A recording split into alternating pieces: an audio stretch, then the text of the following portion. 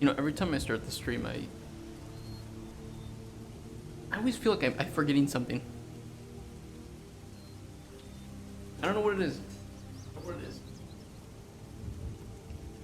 Oh,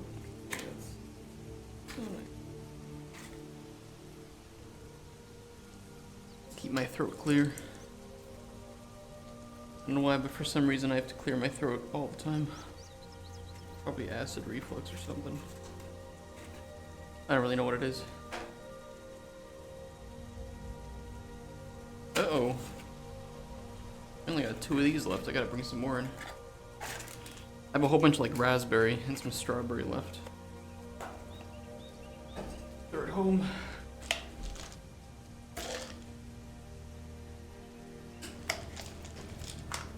Speaking of, Hades 2 came out last night. Like, oh, maybe I could do some writing. Maybe I could, think of a new character we could add to Cauldron Chronicles. Let me just check Twitter real quick. Hades 2 has been released in early access. It's like, uh-oh. Okay, well that work's not happening tonight.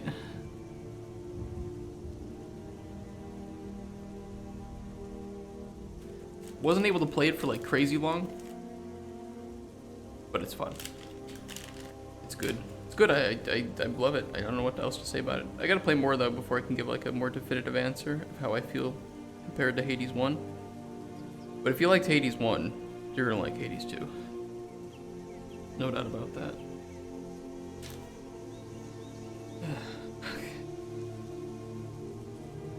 We have a lot of small changes to do today. Obviously, we need to get that corrupted altar in. We need to add in the corrupted toadstool into the world. We have to get the ingredients properly finished for the ore that we added last week or whenever we did that. And I need to update the pitch deck. Get the GDD sent to somebody in my Discord server. We need to fix the bug in the alchemy table with the camera.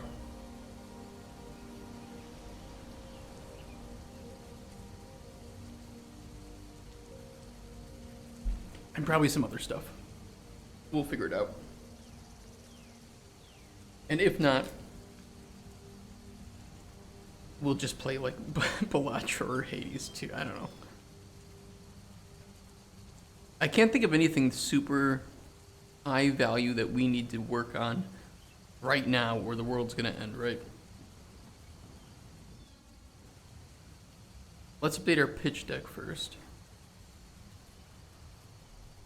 Okay.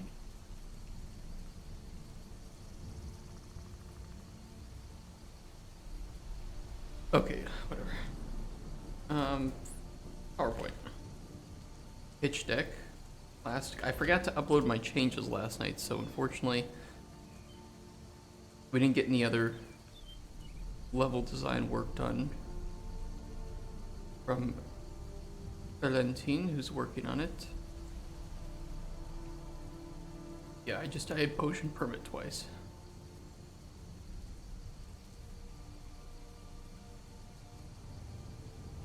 Which one was this? Oh, go. What was this? Potion craft, isn't it? No, wait. I forget the name of all these games. I will say there's kind of I think it's Potionomics.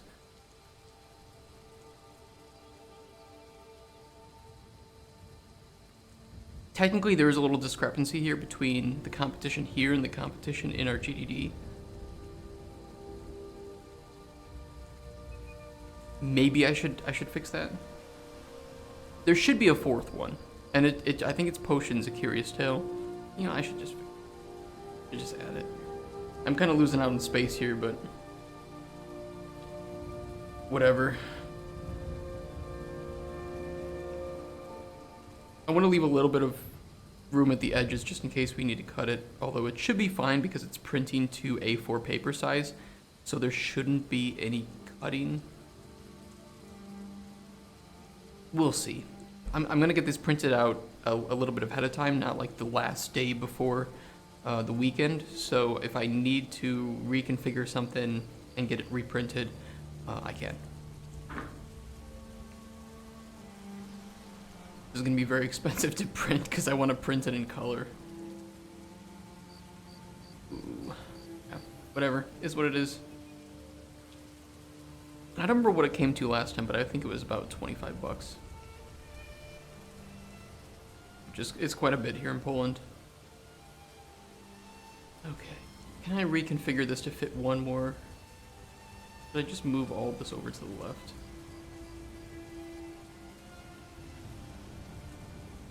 Oops, not it.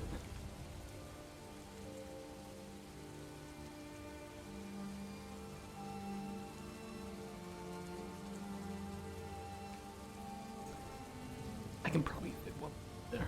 Alright, let's get Potions of Curious Tale on there.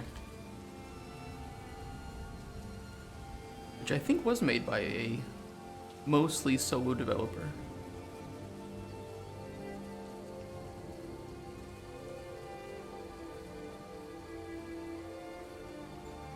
They're pretty cool.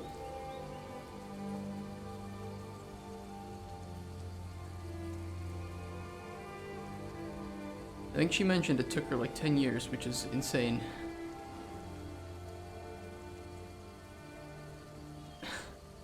Oh, not a lot of space. You know what, we'll remove the estimations. I'm going to give the publishers the benefit of the doubt at being intelligent. Because they are. And they will know that these are estimates. They're much better at doing this stuff than me, so.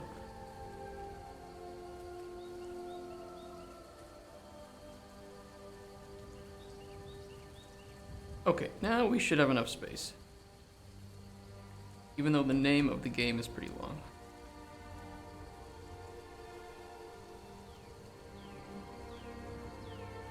Oceans. Curious. And if you can look at the names of the competition here, and even some of the inspiration, there's a very good reason I wanted to avoid using potion in the name. Because when people type potion, and I get why they're gonna do it, I think that we just get diluted, and we can't compete, especially at the start, with something like Potion Craft or Potion Permit, Potionomics.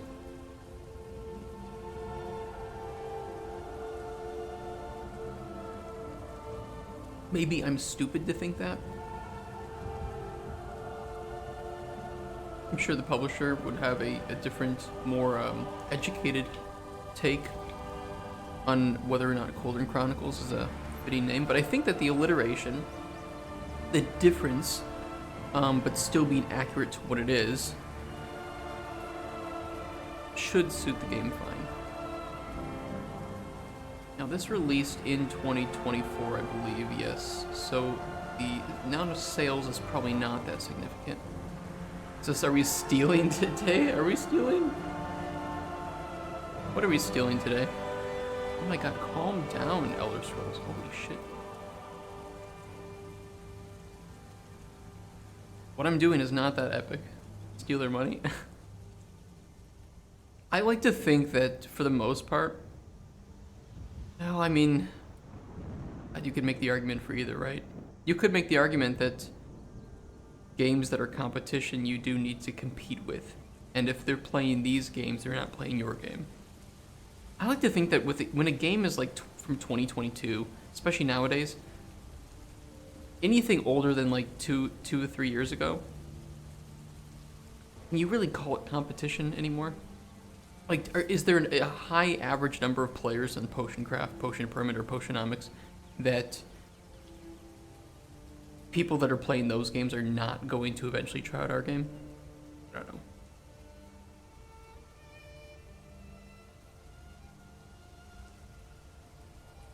Maybe I'm naive in that regard. Okay, but I think CS, TF2, and Dota, especially like multiplayer games, are different. And you're right, there are timeless things that people are going to continue playing. But I think, and I'm not saying that Potions of Curious Tale is bad, but You know, there are 6 people max peak. We have 56, 76 in game, max peak in 24 hours. Ocean Craft is probably the most popular one. 373, 24-hour max peak. What did I look up? Potion permit. You have to commit permit. You have to compete with RuneScape, probably. It's like, I mean, these games didn't sell poorly. I would certainly not say that, especially Potion Craft, you know, upwards of 2 million sold. Potion Permit, Potionomics at about 250, 300,000 sold. These games didn't sell poorly. And the people that liked them would probably be very interested in playing Cauldron Chronicles. Why has the Potion Craft sold so much? Probably EA. I think that and the game just looks... The moment you see the art style for Potion Craft, you're like, oh, this is something I want to see because it just looks so different from what you were expecting. It's a very beautiful game. See, look how beautiful it is. Just blue. Steam's so slow. You know, I bet Steam's slow because everybody's downloading Hades too. Got the balls off of Potion Craft, I think. They promised so many more features that I don't think they... I heard that. I was looking at because I have specifically tried to stay away from playing some of the competition at the moment. And I want to avoid that at the moment to prevent unintentionally having similar ideas. And maybe some people disagree with that. Maybe some game designers would tell me that that's a stupid thing to do. Maybe it is a stupid thing to do. But I don't mind arriving at similar conclusions naturally. But I don't want to steal. And I think we have a lot in common with what Potion Craft was supposed to be from what I read. Up to the kind of guy to reinvent the wheel just so he can call it his own. Yeah, don't word it like that. That sounds really bad. But it's actually kind of true. I think, so what I was reading is that there's supposed to be more to like this reputation system, right? And people were hoping that choices they made to provide or not provide potions would actually have a bigger result in the grand scheme of things with the game. And it doesn't seem to do that, which I think is great. It's great for us. It's great for us because that's what we're trying to double down on, right? Where your choices do matter here.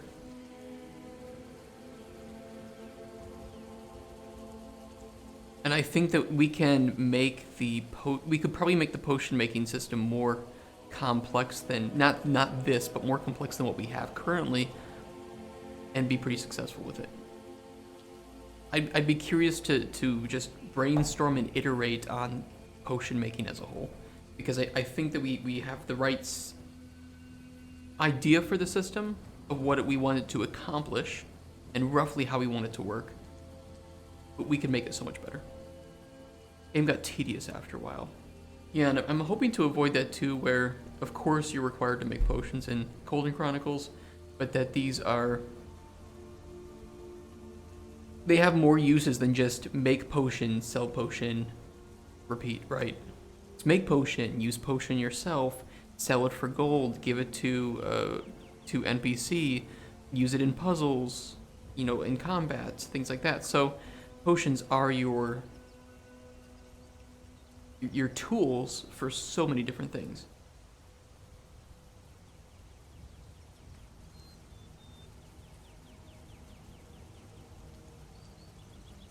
But I think I should eventually play this. Potion making, well, it's nice in the start to be complex. After a while, it becomes too much manual labor. I saw some screenshots that looked absolutely intimidating from a gameplay perspective. Okay, so I see these recipes here, right? This healing 3. I think this is a cool idea. I've seen ones that require over 100 stirs in a direction, and that's just one of the steps. I don't know if you have to do that manually, but that's insane. That's a lot of manual labor in this game. It almost makes the game a clicker game, where you're just...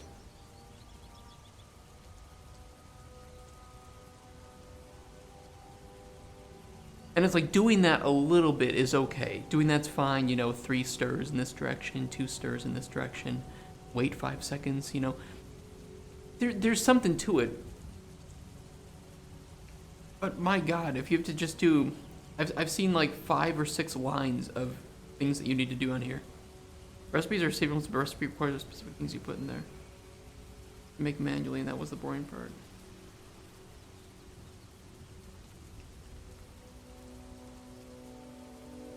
But if, okay, so when you brew this recipe, do you have to repeat these steps?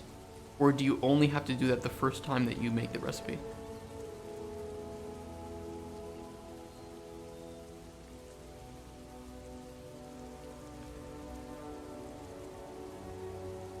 What are things you put in there so you don't have the things for there? So you need these ingredients. Are these hard to get? Explain a bit better what the tedious part is. You can make a limited amount of recipes, and once you cook, the recipe pops up. Okay. So you first have to do this in order to make the recipe, and then you have a certain number of uses of it. I guess that's maybe with... I don't know. I don't see where the limited... I'm not saying there isn't a limited part, but I don't see what indicates that. None of the amount of ingredients, you can't just have part of the recipe, you go manual. I can only save a few recipes. I think I'd have to play it to get a better picture of what it's like.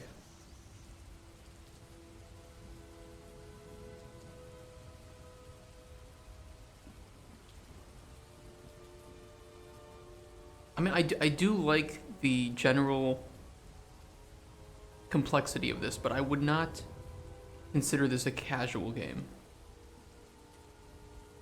Relaxing, maybe. Casual, no.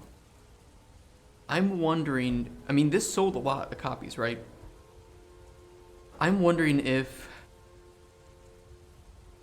us pushing a bit more casual would help or hurt us. A healing potion in like a million ways. Recipes let you save a few ways at most, but if you're missing ingredients, you have to figure out a basic potion all over with... Okay, so I see, because that recipe is specifically for those things, and if you're missing one of those ingredients, you have to find a way to get to the same thing with different things. I see. And so you would have to then do let's just say similar steps like this again, but in a... it might be very different, right? I'll show the screen cap. Okay. Room mechanic is really good, but it's also its greatest problem. I imagine that it's just really tedious to do over and over for what essentially boils down to not much impact in like the world. Each ingredient makes you move in a different pattern in this map. That's why you need those specific ingredients. It just sounds kind of overly complex.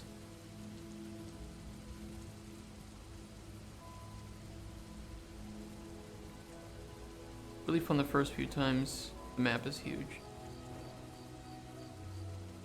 I mean, I wouldn't be against it if this was something that you did sparingly or that had a great impact, right? But from what I've read, while it seems like it sets up the game in an interesting direction, none of this really goes anywhere. And reputation doesn't really mean much apart from who shows up. But correct me if I'm wrong on that. You do it all the time, jeez.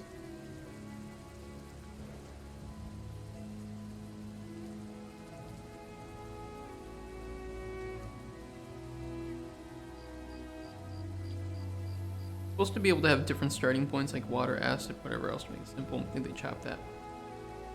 I'm surprised too, considering that it's sold so. I mean, maybe they're making a sequel.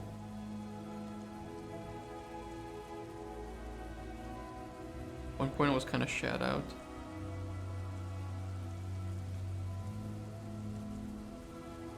But look, you can get Potion Craft and Volcano Princess. Or Dwarf Romantic.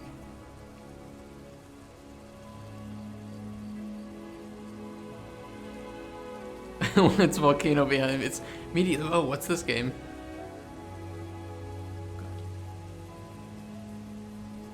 Prepare the next monarch by finding her hobbies, training her for battle, and befriending the citizens she'll one day protect.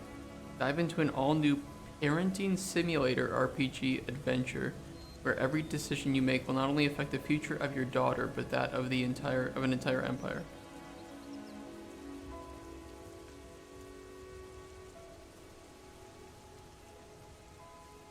Oh look, it's Polish. Her name is Jan.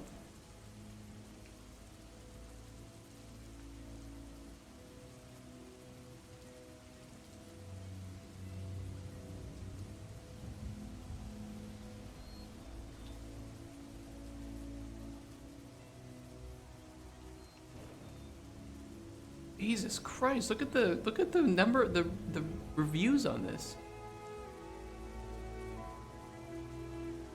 Insane.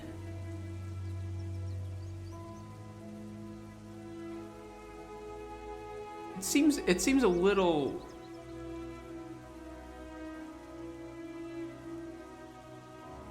I don't know, I get a little bit of the sus. You know, it's not boiling, but it's bubbly.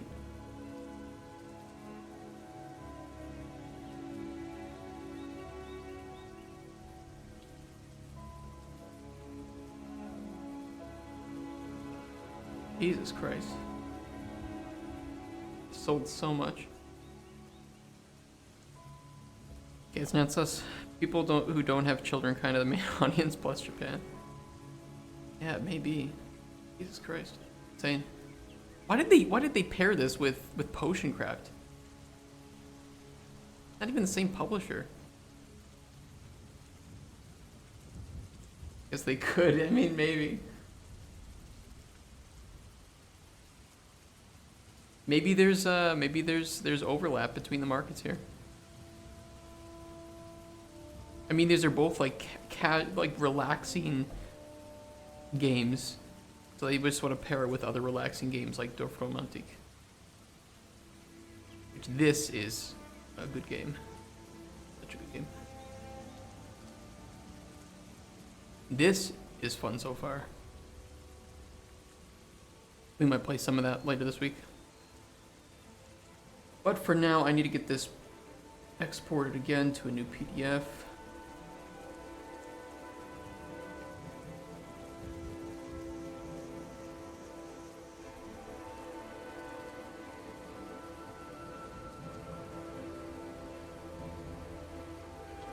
How much is there in EA? Apparently, I will say I don't think it's slower. I haven't put much time into it yet, but so far I've played it. It doesn't seem slower. And from what I saw, there was something on Twitter that, God, I don't think I'll find it again. But apparently that Hades 2 already has more enemy types, more voiced characters, and stuff than compared to like Hades 1. No pack to PowerPoint. It's just for a moment. We just needed to. We had a mistake in our competition, and I was gonna add Potions of Curious Tale to it. So we're done here. I exported it. I need to get the new version of the GDD exported too. That's it. Right one. I have two.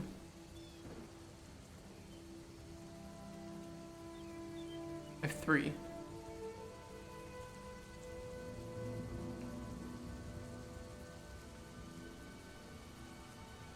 I think it's this one. I don't know why I have three of them here. Just got my Steam Deck and I've been optimizing my game for it. Paid? What goes into that? Or is it 15 FPS? Holy shit.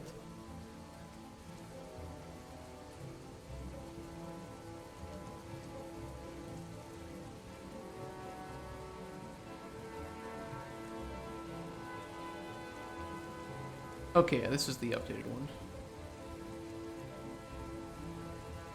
Export PDF.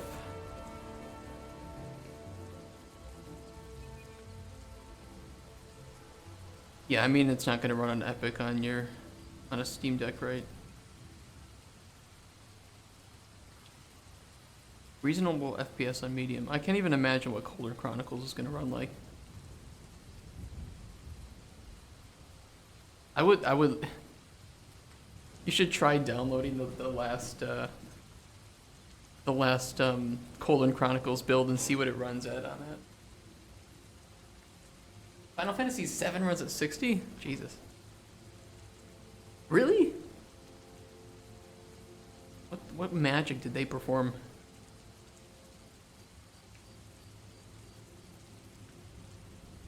It's nuts, yeah. I was like, Final Fantasy VII, I was like, wait, no, he means the new one, the magic of knowing what they're doing. Yeah, that's true. My Bozo game can barely run at 30. There must be something causing that. Maybe it's just like some culling, something of like trees, I don't know. I don't know what the fuck happens.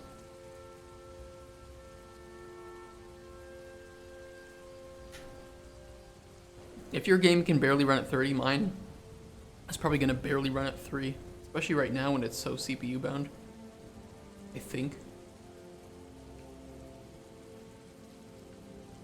Okay, let me get these. Just give me 1 second. I gotta upload these to a channel. Okay, just be massive. Why don't we? That's what she said.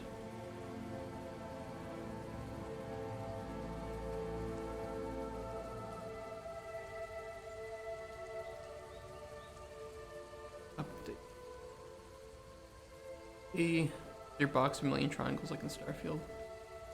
Okay, so Starfield actually makes sense why some of their things had such high polys. And it's because you can inspect them.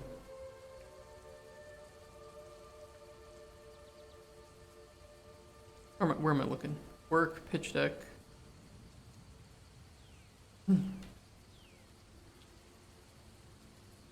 Updated pitch deck.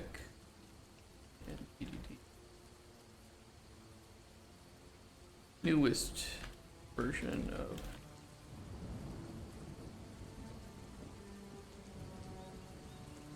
there you go.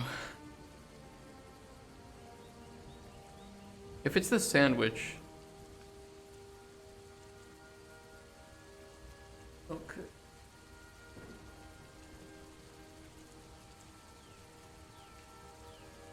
Okay, but what LODs? Yeah, like some of this stuff is fine, honestly. You have LODs.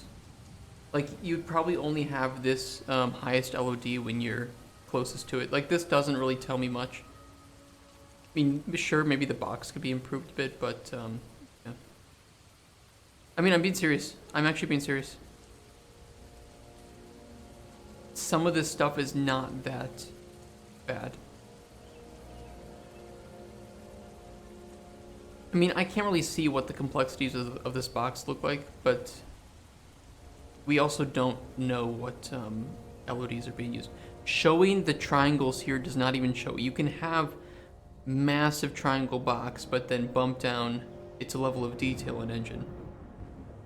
Like, this doesn't actually really tell much. Show me how many triangles are being rendered in a particular scene with the box, and then it'll be, that would be more damning than any of this. Same with the sandwich. Like the sandwich is something you can pick up and inspect. There's no way that they're gonna have this level of detail on every time there's a sandwich in the scene. And you can probably test this just by spawning in a shit ton of sandwiches and seeing what happens.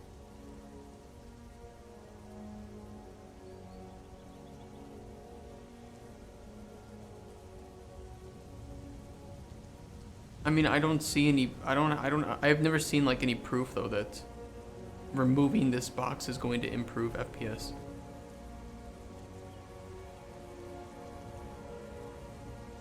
Significantly. Show me if I need proof that this level of detail is being rendered in the scene. And you know, like just spawn 100 of these and see what happens.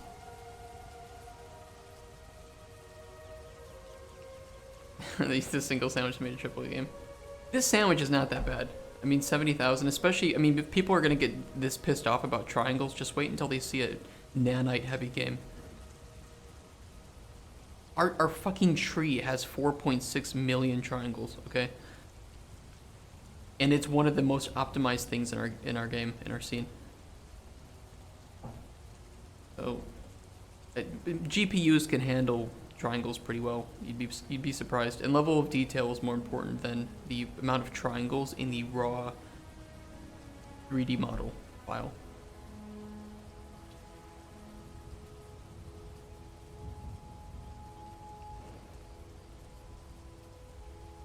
No, it doesn't run 40 FPS in a 4070 Ti.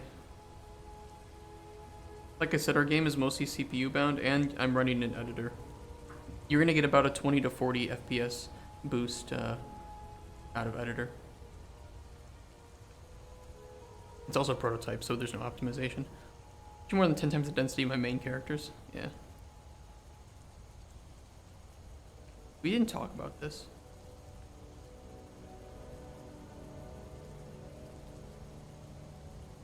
It is red. Gaslighting?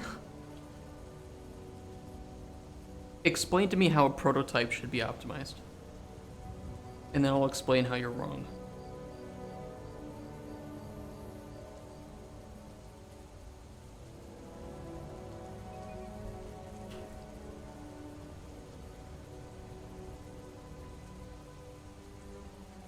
It's just a prototype. It's just a prototype, that's true.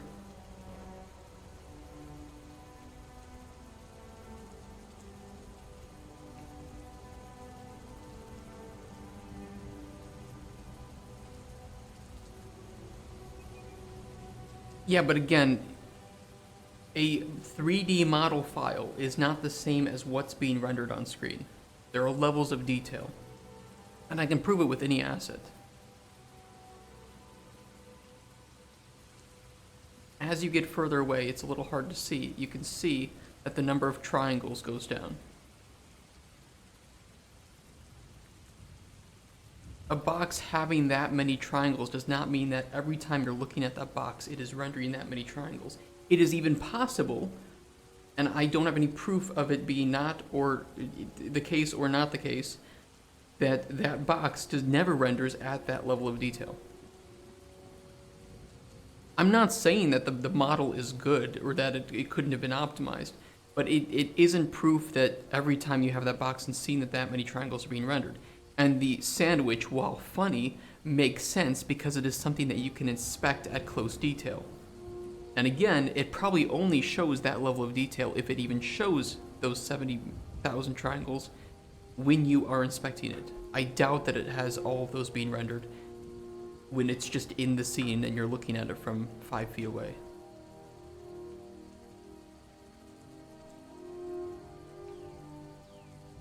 For once in my life, I do have a point. Even a broken clock is right twice a day, so.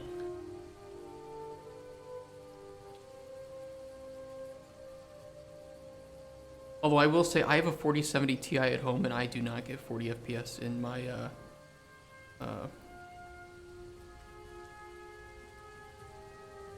playing this. Actually, I think that the engine tweaks they did to Starfield were probably some of the biggest they've done from game to game. I think they had some major issues in cities, but outside of cities, the game ran pretty well. And it actually crashed the least of any Bethesda game I've ever played. I only experienced 3 crashes, I think, while playing it. For how many hours did I play it? 170? 1 achievement missing? Rip. Oh, reach level 100. Okay.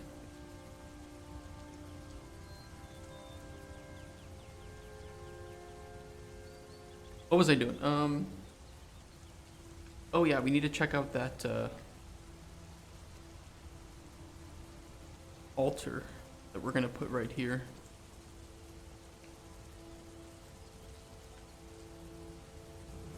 But the thing is, their engine has always had LODs. I mean, I assume Morrowind had LODs. I know that with Skyrim they had it. I mean, this has just been something that they've always had. So there's definitely the case that Starfield supported LODs, of course. Now, I would be curious to see, like I said, I want to see the box in the scene with the number of triangles being shown. Hopefully there's some debug command that shows that, maybe not. And then you can see if it's actually hurting performance, or if that was just the raw mesh that didn't go through optimization and was imported into the engine, but they fixed it through LODs. Which still, of course, doesn't mean that the mesh couldn't be optimized, but it doesn't prove anything. Yeah, I agree. I mean, it's a box, right? So you probably have, in some areas of the game, 10 plus of these boxes in the scene, which is, you know, what, like 1.2 million triangles? You would see an absolute dip of, like, especially on consoles, you would see a massive dip in performance, even just looking at these things. And that's assuming that they would cull this when the player isn't looking at it, right? Do you have proof of that, though? Because I never had any big FPS dips in Starfield, except for in cities, but that was with my old GPU.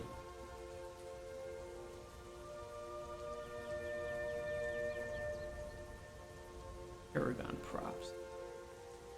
Monolith. Oh god, how do I sort through this? Meshes.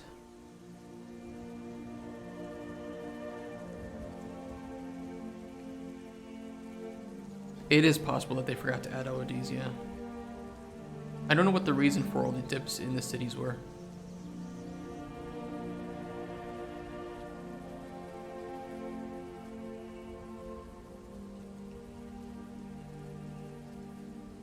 I'm wondering if these will look too, like, techie.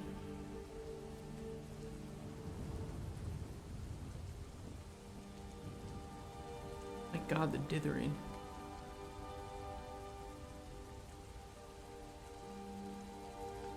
And the dithering is so... I think it was the pixel depth offset. Put some vines on it? Yeah, that could work.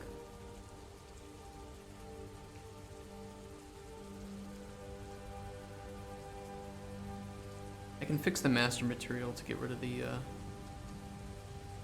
pixel depth offset.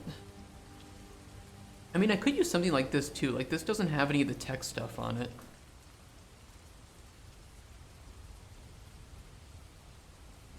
Like, we could use this as the outside or something, and then put something in the middle. Where are these statues? What's this for? Pod racing? I want to put... Okay, that's a bit much. I want to put a... oh, it...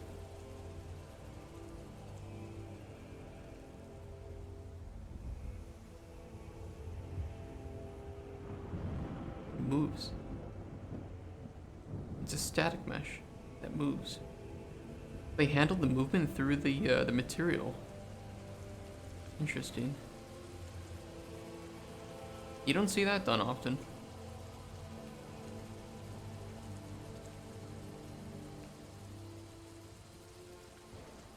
Looks like Mos Eisley. It kind of does, yeah.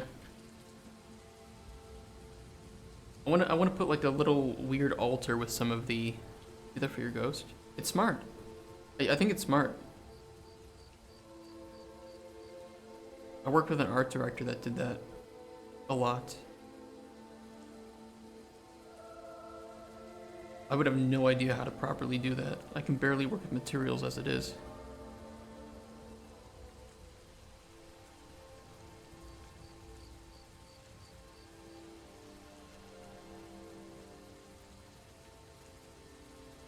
I don't mind it looking a little out of place, like that's kind of the point.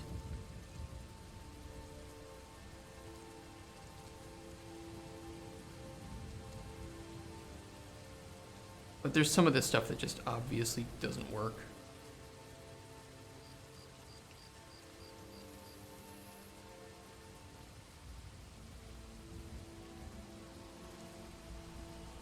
I mean, like, it ain't gonna work. Actually, the easiest implementation. Leaves blowing in the wind is a little beyond me, though. Up and down is easy enough.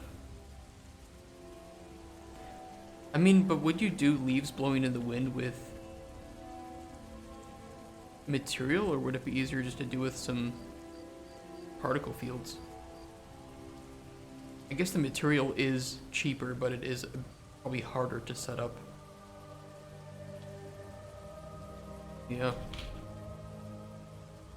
Plus, it would be, you could have that throughout the entire, you know, painted, let's say, underbrush of a forest, right? Instead of placing one massive or multiple particle fields around, you just include it in the landscape layer, and it just works.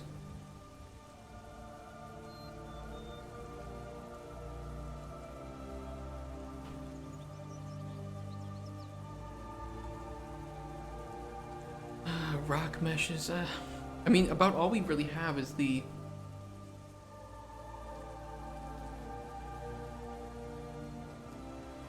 Oh, here's some stuff. Here's some stuff. Base spawn pad. Whatever this is.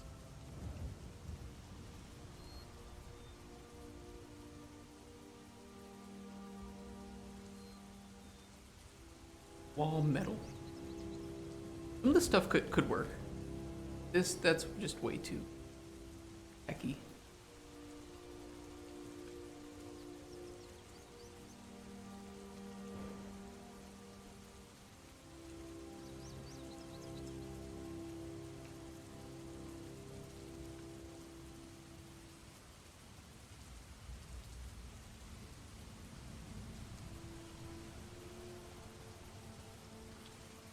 And something like that in the center could work pretty well, I think. Oh. So that's how they do their material, huh? Maybe rotating it isn't going to be the greatest. I could fix that though in the material.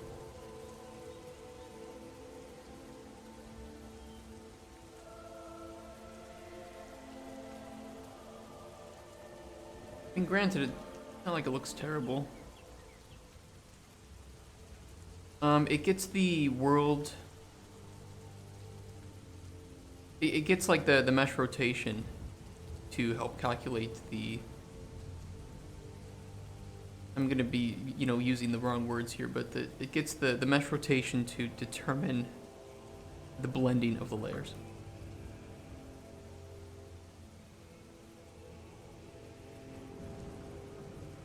I mean, that's just gonna look really out of place if it has that much.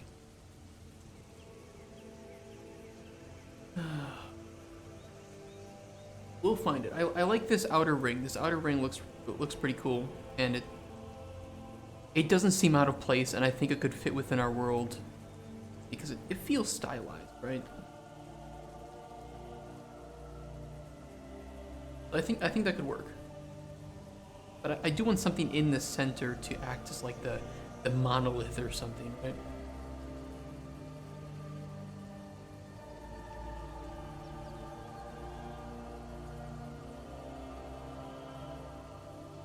I'm just looking for something that I can, a couple meshes that I can work into this almost, not alien feeling, but definitely a little out of place feeling altar.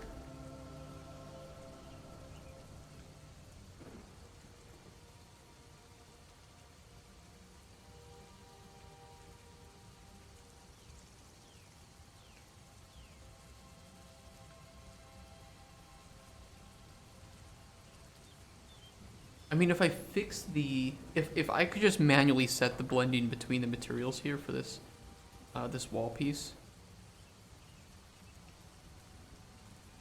just so it isn't as, oh, I might be able to override them.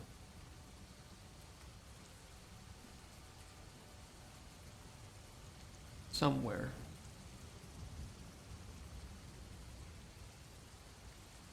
That is a shit ton of parameters. Holy Jesus.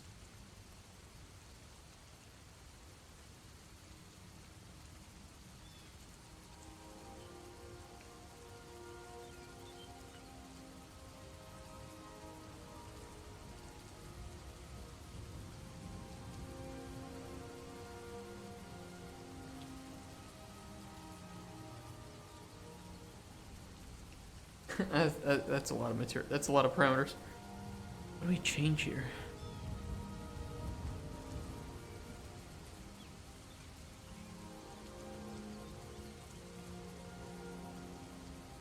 Gotta be something.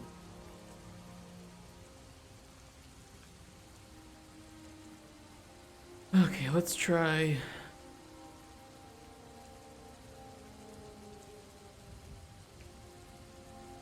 Global vector parameters, mass angle.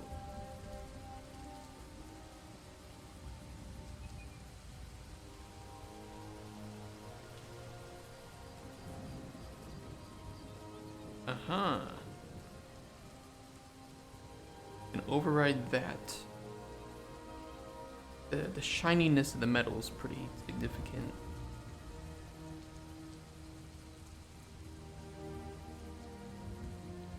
I don't know how to feel about that.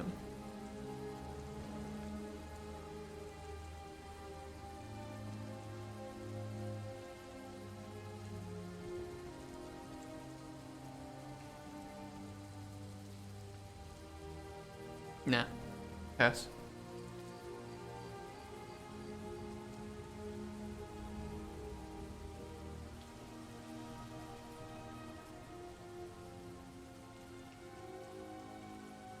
Go back to the ruins meshes and see if we can figure something out here.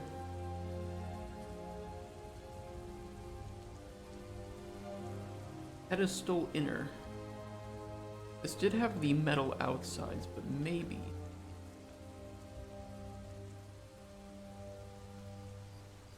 Just scale it up and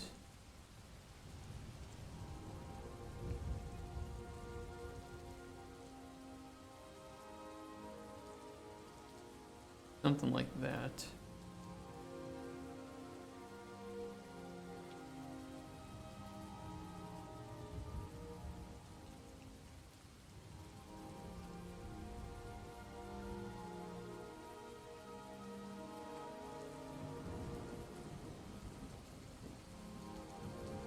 And we do have some vegetation that we can, you know, throw over this if we want.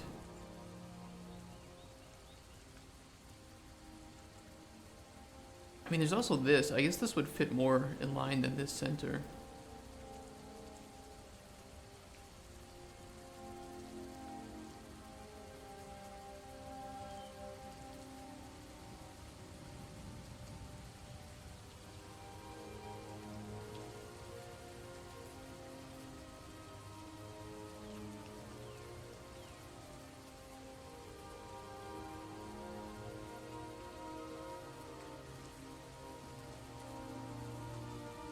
We could do something like that. Oh, that center looks a bit weird. I guess something's supposed to go in the center to help hide this weird seam, whatever it is. I'm gonna remove the pixel depth offset though, from whatever this master material is.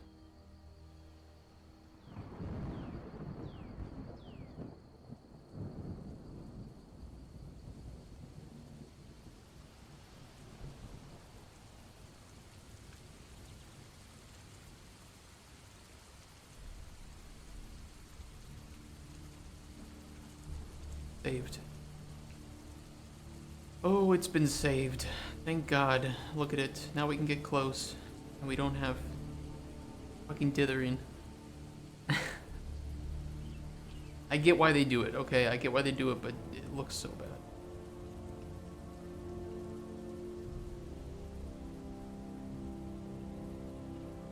So once we kind of just figure out what meshes we want to use, I'm just going to migrate these over to Cauldron Chronicles, and we should be fine.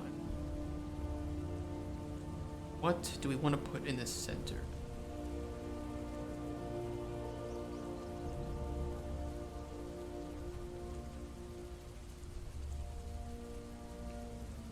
We could use like one of the floating rocks we have.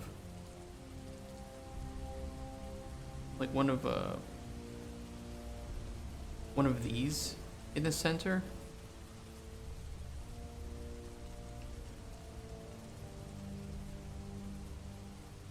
And then in the center base here, I'll just put like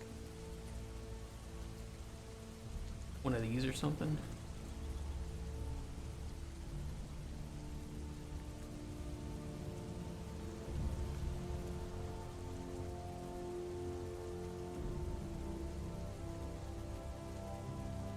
Maybe that could work.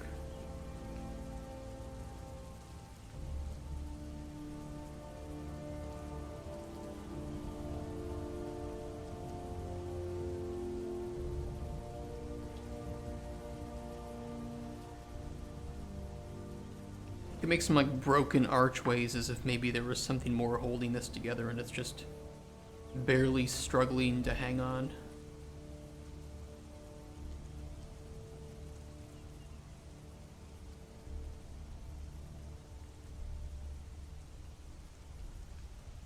Or maybe some like layers of, like, you know, the Iliad ruins in Oblivion?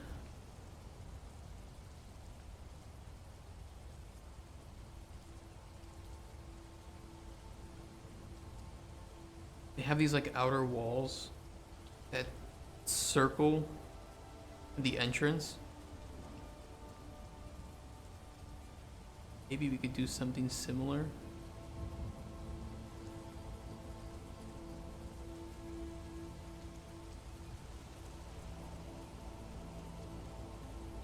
That could work. Work.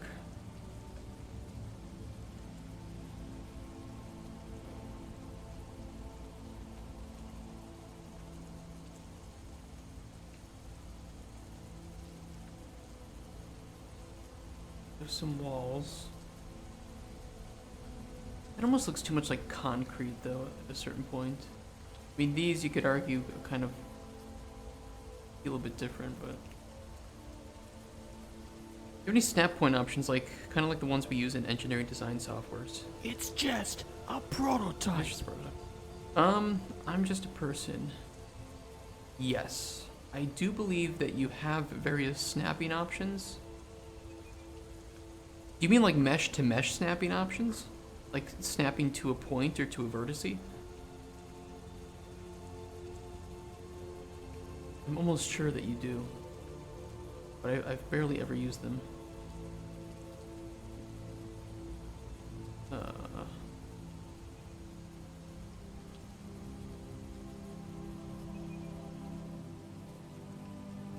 Yeah, you'd have snap origin to grid per actor, snap to floor.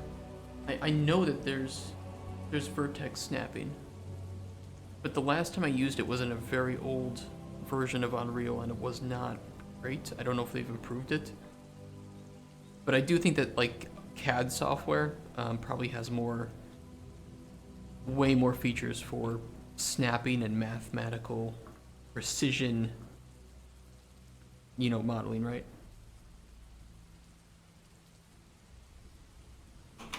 There is modeling feature in Unreal, right? And I haven't used it much, but you do have options to, you know, do certain things with this. I don't really know. I don't really know what the options are here. I don't know. There is something. Maybe this would provide more of those features, but I'm not sure. I haven't used it much. Don't clown me.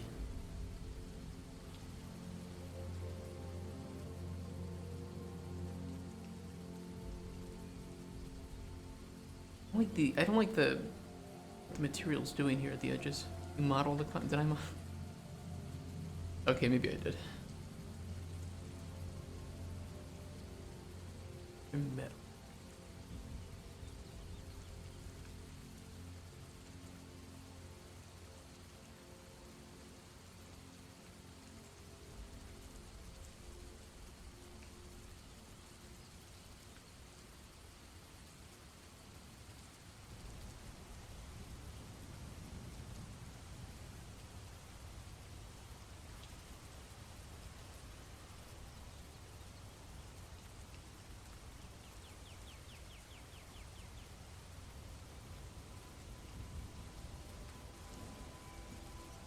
I don't just want to hide the gross looking sides.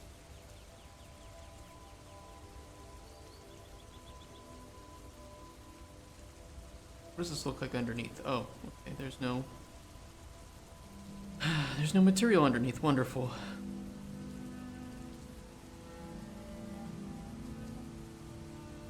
That's not gonna work.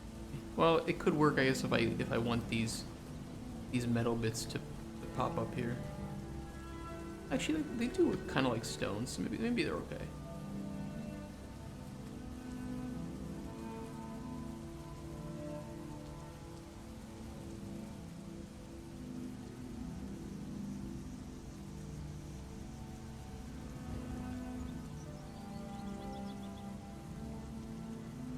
Actually, that looks pretty good.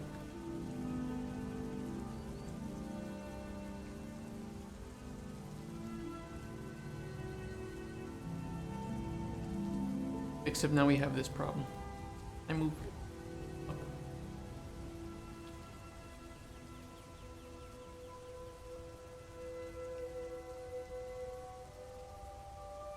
Shit, I move one thing up and I fix one problem, but then moving that thing up caused another problem. So then I move the other thing up and it undoes the original progress, but it fixes the new problem that I made.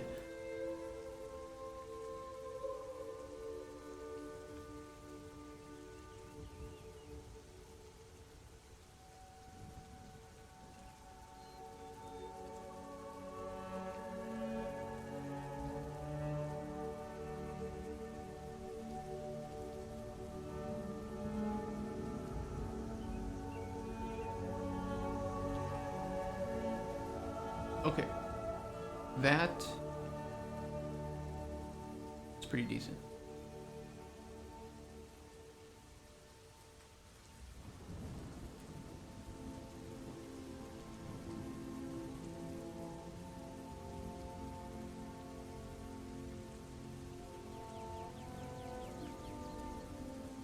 And I'm hoping that the step up height on here is not too big. But I could fix that with a volume. That could be not the end of the world.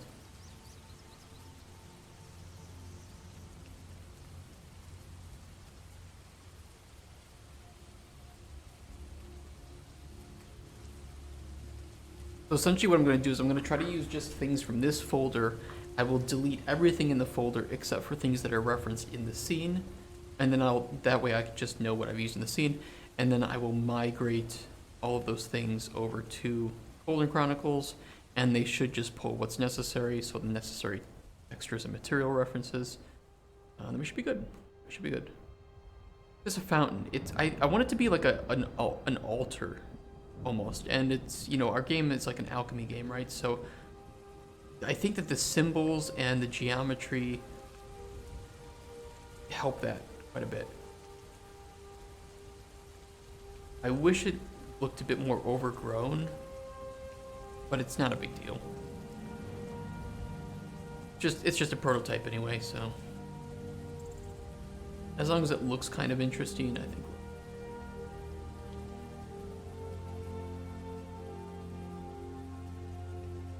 Yeah, these look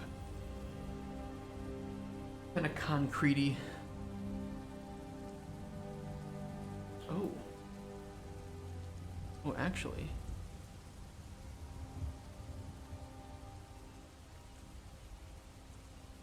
Oh. Okay, maybe this is better.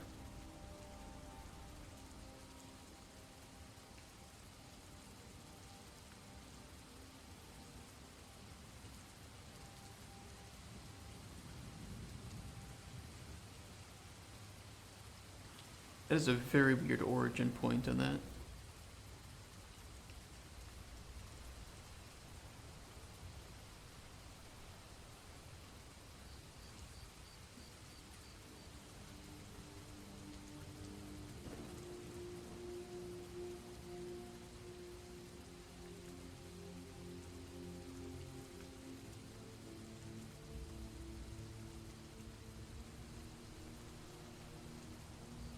still a bit big.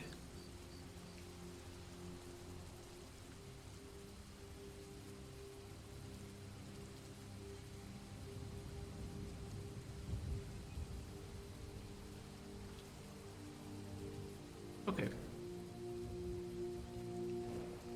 And the plan is to like have this, where is it? I'll probably put this guy floating above it. And it slowly bobs up and down and rotates. So that'll be like doing that in the air above here.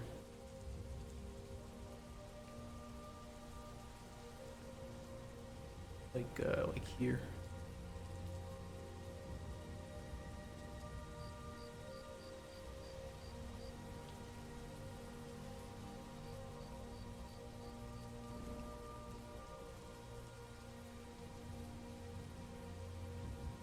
I was hoping we could maybe have some like arches, some broken arches pushing into it, but I don't really have any good meshes for that. Not from this pack, at least.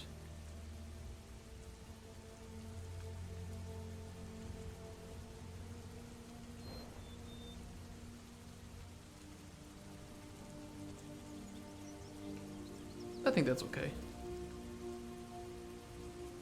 Let's delete. Well, I mean, I probably know which ones I used at this point, right? I don't even need to do it that way.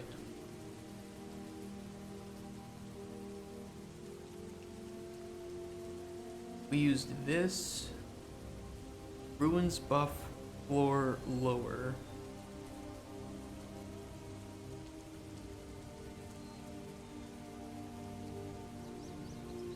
I have upper, lower. Okay, so we use.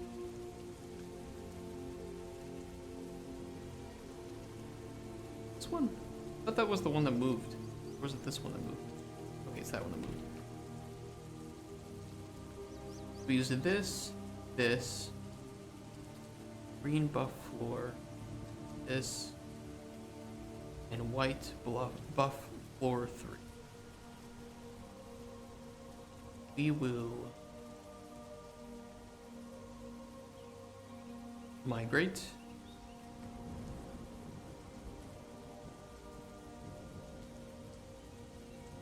Okay. Cauldron Chronicles. Aragon.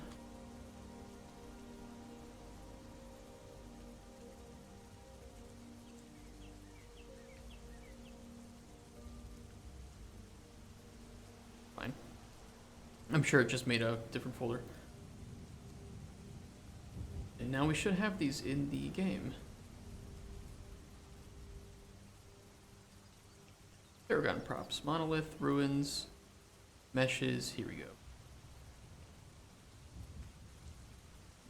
Okay, we wanted to put them here if there's enough space.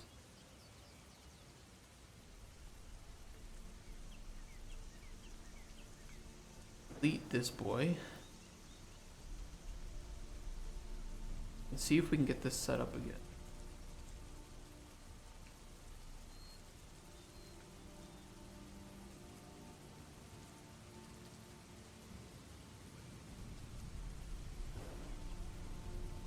Okay, that was the floor. Then we had this as the center somewhere.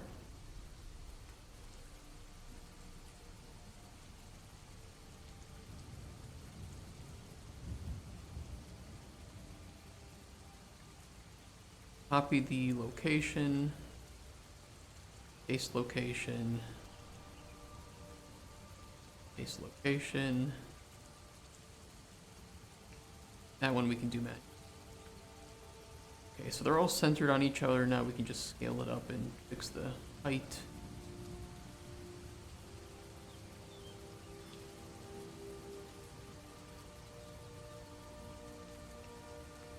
I think it was like that. Yep.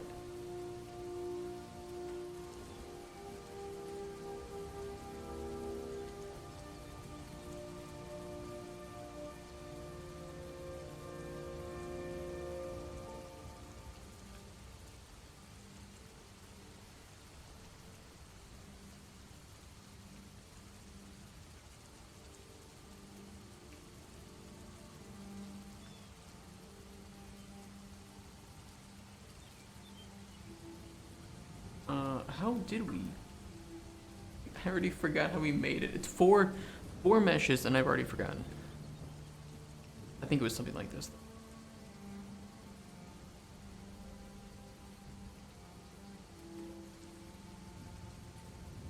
Yeah, whatever. It looks good anyway.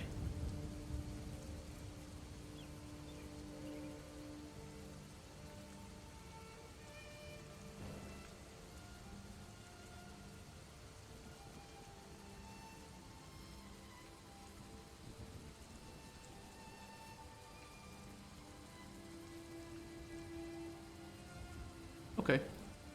1, 2, 3, 4.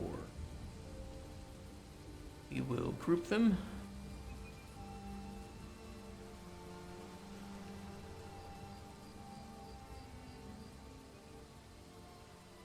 Probably scale everything up, but I think it's going to scale it a bit non-uniform.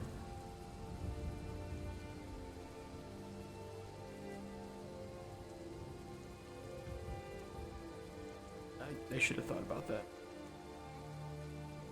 We'll get the base. We'll just set up the base where we want it and at the scale that we want first.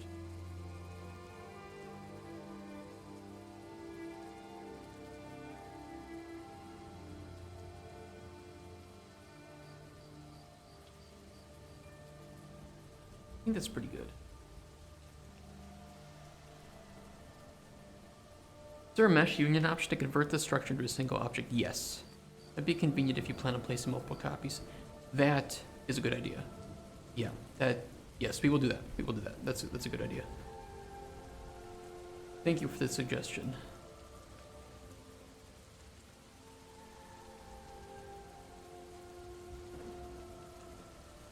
If you want to suggest anything on this channel, you need to be a subscriber. I'm kidding, don't do it. Don't sub to me. Either make a level instance or combine a static mesh. Yeah, I'm just going to combine it through the modeling features.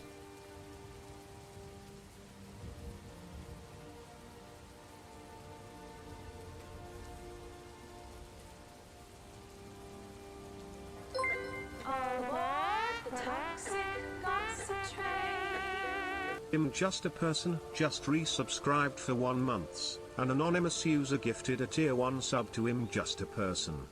Thank you, anonymous gifter. I can literally select the actress and use combine actors. Oh yeah, you're right. I don't even need to go through the modeling. Thank you, anonymous gifter, though, for giving a sub to I'm just a person. I was joking. You don't need to. You don't need to sub to me. I don't make any meaningful content for you guys. Well, now you get access to all of our subscriber emotes.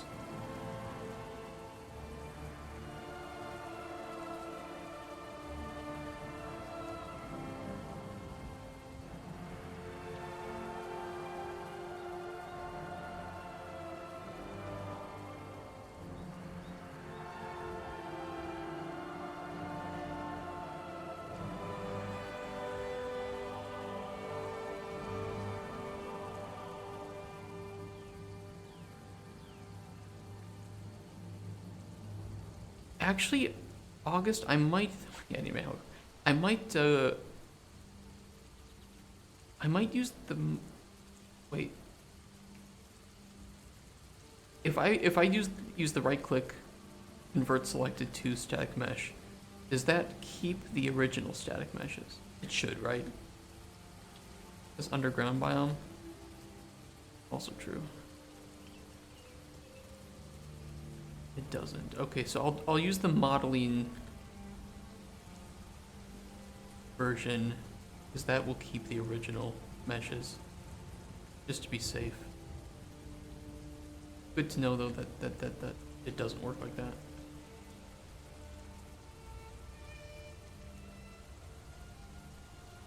Yeah. Okay, it does. Okay.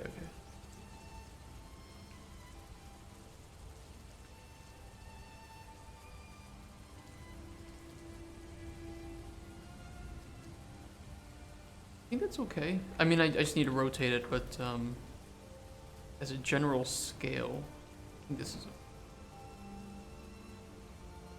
Yeah, within the mesh they're not. Ooh. Actually, yeah, that's pretty good. That's a good scale. No, I was just wondering, just in case it fucked up the originals, but that's good that it doesn't.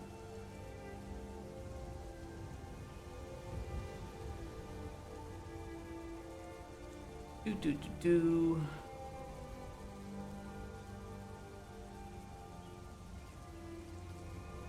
Where is it? Tools. Where's tools?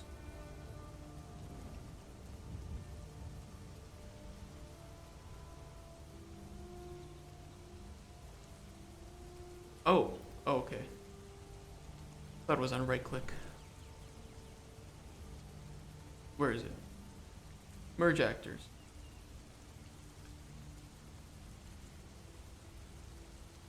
Merge settings. Do I need to change any of these?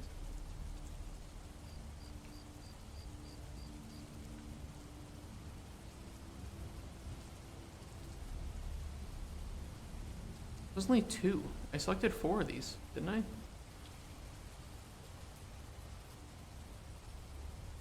Maybe I accidentally unselected one. There we go. Yeah, because I guess I wonder maybe about like LODs, but these don't seem to be that high. No, they're pretty. They don't have LODs.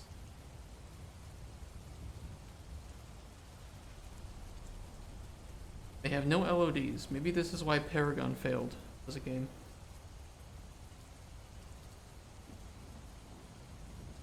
Okay, so just press it and good to go. Okay. Thank you.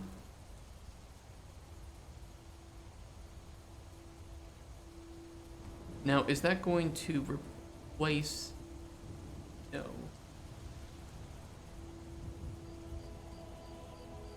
Actually, I could have replaced it. I think that was one of the options. Either way, yeah, I saw the option there. I thought it was meaning that to replace the meshes in the content folder with the new mesh, but now I realize it was asking me if I wanted to replace it in the scene.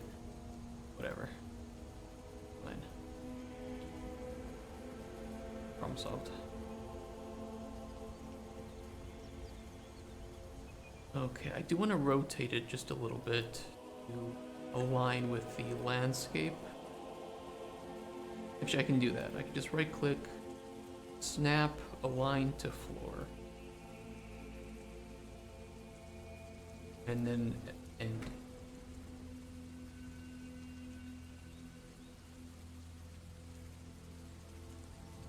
Oh, maybe it is because this... Very much Velma, hi. Welcome to the stream. That is a lot of eyes. That's a lot of eyes for Tuesday. Thinking of a fallen pillar or some broken rocks in the altar to give it medieval mood. That could help. And then you can snap the floor. Yeah, I did that for my for like the I don't know why it's not working. I just pressed it. Snap to floor. Yeah, I guess it's because this bottom part here. But if I lower it down, it should. Yeah, super useful. So if you have like uneven terrain, like this. Meow! Very much fun. Thank you for the follow.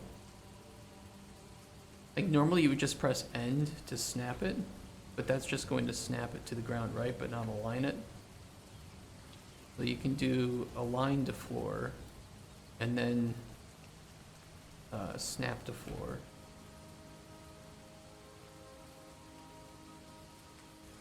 Just still raising it up, but I mean it helps, right? Has a drunk number of what engine are you using? Unreal? Yes, we are working in Unreal Engine 5.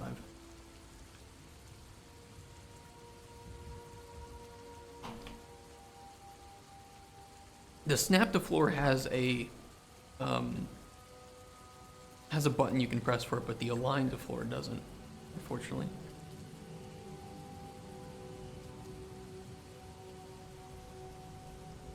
This fully within ground, not...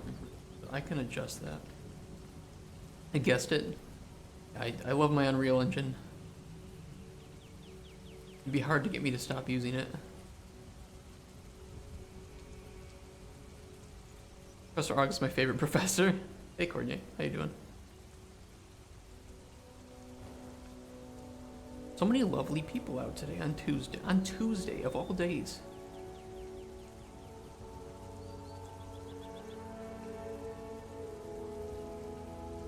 Get rid of the grass underneath.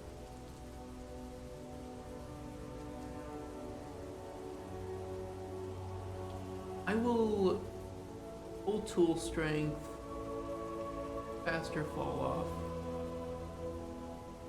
We'll just paint it like.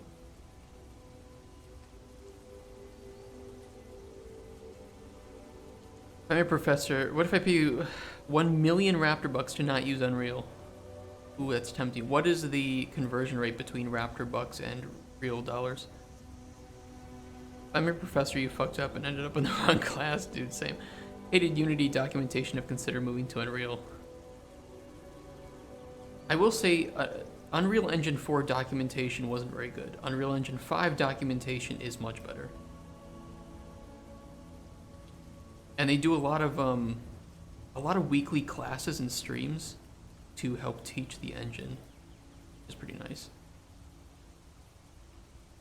And there's tons of content examples that they keep updated if you're trying to learn different things. Then Unreal is free, yes. Unreal is free to use, and any money you make, the first $1 million you make on a project is yours to keep completely. And after the million, then you start paying 5% on every dollar made after that $1 million. And that is per project. So if you make a new project, you're not automatically going to be paying 5% from dollar one. It'll require you to pass $1 million on that project. Imagine being paid. Yeah, exactly. Imagine making money as a game dev. Haha, funny joke.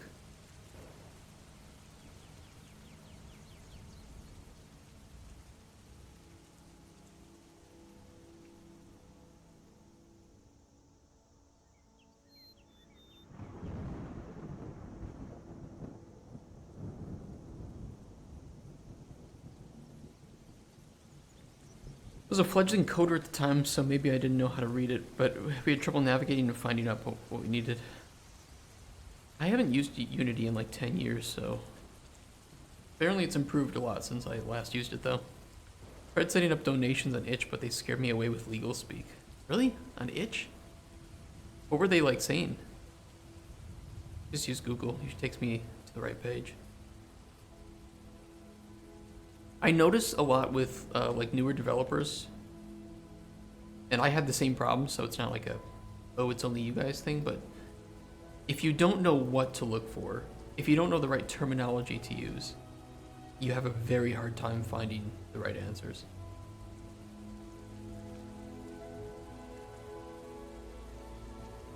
Which really sucks when you're starting out game development.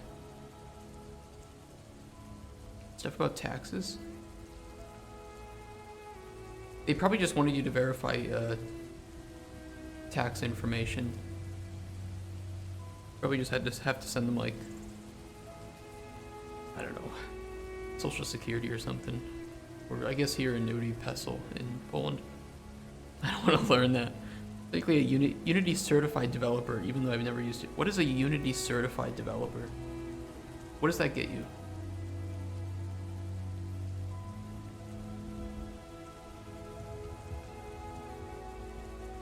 How much of a hassle for like an optional $1?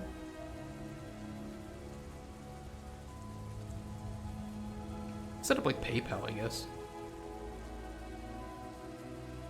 I think that may have been most of it, to be honest. I learned more about how to find answers to coding questions in 6 months of school than I did in 2 years of self-teach. That's pretty fair. So you're in school now. You're in university. How many years have you put in? It means you have certification which you can use to apply to jobs with. Would people hiring Unity developers look at that? I mean, maybe they would, I don't know.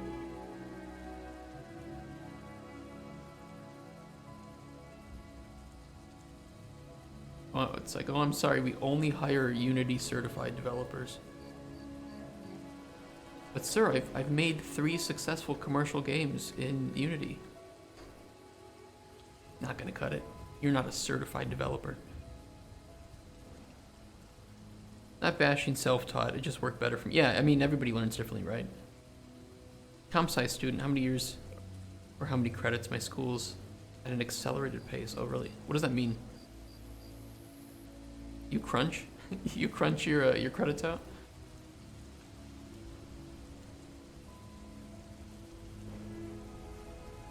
Game has like 4 downloads total. Hey, that's 4 more than you'd have if you didn't release it.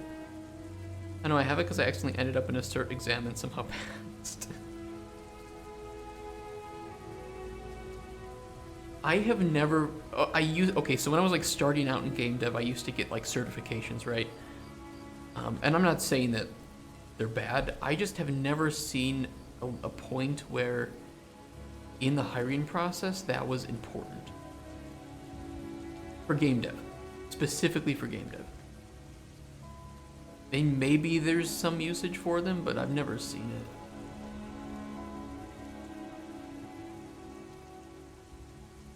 Nearly halfway through my bachelor's and I've only been there for a year. Jesus Christ.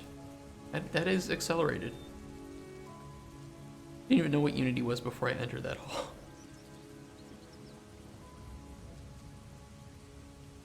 Can I become an Unreal certified developer?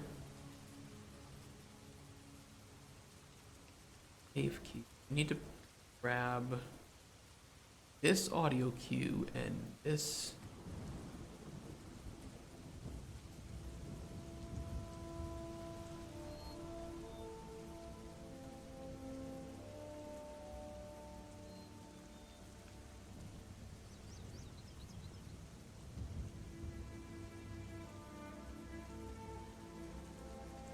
Look it up. Epic doesn't offer certification for devs, only for instructors.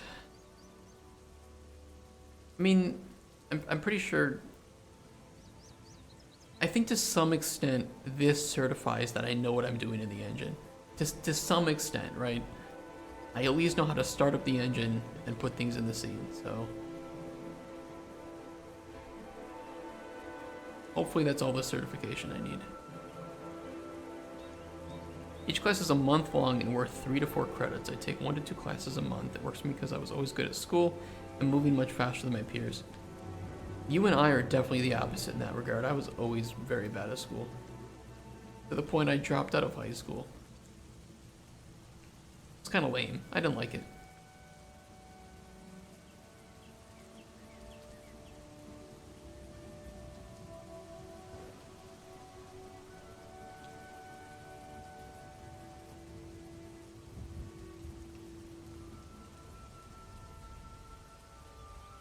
I want to line this up first. I'm doing it the old-fashioned way. You line up the yellow lines with the center of the cylinder.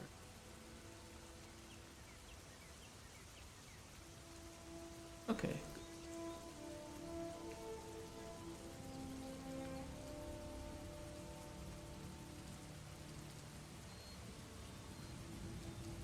In a nutshell. Jumped on 2 because it went way too slow for me. I was bored. How many, like, okay, so you do, your classes are a month long.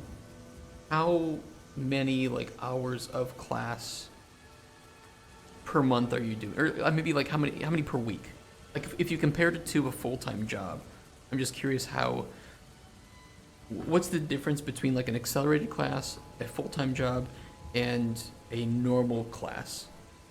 A normal class you would take like once a week or once every couple days. I've never been to university, so I don't really know how it works.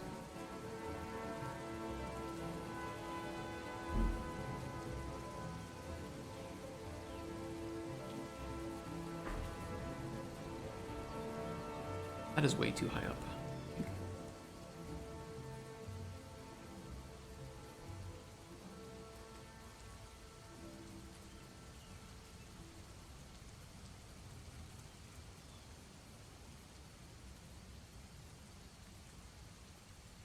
Work full-time and put 30 into school as well, including homework and lecture vids. Oh, so you're working full-time and doing this. At 3.9 GPA, Jesus Christ. How old are you? Because if you're young, relish that energy while you can. Because it's gonna go fast. Have you discovered alcohol yet? The ambrosia. The nectar of life.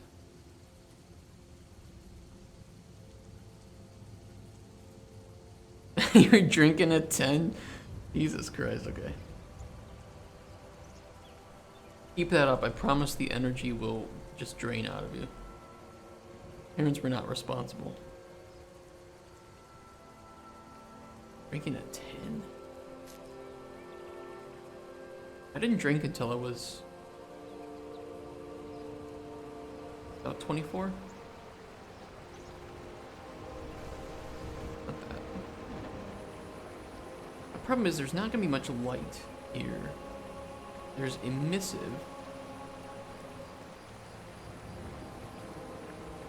But it would be nice if we had some... Oh. Kind of pretty. Hey, Belicha, how you doing?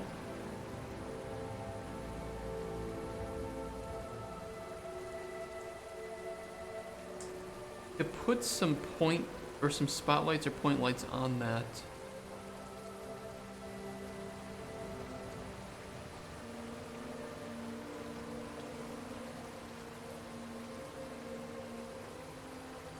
Let's see what we can do with this. Let's try the obvious solution of point lights.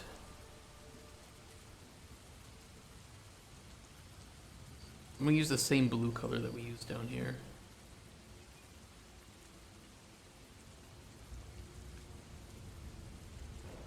Pitching next week? Yes, I am going to be pitching next week. I'm going to be pitching to a few publishers in person, and then I'm going to be sending out the pitch, hopefully, to other publishers. I don't have a full list yet.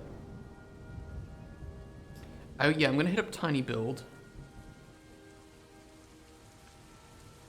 I really don't want to put 4 point lights next to each other here, not only for performance, well, attenuation's pretty small on these two. Sony, maybe you'll get a free PSN account. Also, fuck up in high school probably contributed to me dropping out. Yeah, I was pretty shitty too. I was like depressed, and I also just hated a lot of the classes and the teachers. That was weird. Like I got A's and B's in some classes, and then I was just failing a whole bunch of others. Usually just because, like, I don't care about this class. It isn't as interesting as this other one, so I don't really want to do the homework in it. I need Teams Fest. What is that?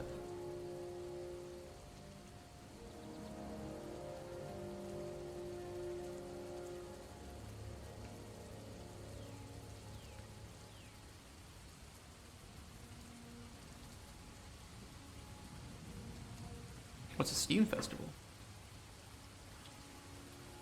I might do more of the festivals and stuff. This is really dumb, by the way. It's a dumb way to do it. Probably later this year, like next year, when the game is in a more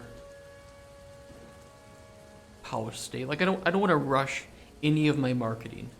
I think if we market at the wrong place at the wrong time, it's gonna hurt. It's gonna make it impossible to push forward in that same area again. So, yeah, I'd like that with something more polished. I think it's too personal, but my dad kicked me out at 16. Oh shit! So I was like the sketchy goth kid that had no supervision. Like, oh shit. Well, hey, you're doing great now, right? So, I mean, fantastic, right? Like, I'm not saying that that was a good thing, but you definitely can say that you've gone downhill. I understand you're not even going to use this version, yes.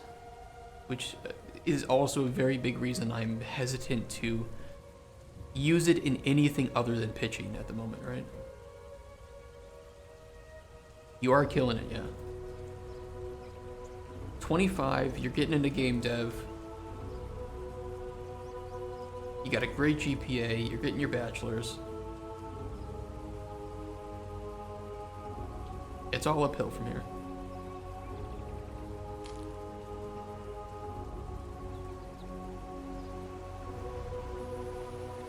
I think these might be too bright.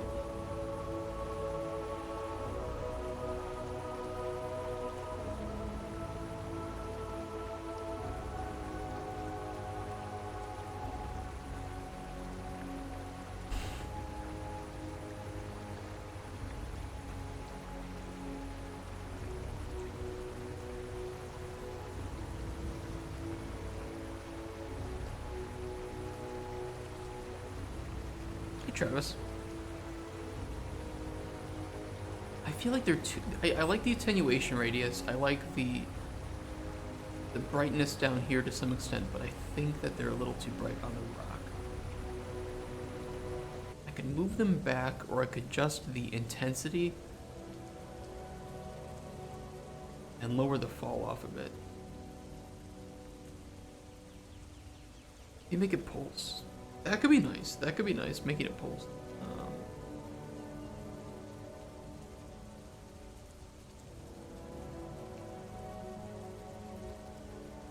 Yeah, let me think about that. How are you today? I am good. I was up a little bit later than I wanted to be. Partly because of Hades too, but I'm doing well. I don't want to start college until I knew what I wanted to do, or I did want to start. Well, I went comp sci, found coding like a couple years ago and fell in love and never looked back. Well, I can put it this way. You're going to make a lot of money from coding, and you're going to have a lot of job opportunities. Because the number of coders that developers need is not going down. I mean, it already uses a timeline, so I could just hook up the timeline. Yeah, they're already doing a lerp, like, they're already doing the math for me. I could just set some lights up. The thing is, I don't want to do 4-point lights because point lights are pretty performance heavy compared to like spotlights.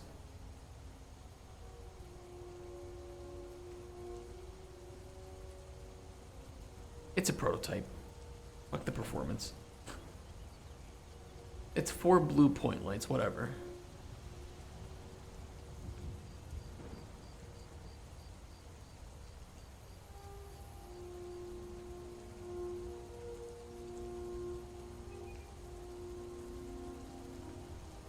Yeah, and I'm not going to be baking much lights because we have too much dynamic light change in the scene.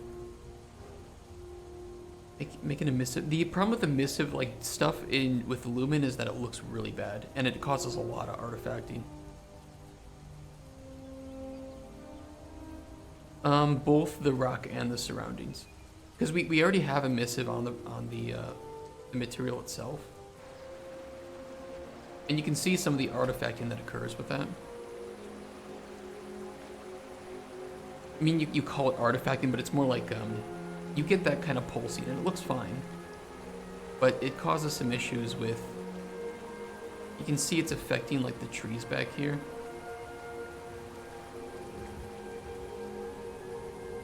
Emissive properties with Lumen are kind of not great.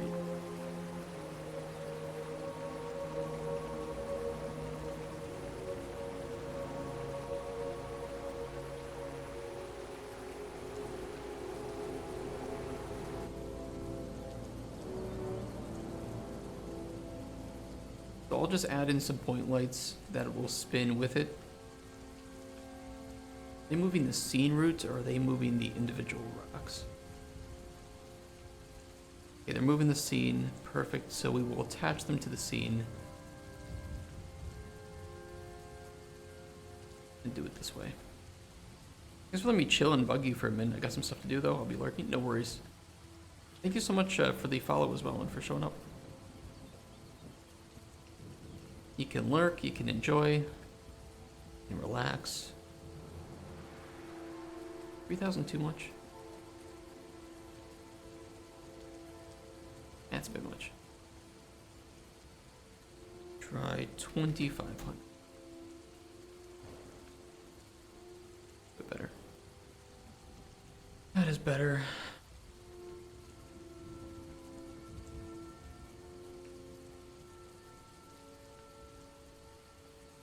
I know too, I think that adjusting the source size of a point light, from what I've read in the documentation, I think is the most performance heavy thing you can do to a point light. Especially like the source length.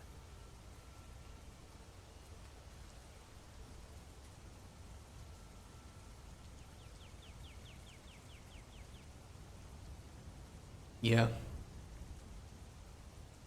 So we won't be doing that.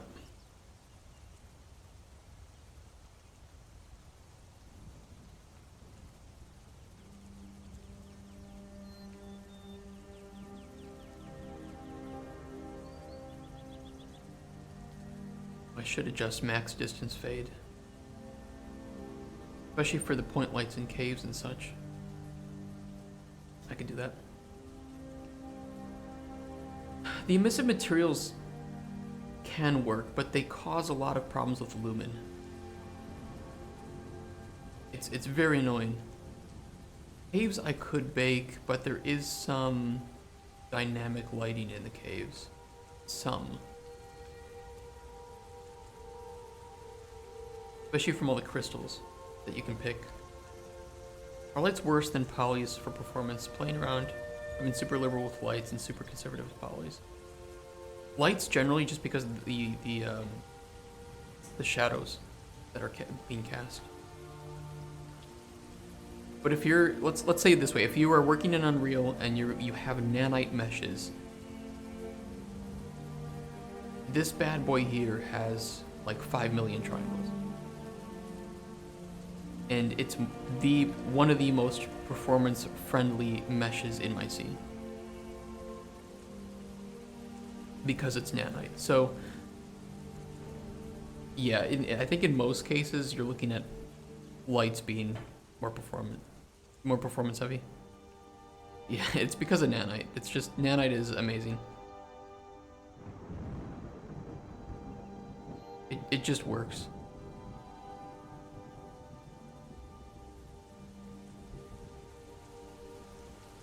Yeah, it's pretty incredible.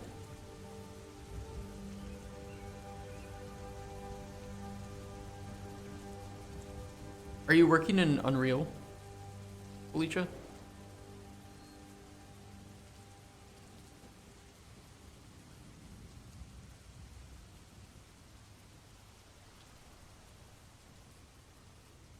Oh, Godot?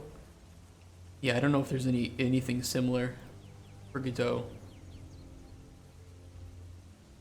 Nanite's pretty cool, so I can explain kind of how it works, but not anything in detail. None of it in detail. It groups together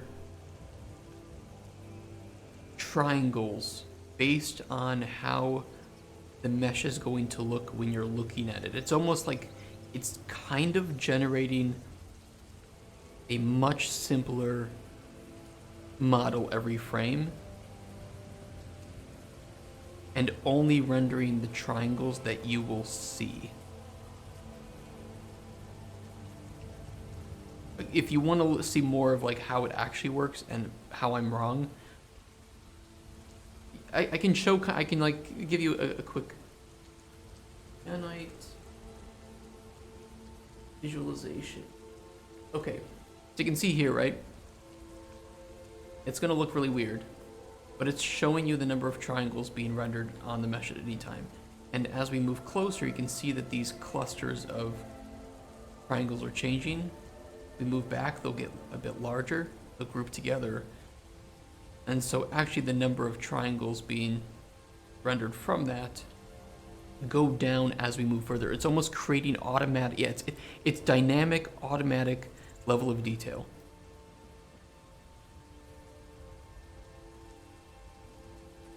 I think we can show clusters. Oh, shows everything.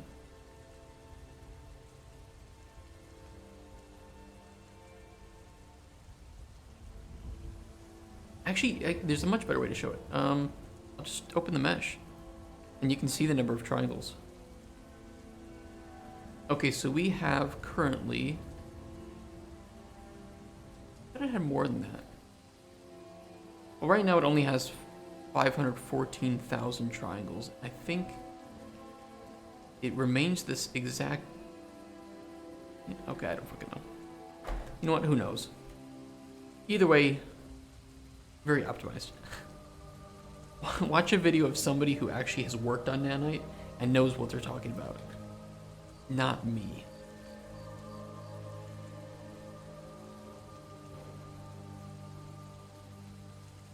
Two-minute nanite video post. Yeah, that's it.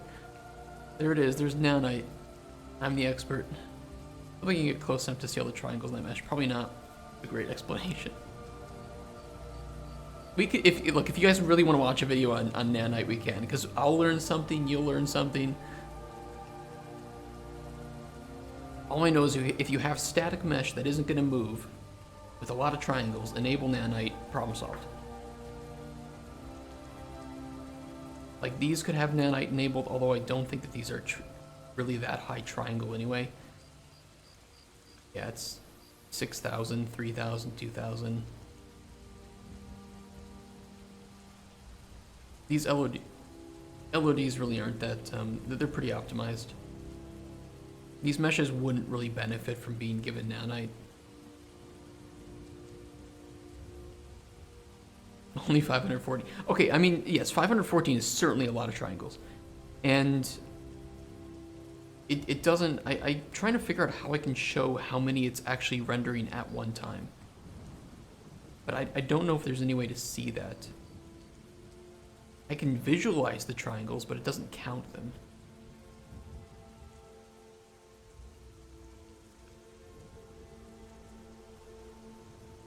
I mean, you can kind of see it here. It's just like, you can see that the triangles get smaller as we get closer. And as we move back, it changes the size of them. They do get bigger.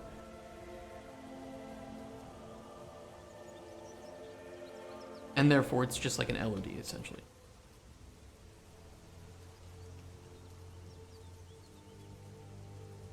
Put on a video. If you can find me a good nanite video, we can watch it later.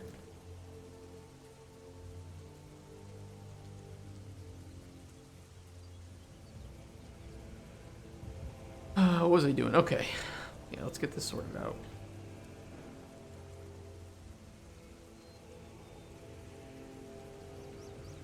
Duplicate. Duplicate.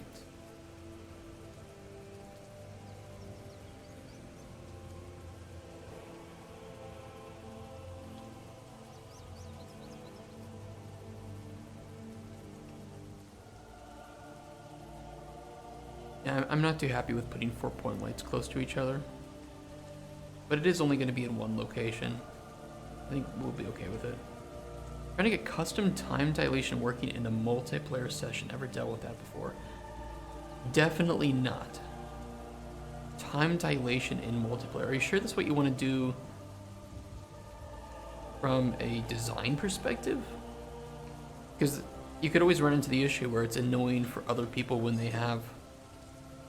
Okay, if you're 100% sure on it, the only game that I can think of that has done something similar in multiplayer was Sniper Elite.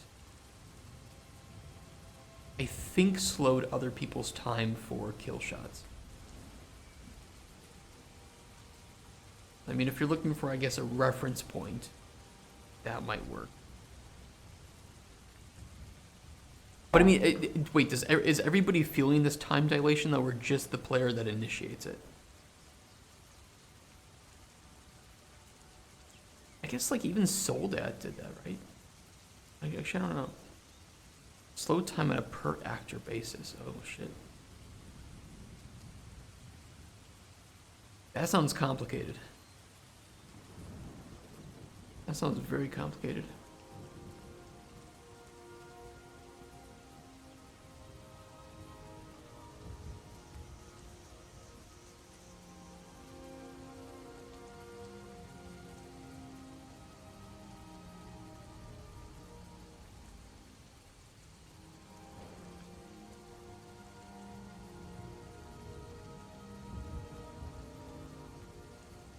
Shit, I didn't want to update.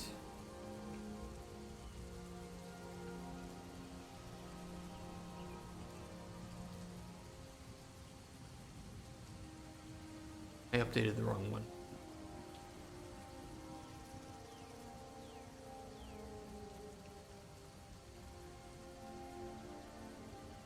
Hold on.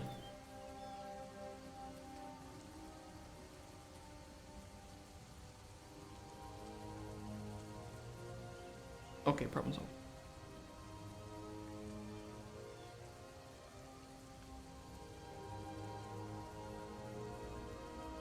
Everything worked except the host slows everyone. Yeah, I was thinking that might be the case. I know in Unreal you would separate it by determining whether or not a certain player should see it. You kind of have that built in, like you have an index for each player that's part of the session. I don't know about Godot though. Oh wait, you're not in Godot. Bleach is in Godot. Travis, you are in what? Are you in Unreal? You're in Unreal, okay. Okay.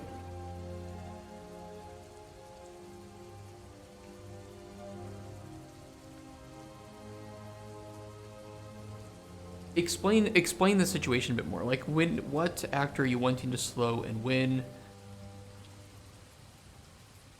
It's a per actor basis. Are you wanting like one player to slow down and everybody else to continue at the same speed?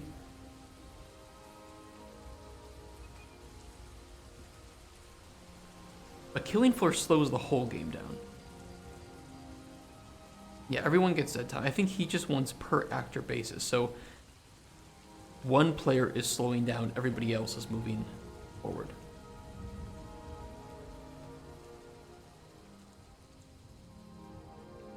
Everyone has their own time dilation.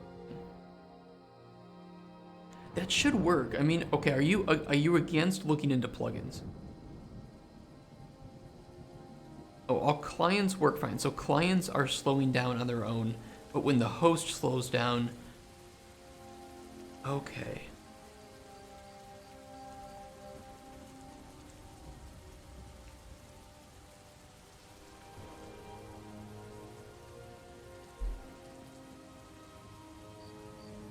Probably because whatever method is being used here, you're probably slowing down the client, and for the host, the client is also the hosting session.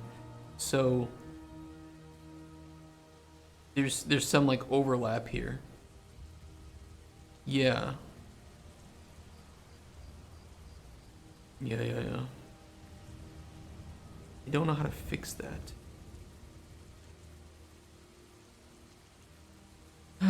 Yeah, it would probably just be a dedicated server. I mean, that would solve it, but there might be a way to solve it while keeping the peer-to-peer connection option.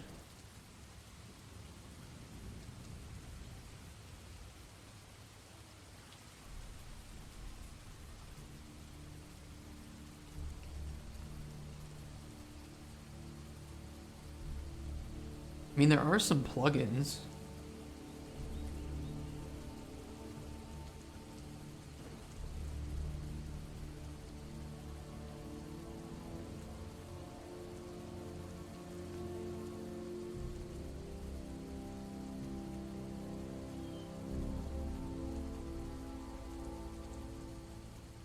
Peer-to-peer would still have a host.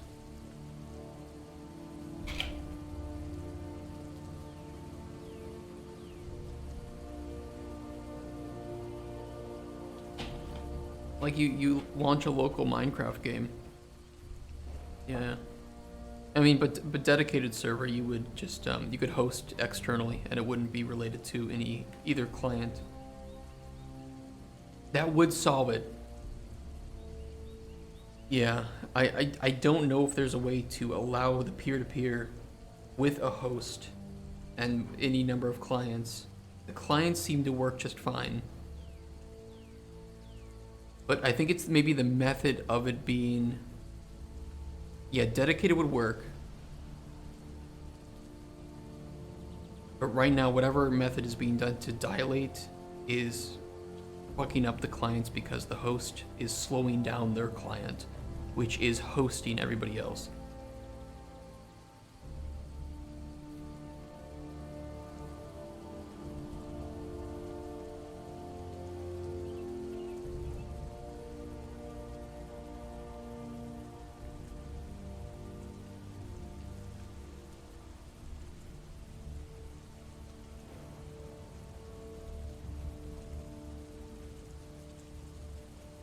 Yeah, it is the same principle.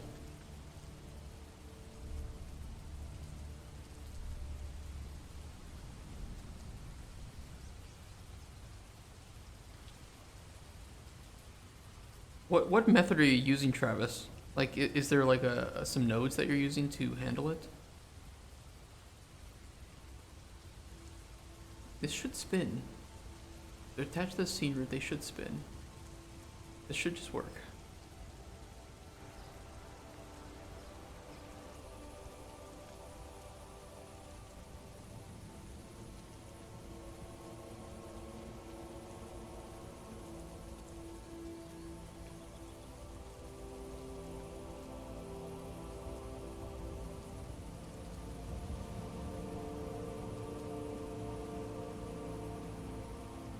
Thank you, trees.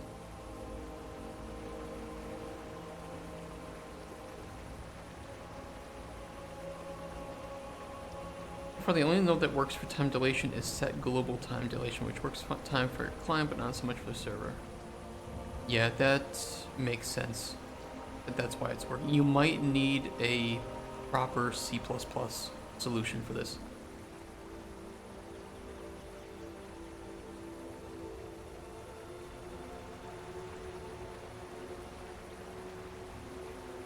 Or, hold on, let me see. Add global time.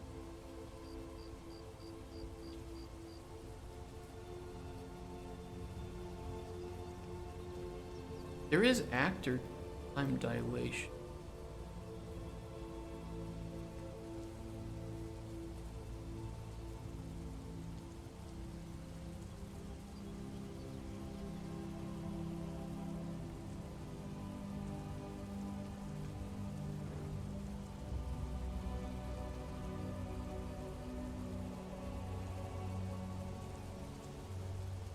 Have you tried the set custom time dilation node on the actor itself?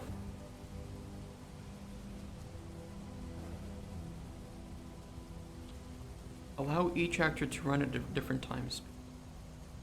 It didn't seem to work at all, okay?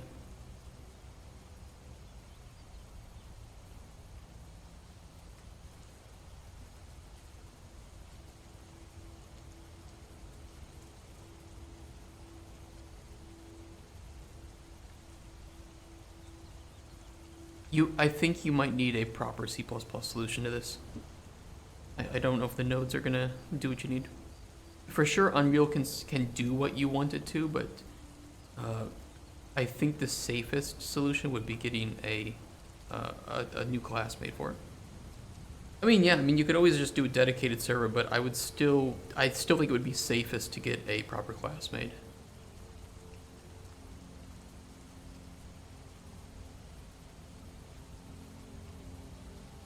Hey Sean, how you doing? How's it been going? How's it been going for you? It's been a while.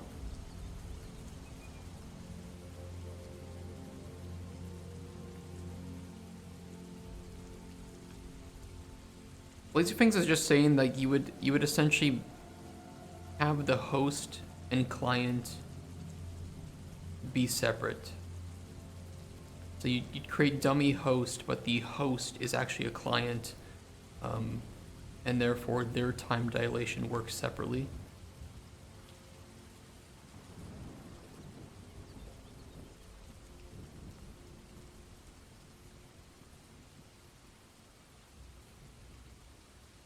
That solution does make me a little worried, though. Been going good, been learning verse and UEFN. Interesting how much control UEFN actually gives you with verse. I've looked into nothing regarding UEFN, but I've heard good things about it. And people say they make a lot of money, but I don't know how much of that to believe.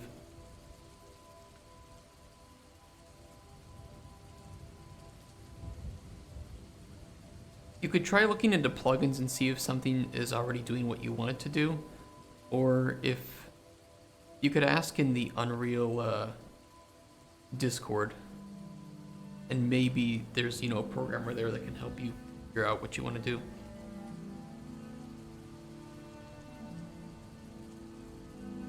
Can I adjust the fall off here? There's a fall off exponent.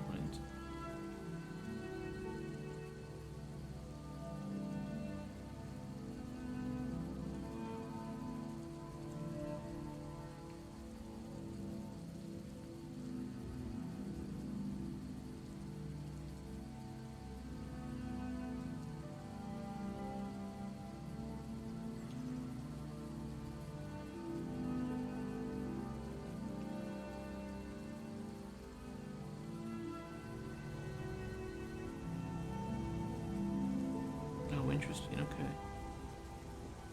Bias. We just lower the intensity for each of these. They probably don't need to be as aggressive as they are at 5,000.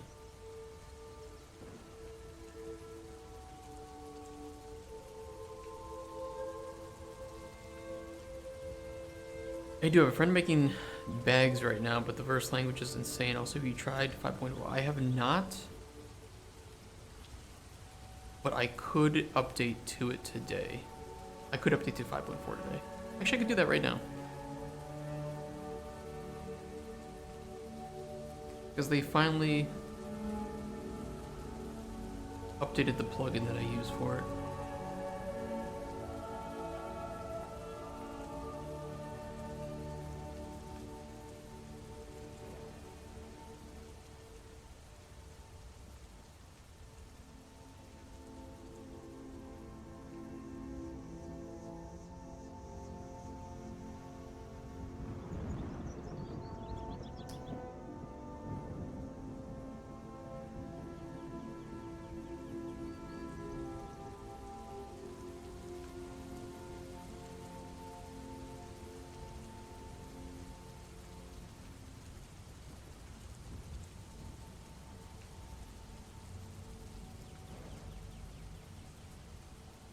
Nothing wrong with my source files?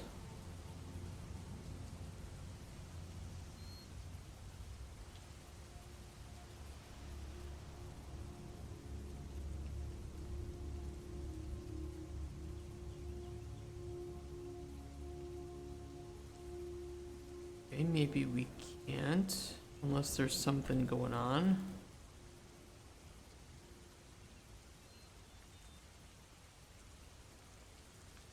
The animation stuff looks crazy.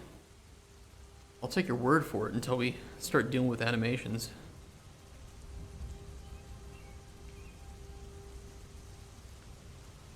Why are my source files?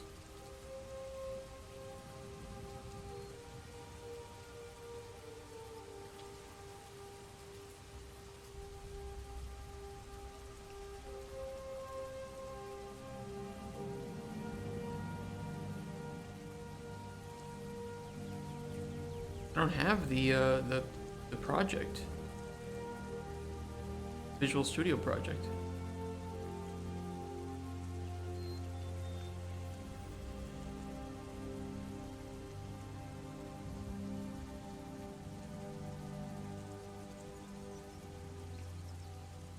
Uh-oh. Oh, there it is. Now I do.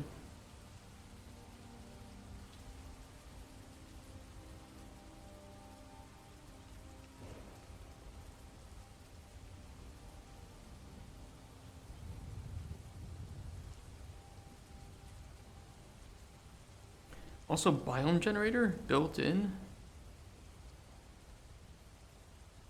I mean, what does that mean, a biome generator? Unreal. Is it? Where's the biome? I don't want to use Brand like new automatic biome tools personally.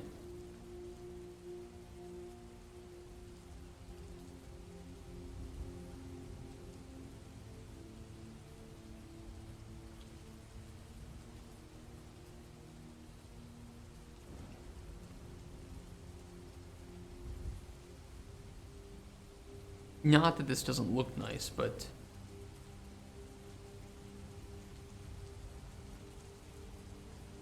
I mean,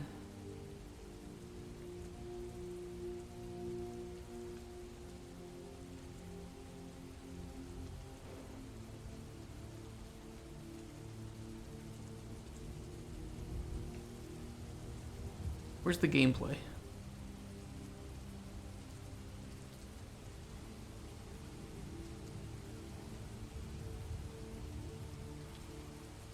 How do I fix that? I can't build the project files. Have we nuked ourselves? Animation databases look nice. That's the final segment.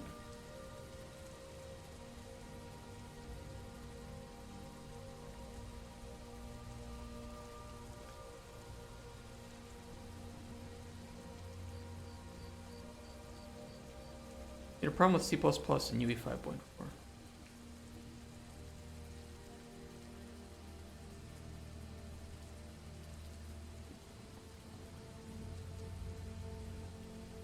Maybe I should update.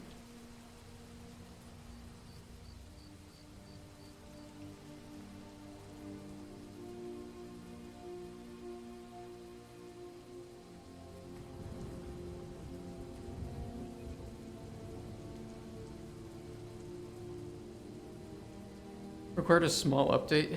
I just flashed me. Did you have to update Visual Studio or something, or what? Because I know my Visual Studio is a bit out of date. Yeah. It was an Unreal patch. Okay. I do have an update. I'll do that too. I'll do that too.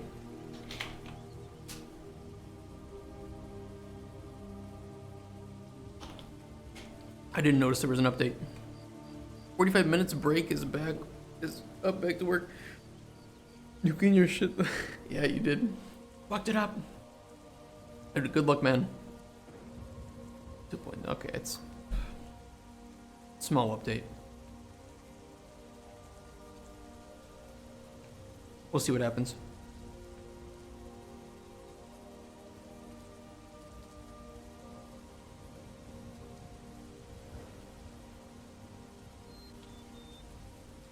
It might make me restart. I hope it doesn't make me restart. But it might.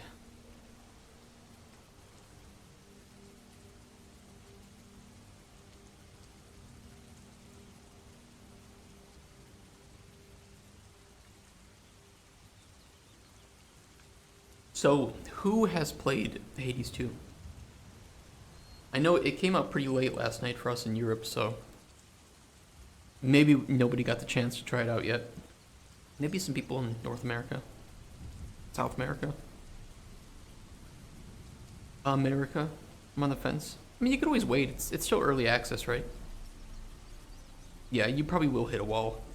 And they're probably going to be expanding and fixing some things in like the story. So if you play now and they fix some story things, then it's going to feel like maybe out of place or whatever.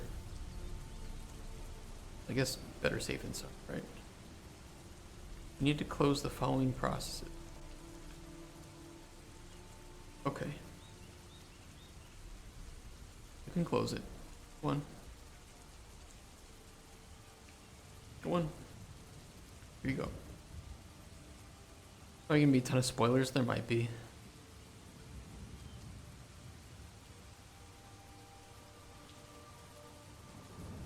This is not that exciting to look at.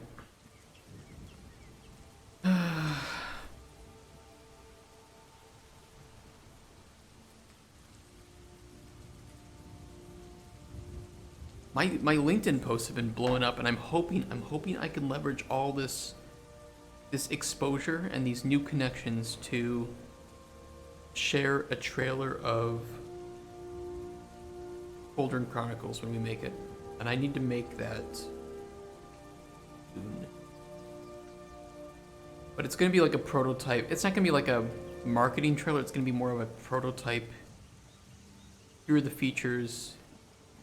Show off some of the gameplay of what we have and talk about what we plan to do in the future with it. That kind of trailer. So it'll be more for just, we need this to send off to publishers or to gain some attention from other developers and publishers, rather than we're going to be doing this because we are hoping to get wishlist. We don't even have a Steam page, so we're not going to get wishlist yet anyway. What was your build error? I don't even remember. But I needed to update Unreal 5.4 anyway, so we're doing that and updating Visual Studio. It was because Catch 2 has no reference. This is what I had to grab. I will see first if the updated 5.4 fixes it.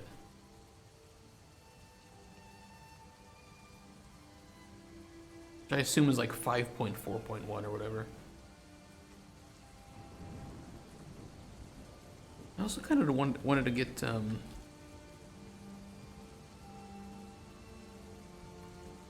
which is that? Fuck you. Stop it.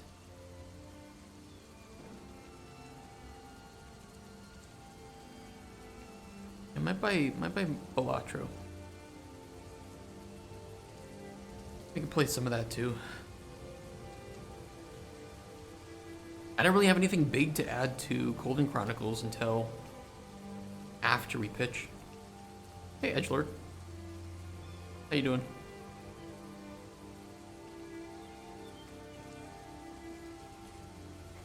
We're just waiting for some stuff to update.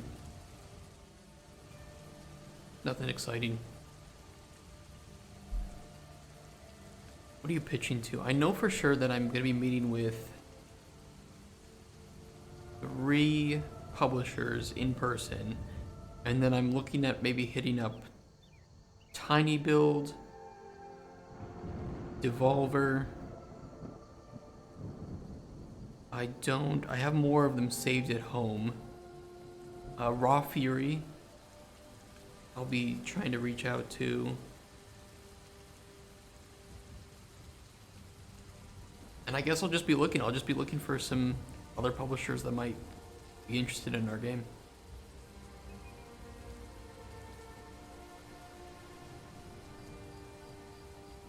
The more deals we get, the more like deals we have on the table, the better.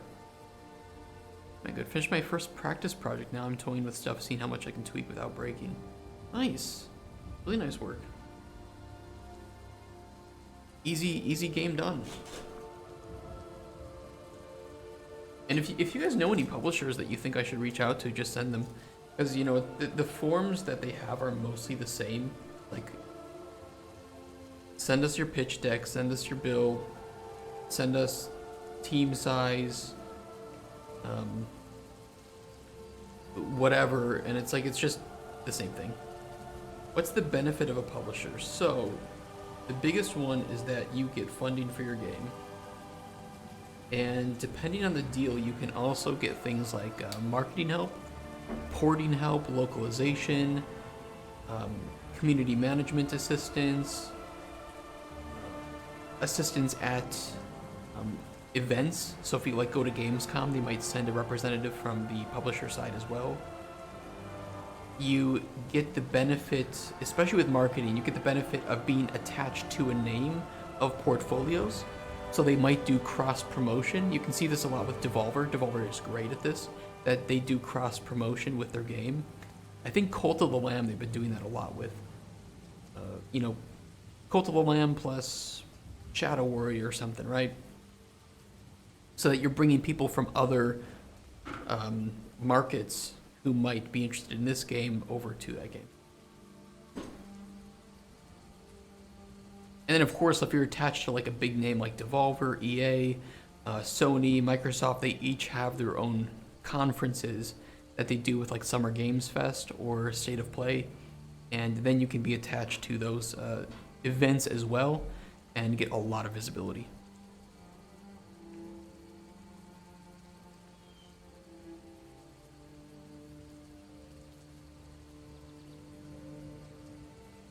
The downside is you don't take as much money home from your game. But self-publishing is very difficult, and if you don't have a game that immediately goes viral, you will just end up in... You'll end up just with no visibility. Yeah, and no matter how good your game is, it just will...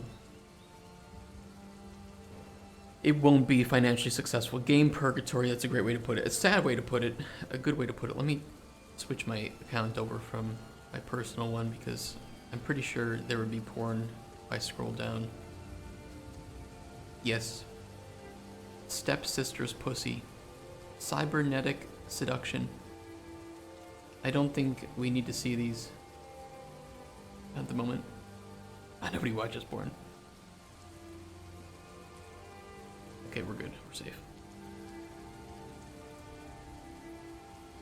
Really? Stepsister seduction? And I think it said volume 1. I think there are more stepsister seduction games coming. So if you like number 1, you'll like number 2. Okay, now we're safe. Now we won't see that. Yeah, we're safe. Been married for 12 years. I miss watching porn guilt free. Like you have to hide. Well, you think about me when you do it, right? I think Louis C.K. had a really funny bit on that. Are you insane? Of course I don't think about you. That's the beauty of it. What's guilt? Watch porn together, movie nights. Yeah, make the popcorn. Backdoor Sluts 9. Wasn't that the one from South Park? It was Backdoor Sluts 9. Supposed to be the hottest, most wild porn film ever. Backdoors. Probably just anal porn. Backdoor sluts. Yeah, they go in the. It was the Lord of the Rings. That's one of the best episodes in my opinion.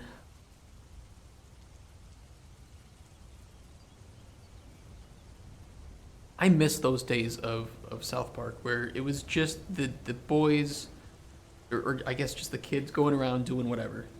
I miss those days. Now it's all about being, you know, sticking to the references of the time, and unfortunately it just makes it so that all of those episodes kind of just age really fast. But you can still go back to like season 5 through 8 of South Park, and those episodes are mostly as relevant today as they were when they came out.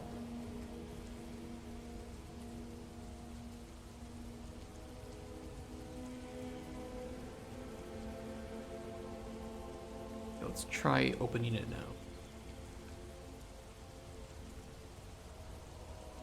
Once this is closed. And not frozen.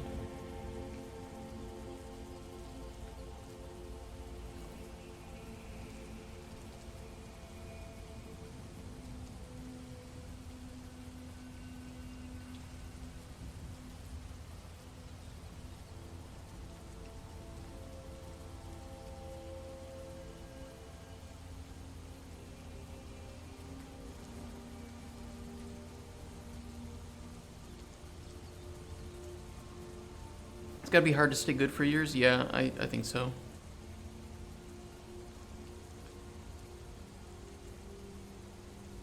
And I mean, it's certainly not like some of their older episodes didn't have similar issues. Especially with like references to celebrities. How do I rebuild from source manually? I don't know how to do that. I don't know anything about source, about programming.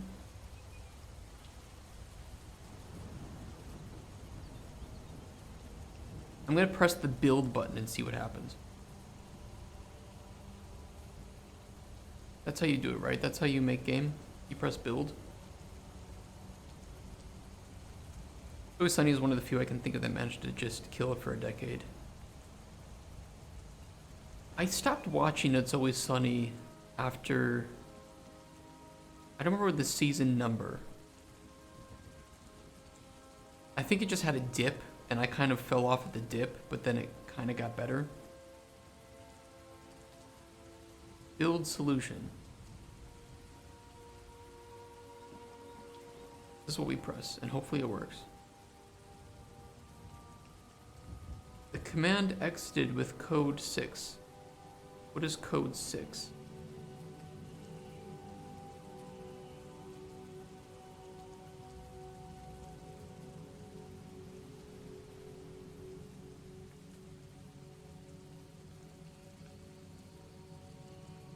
Whichever fixes my problem. Last season was pretty good after several mess seasons, so maybe it's just gotten better. I've nuked my project. Hold on, I have a programmer friend who might be able to take a look. Is he on right now? Is he watching? Is he lurking? Nah, I'll get him in here.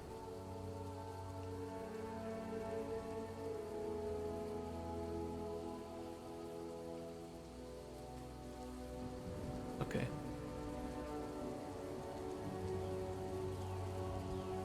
Yeah, I tried doing that. I think. Mr. President, wake up. I'll try it again. Okay, it didn't error out that time.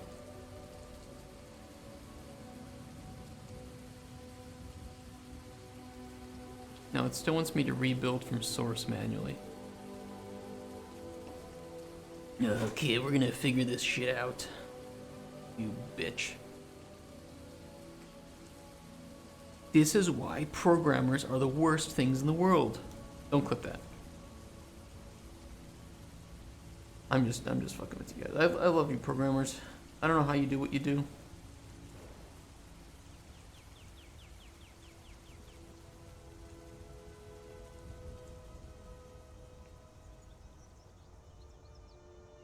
Been learning C++? I'm jealous, man. .NET desktop framework. It says I might need these. Okay, I will install these. That's for... I tried updating to 5.4 and now it doesn't work. It tells me that I need to rebuild source, but I don't know how to build source. So I just keep downloading things and hoping that they fix it, and they don't fix it. The problem is broken. Source is broken, and we need source to not be broken. The problem is the following modules are missing. Were built with a different engine version. Would you like to rebuild them? And I press yes. And it says it could not be compiled. So I need to rebuild from source manually. But when I rebuild from source manually, it has error.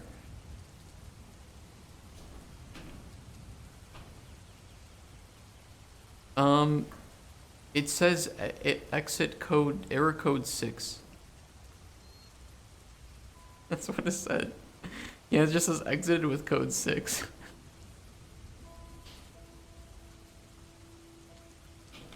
Let me update these and then we'll try it again. And we'll see if we can get to the bottom of it. Hey, Crossroads. It's been a while. How you doing?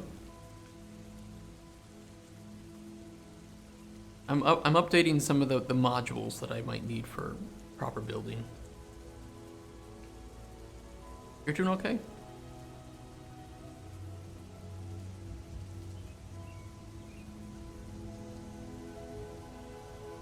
I'm pretty sure I have the Unreal development kit installed, which I think is what you need. I'm pretty sure I installed that. How about you? I'm doing pretty good. I'm pretty stressed. I'm pretty anxious. Well, I guess I'm more anxious than stressed. I think we were talking about that yesterday. I don't know how to define if I'm worried about what's coming or if I'm just anxious because I know it's coming and I have to do it. There's not going to be any surprises, I think, in a couple weeks. You need some C# SDK, really? I can show you what I have installed. Once this is done, we can take a look at what we have. Anticipating outcomes is mental torture, yeah. Compile and show me error. So, like, generate the Visual Studio project files?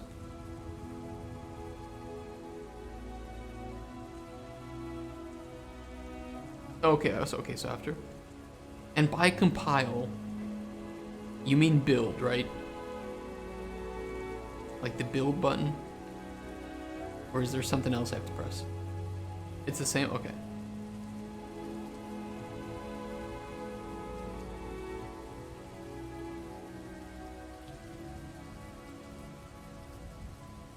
Building binaries. What are you worried about coming in a couple weeks? We will be pitching the game to publishers for the first time. We'll be showing it off. We will be seeking funding. And I'm a bit scared about that. We're nervous. I don't know. I don't know how to describe it. Like, I know all of the outcomes. I know which one is most likely. And I'm not too worried if the bad outcomes occur. Because I kind of want to work on this project more anyway. Like, either way, it's going to be fine. I guess I'm actually more scared if we do get funded. Because then I'll have to do a whole bunch of business things that I've never done before. And I guess I'm scared of that unknown aspect of it, right? If we don't get funded, I can just keep doing what I want anyway. Okay, let's try building it. Build started at 11:42 a.m.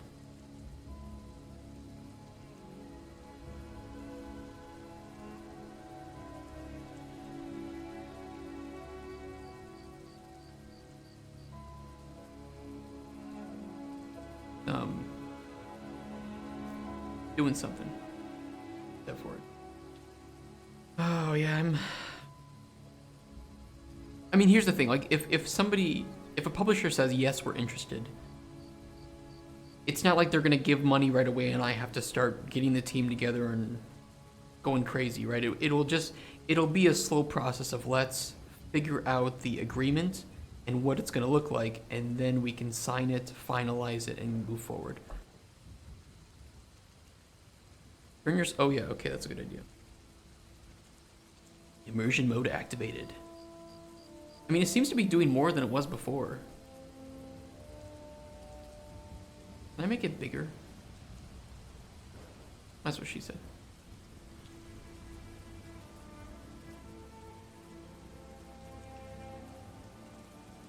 I accidentally scrolled and now it's not scrolling with the list again.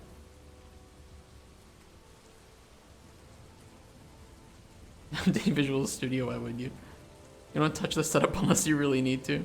Yeah, it did error out much sooner before, so maybe updating the modules fixed it?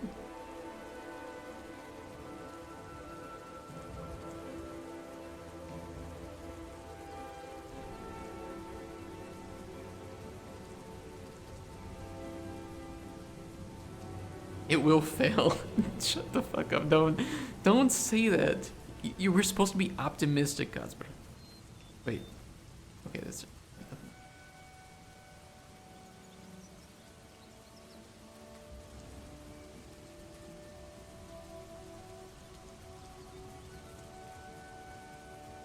I believe it's gonna work. See, Edgelord knows.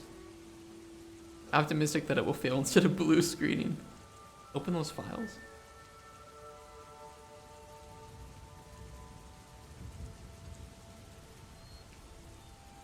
It says it completed. It says build completed.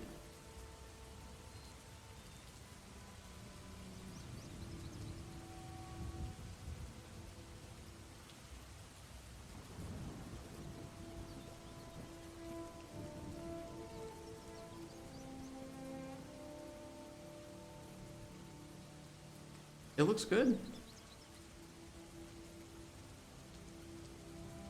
Yeah, it was from 5.3 to 5.4.1.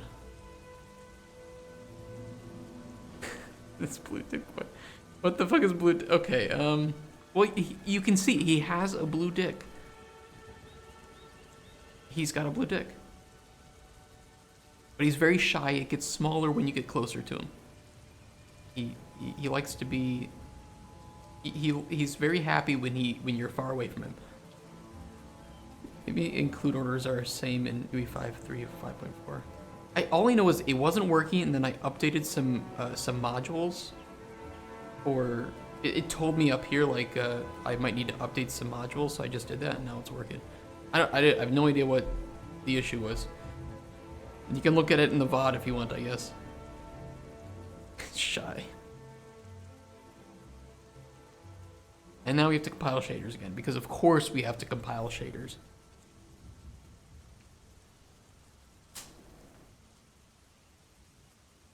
EDB voyeur confirmed.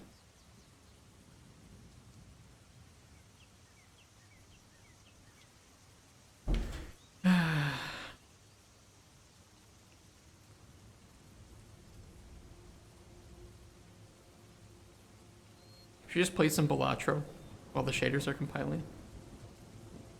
I'm addicted to Balatro, okay? I can't stop playing that game. It's really fun. Watch a nanite video while it's... Okay, we can watch a video about nanite.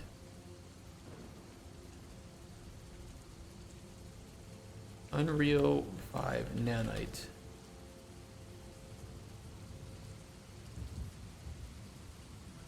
Oh, it's only like a 3-minute video.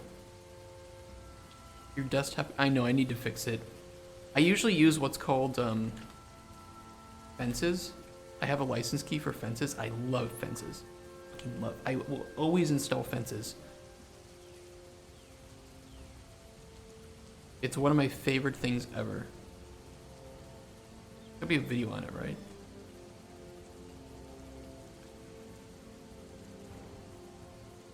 Star Dock fences.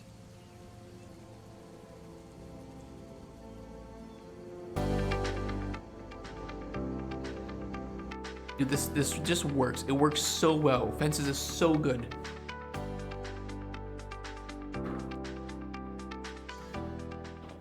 Introducing Fences 5, Yeah. the easiest way to organize apps, icons, and folders True. on your desktop into shaded areas we call fences. Fences is the backbone of the modern workflow, with powerful features like folder portals that allow you to mirror any File Explorer folder to your desktop. Your workflow will never be the same. You start menu. Introducing Fences 5 is the Peak toggle. Peak allows you to bring all of your fence groups to the top layer and allows you to Wow. interact with them That's without peak. having to go to your desktop. This is a powerful workflow. I really like it enabling- because you can set the opacity to on hover, so your desktop will be organized and look clean, and you will only, when you hover over one, you can have it be It opaque. allows you to interact with apps, icons, and folders directly within an application without having to minimize your current app. Fuck start menu. That's old school. Fences is the way. Also new in Fences 5 is Chameleon. Chameleon allows desktop icons to fade into the background but remain easily accessible to create a distraction-free desktop. With Chameleon, everything melts into the desktop so that you can focus on the task at hand and not be distracted pretty nice. by a messy desktop. It's actually pretty optimized. I haven't had any problems with fences Chameleon, eating you have too a much number CPU. of different options that allow you to tailor the experience to your exact specification. Chameleon is an Pretty good. innovative technology that allows the icon or fence group to absorb the color of the wallpaper behind it, which means that you can move your content around and it will remain Oh, I in see. the Okay, state so of it a absorbs. chameleon. Yeah, that's pretty nice. Chameleon is perfect for reducing background distractions so that you can focus on the task at hand. I mean, if you want to reduce background distractions, just make it full screen. Look, what are we doing? Your issue is that this isn't a window when you have a full screen to use. Background distractions so that you can focus on the task at hand. Once you experience Chameleon, you'll never want to turn it off. I will want to turn it off. When it comes to Because I'll just make these invisible until I hover over them. So it's not going to be enabled in the first place. Personalization, Fences 5 has you covered. With Dilation a in a wide game or range in of your actual options that allow you to day-to-day change life. the color, location, sorting, icon size, and a whole He means lot in more. his game. If there's something you want to change about the fence experience, you can likely do so from the configuration panel.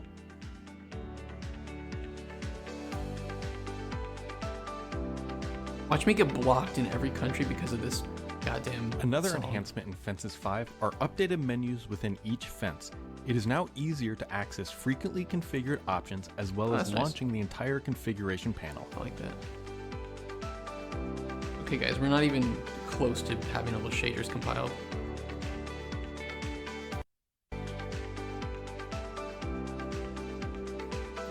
Yeah, I do also like the rolling up feature, but I've never used it. I guess it's pretty nice. And for new users of Fences, make sure to check out the rules section of the configuration panel. With a powerful set of options, you can automate the organization of your desktop with an easy-to-use interface. It is nice. I really like Fences, and it's pretty cheap.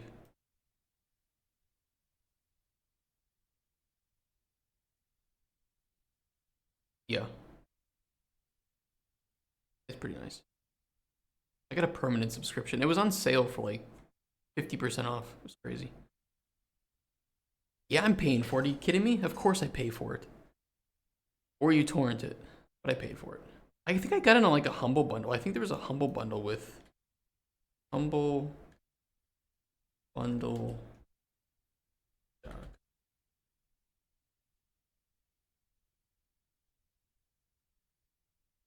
Yeah, if it was something like this, I don't know. And it was like, it was super cheap.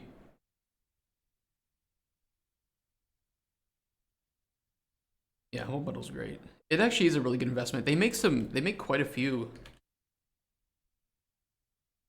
Like you think, okay, Fences, fine, maybe there's some use, maybe you don't want to use it, but they also make some really nice stuff that I think other people would enjoy. Like, I think there's some use for groupie, where you can group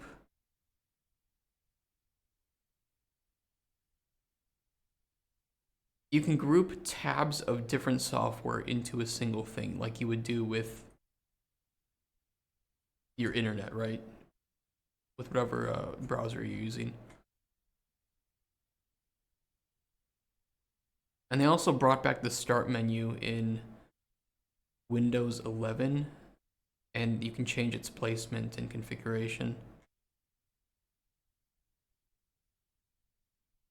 So yeah, if you get like a Humble Bundle version of that, it's pretty cool. Okay, is this gonna teach me about Nanite?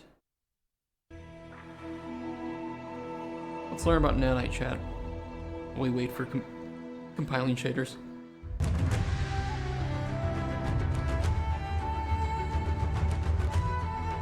But the Windows tab is only one thing per tab.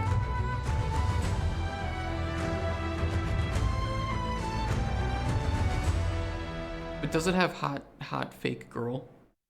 Didn't think so.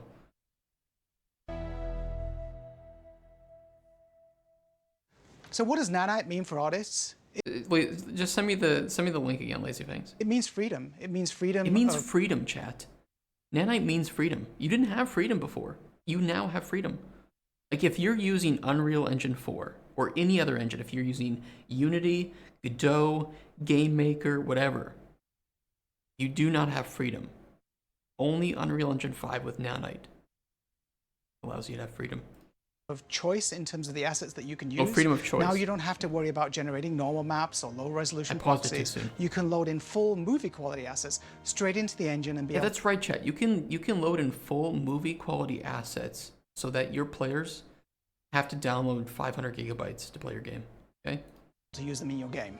So one thing that Nanite opened up to us was the ability to bring in really high quality assets from asset libraries. Like in this case, we used a lot. I mean, okay, look, the meshes themselves are not like a significant amount of space, but the materials, the textures absolutely are. You don't have a 4 terabyte NVMe. I have a 2 terabyte. Quixel assets. The Quixel Megascans is the world's largest scan library, and Literally, the Quixel Megascans are the largest assets you can ever download, and they will eat so much space. it consists of scans from all over the planet. And being able to use them in They are all really their good high quality, though. poly and high res glory in real time. old is this keyboard that he's using?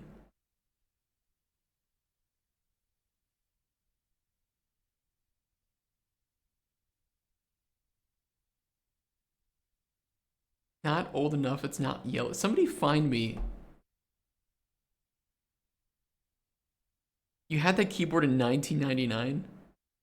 Is it really that? How does it even work anymore? Old Microsoft keyboard. Let's see if we can find it. It might be, wait. It's this one. RT9443. It's exactly this one.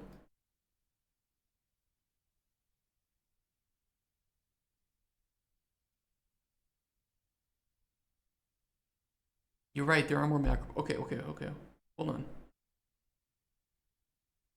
How many are there? There's at least 10 that I can count.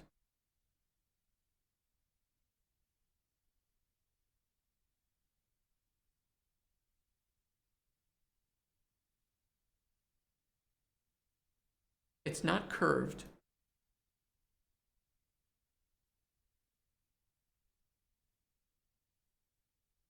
It's similar. It's very similar to this.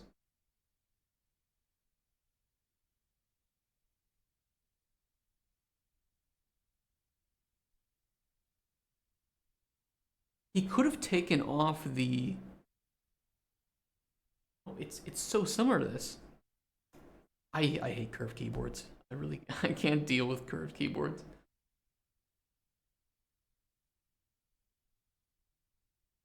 It isn't curved, right? Actually, it might be. It might be the curved keyboard. Look at the way that these keys here.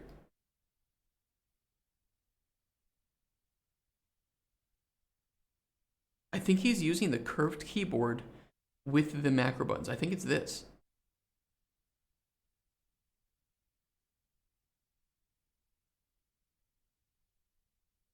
No.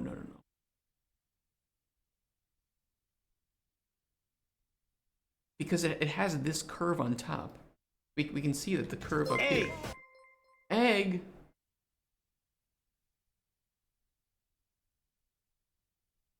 Oh look, the Twitch scams tried to follow again, but they can't post because I blocked their message.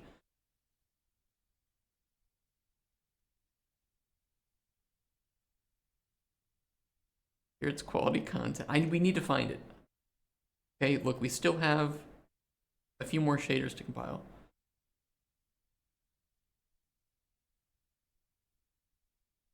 Old Microsoft keyboard 10, or let's just say macro buttons. Let's see if we can filter out.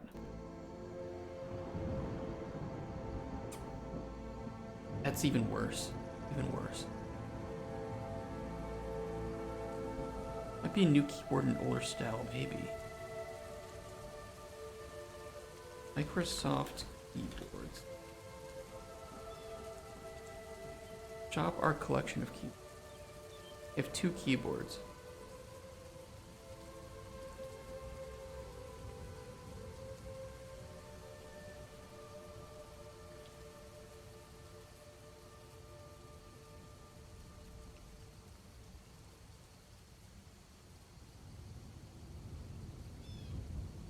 I'm looking for the model number of an old Microsoft keyboard.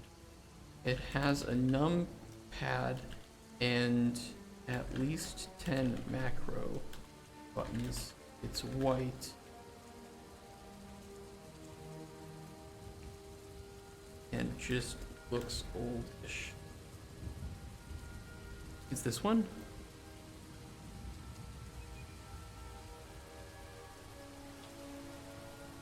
Okay.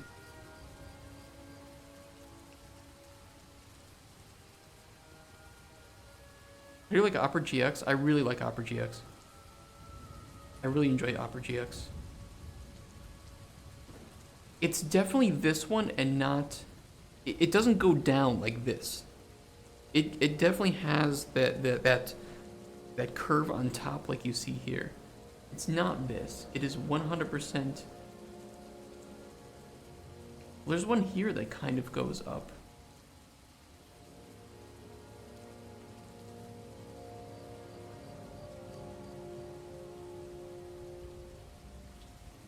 Microsoft Sidewinder X4? There's no way. No, it's not white. ChatGPT, you suck. AI.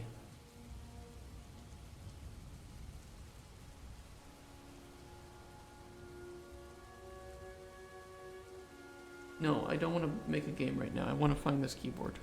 Go away.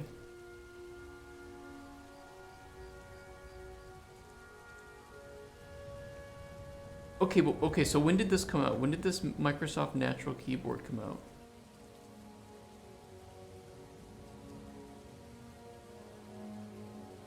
Can you even keep focus for enough time? We're not funded right now. Whoa. It's late 90s. How is that thing even still working?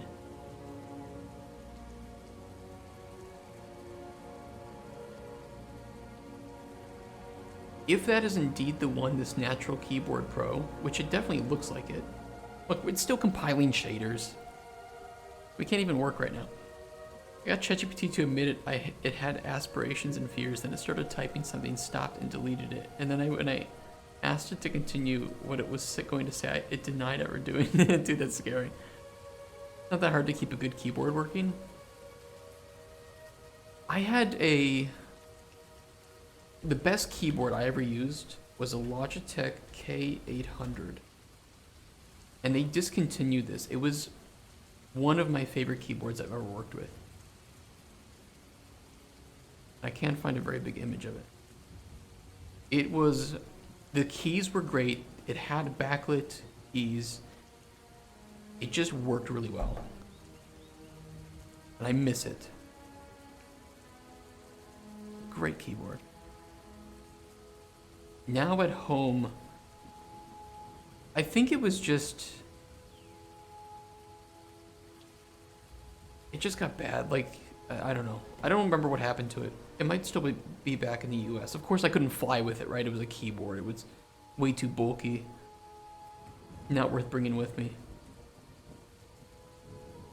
I don't remember what I have at home now. Wrong.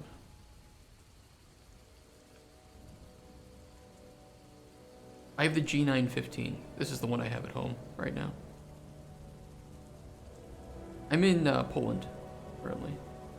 I have this, I don't have this, whatever this light speed shit is. And I have a full shift key because fuck these. These suck. These are the worst. These can go eat a dick. No. A shift key should be this big. Okay? I play games. I want a big shift key. I'll happily eat a dick. That makes me think of Always Sunny during the,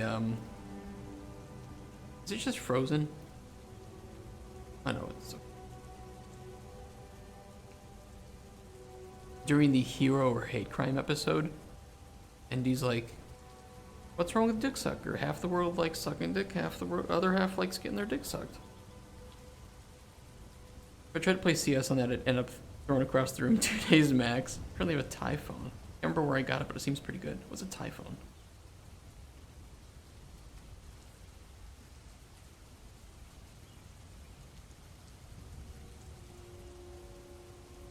Do you mean Typhoon? Is this you? Johnny the Carrot, first thing I hear stuff about. Okay, look, you joined the wrong, okay, look, you need to exit the stream and then come back and pretend that that's your first time. You mean Typhoon or Typhoon? Is it this? Typhoon.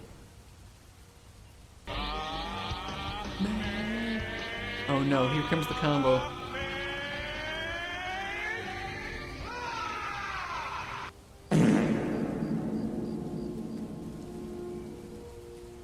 Very gamer looking keyboard. Yeah, traditionally I 5 push-ups. I'm trying to speak to people here, Lazy. Oh my god. We're waiting for it anyway. Heat contains a sky dome mesh. But it did.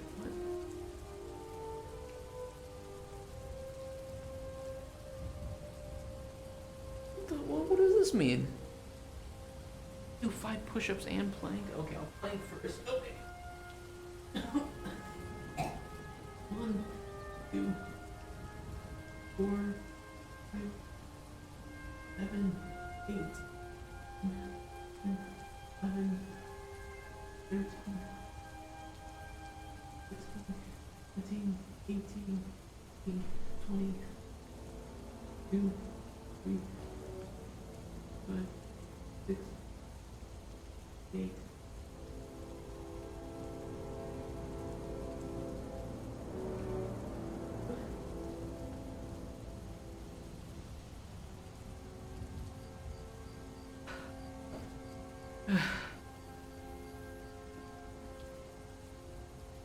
Oh my god. So finally somebody's not using stinking Unity. Yeah, for me it's just because there's... The engine's fine, but it's just the business practices kind of rub me the wrong way. Okay, what is wrong with the sky dome here? I've broken everything. Everything about this scene is broken. What's going on?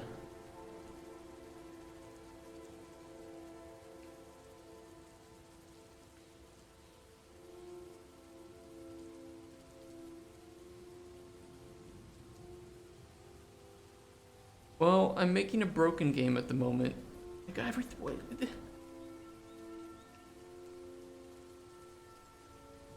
Oh, it's still okay, hold on. Look in the bottom right, hold on. It's still preparing textures and shaders. Is this Among Us? It's definitely broken right now because we just updated to 5.4. You pushed the Reaper right before doing a huge update? No. Nope. It's fine. It's still building textures, so we just need to give it some more time. Where is that that video that you wanted me to watch? This one?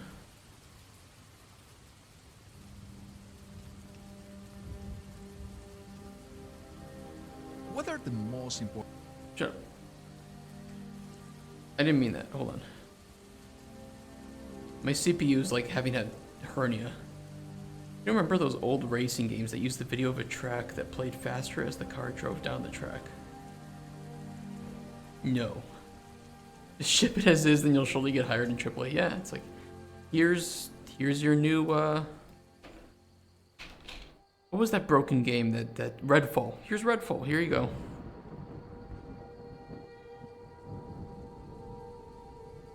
Oh yeah, $250 of course. Or pay $500 for 5 days early access. Okay, so let's learn a little bit about Nanite. Important features that Unreal Engine 5 introduces, or what are the evolution of previous tools that you won't find anywhere else? Well, we have to talk about Nanite virtualized geometry, lumen global illumination, world partition, chaos physics and chaos destruction, and the new modeling system. If you are a developer of video games and you haven't heard about these features, stay with me to understand their importance and why they make Unreal so unreal. Let's get to the matter at hand, but before that, be sure to like, subscribe, and comment. Don't forget to join our mailing list on woolen.com to get our video game related courses. I paid for Starfield 72 hours to our subscribers. Our next course is about level design and Nanite, or the Nanite virtualized geometry. But don't worry, I'll be talking about the rest of these elements in next emissions of this channel. Nanite virtualized geometry is a revolutionary technology introduced in Unreal Engine 5, and it's considered a game changer because it fundamentally alters the way game assets, especially 3D models and environments, are handled. Here's the detail. Now your 3D modelers don't have to create really optimized LODs. They can be lazier and just import them at full resolution. I'm just fucking with you guys. It is nice. Nanite's fucking great.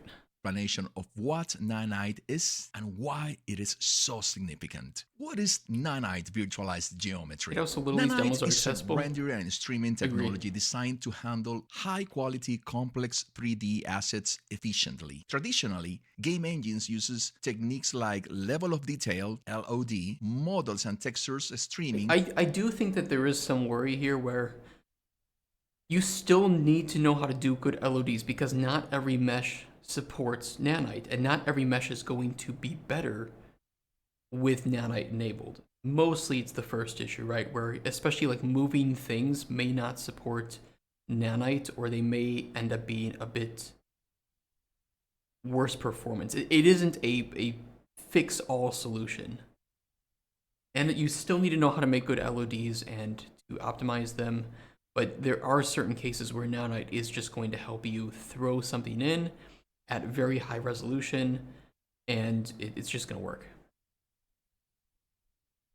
To manage the performance impact of detailed assets. Nanite takes a different approach. The first element of this approach is the micro-polygon geometry. Nanite uses a unique data structure called micro-polygon geometry. Instead of relying on traditional polygon models, triangles, Nanite breaks down assets into microscopic, individually streamed triangles, allowing for an unprecedented level of detail. This means assets can have massive numbers of triangles without a significant performance hit. And if you think that micro-polygon geometry is cool, Nanite also have virtualized geometry. Nanite employs virtualized geometry, meaning it loads only the necessary triangles into memory at any given time. This dynamic loading and unloading of assets data allow for highly detailed assets without excessive memory usage. As you move through the game world, Nanite continually streams in new data as needed, providing detailed visuals with efficient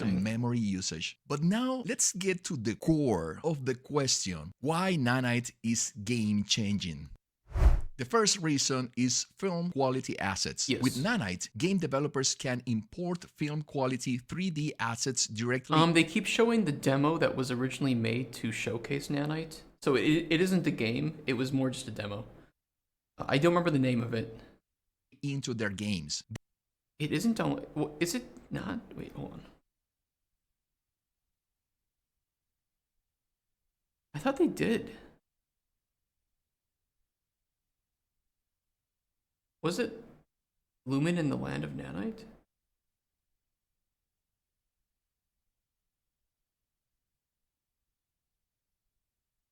Yeah, it was supposed to kind of be like a Tomb Raider type game. Maybe you can't. Maybe you're right. Maybe it isn't available. Because I think it was this video, right? Features of this demo. Each dynamic. Like it's a really cool demo for sure, and it I think one of the things that also Nanite does is it allows you to put in, or maybe it isn't. Yeah, they were showing like this, the raw file of this one of these statues has like, I don't even know how many they said, it was like millions of triangles, and they put in like hundreds of these soldiers into the scene, showing just how powerful Nanite really is. Illumination. All running on a PlayStation. Yeah, I don't think you can get it at all, actually. Oh, and this is running on a PS5. Which is pretty insane.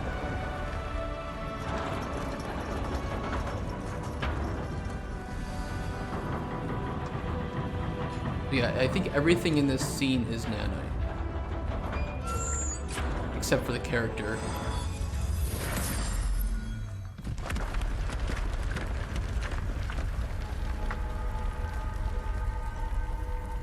There's not much time left. And then I think everything in the distance here. It can stretch all the way to the horizon. Yeah, all of this stuff in the background here is Nanite as well. The portal, it's open. And I think they're all Quixel Mega scans. Don't fail in the background. So it's very powerful. Nanite is just ridiculously good. To put 80s game dev in a coma, yeah, it would.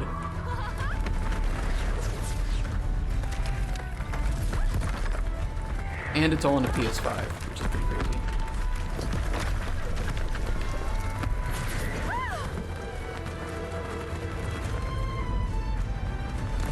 And some GPU particles at the end because of course, right?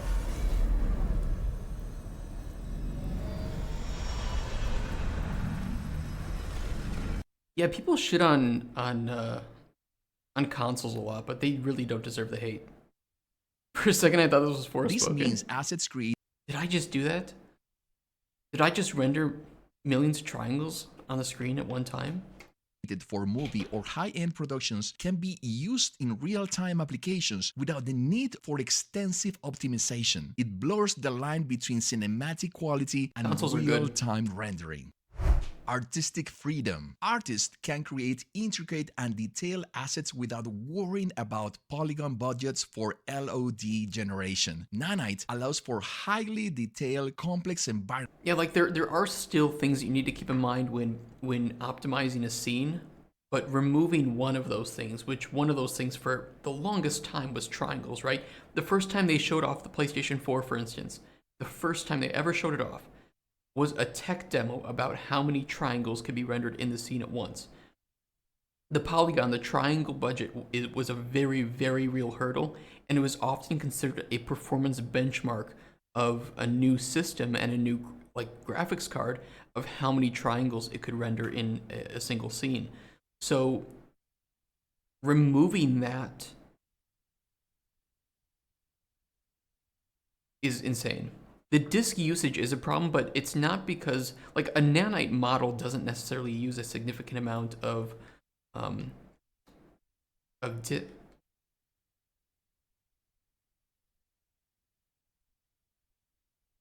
Where did my hut tops go? Where did it go?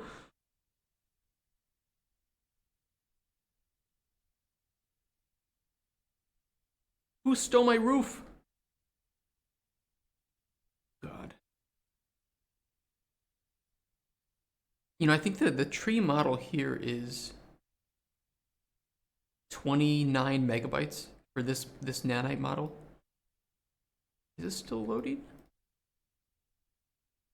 2 landscape actors. No, that's just landscape. Where's my roof?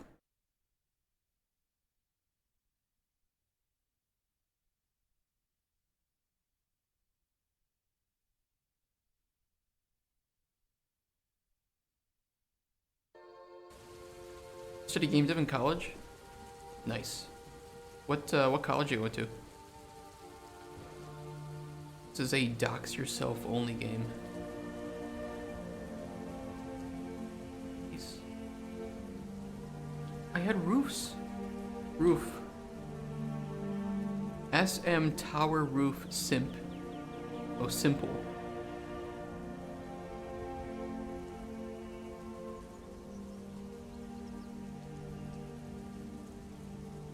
I mean, it's here. The sim for roofs. You did game design? Digital arts and entertainment in Belgium, oh. My name, my last name, my family name, we think is Belgian in origin. So right now it's this, right? We think that originally it was this. And got changed at some point for some reason. Which I'm pretty sure is Belgian. Maybe it's tiny, maybe. I don't see it at all though. Did it get put somewhere?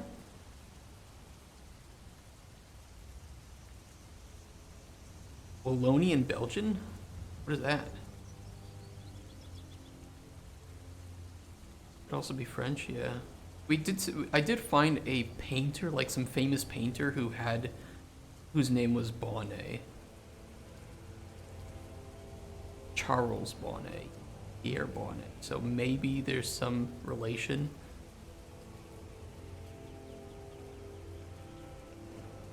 %60 Dutch speaking.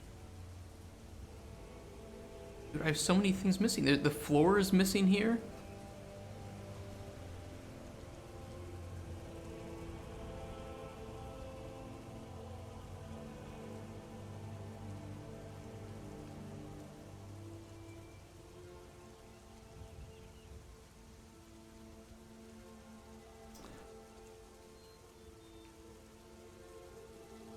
Update again, yeah.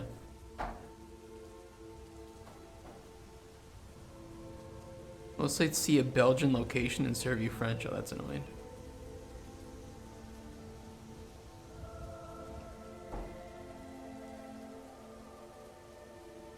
I'll just try reloading the map. I don't know.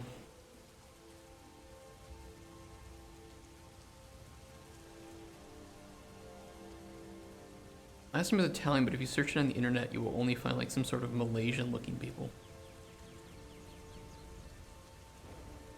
Oh, you live in California. Surely you speak exclusively Mexican.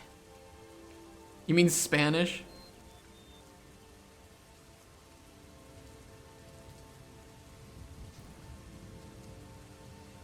The roofs are just gone. What happened to my roofs? What else is missing? What else is broken? I mean, the roofs I can put back. That's pretty easy. That's not a big deal. But now I'm scared that other things might be gone that I don't notice.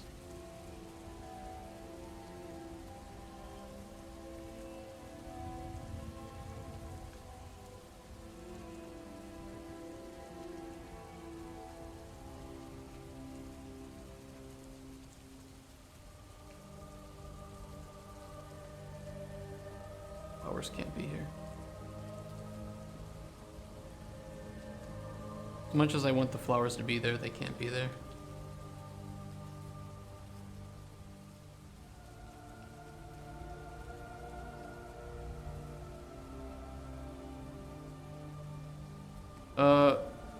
It's kind of a secondary issue where all the flowers and stuff in our game can be harvested. So I can't place ones down that can't be harvested because I feel like there will be a bit of a... What's the word?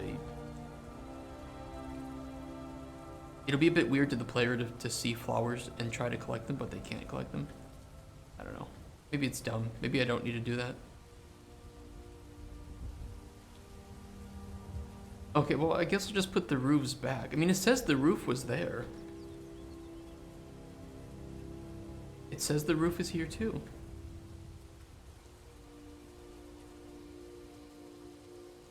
Is there something wrong with the material, maybe?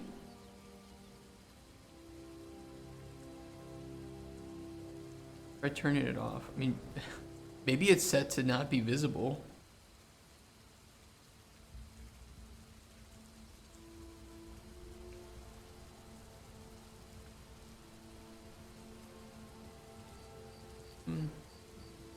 It shows it's at normal scale. And it should be right here.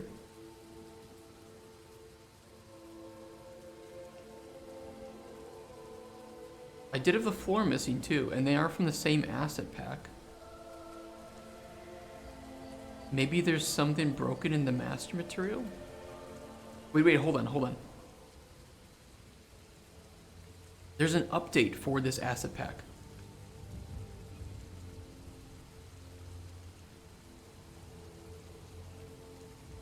There's an update for it. I'm worried of doing that. More updates. Figure out your mushroom glow effect. Yes, we can show that very soon. I need to fix these problems. If I add it to this project though, okay, what is broken from this pack, from the Dreamscape pack? We have the roof and the floor. 100%, and there should be a floor here as well, and it might be the same floor.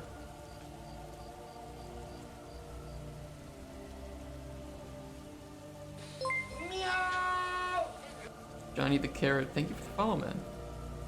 You get access to 3 free follower emotes. I think just the floor. Oh, and the bricks. The bricks should be there, they're not.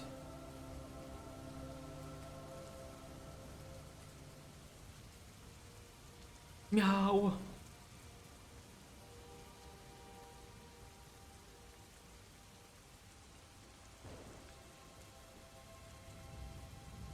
Okay, if I add this to the project currently, I feel it might not be a smart thing to do.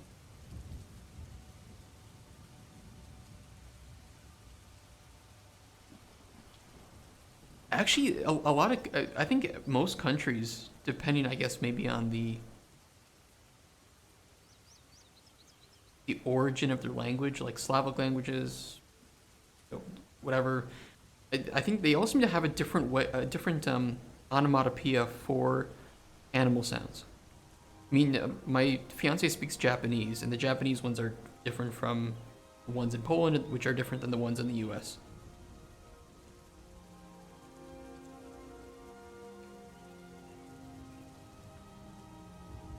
Should I try it? If I add the project, it's going to ask me to overwrite. If I put them in for importing and I export the ones, maybe that would be smarter. Been in the US once to meet a longtime friend. Oh, nice. Where did you go in the US? Lame meow. San Francisco. A beautiful area and not so beautiful town in a lot of ways. I have pretty strong feelings about San Francisco. It's sad because there's so much beauty to that city, and especially to the surrounding nature. But then there's the city.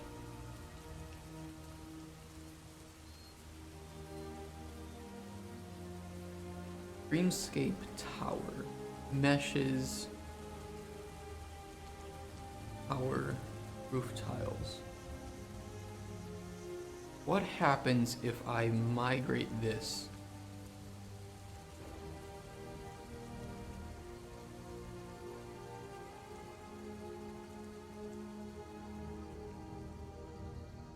But what if the issue is with the master material? Then I have to reconfigure the master material. I actually don't know what the issue is with this not appearing in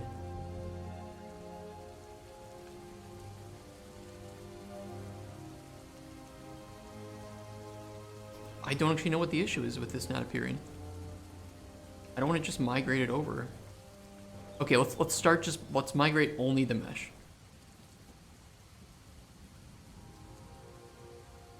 We'll try that.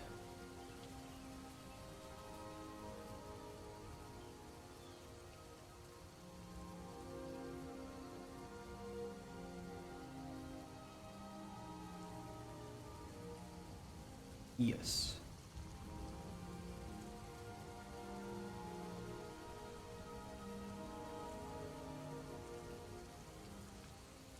I'd like to hear it because I'm considering working there. Take what I say with a grain of salt. San Francisco and especially, content migration failed, wonderful. San Francisco and especially California as a whole is very expensive, and I think that the policies of the people in charge of the state and in charge of the city are pretty shit. There's a lot of crime, there's a lot of homelessness and drug problems that aren't getting solved in those areas. If you can afford to work there and live in a nice area, I'm sure it's going to be decent. But I've been to San Francisco 2 times, and it was pretty scary in a lot of parts of the city, even during daytime. I don't know if I could draw it on a map of the areas that I wouldn't want to go to.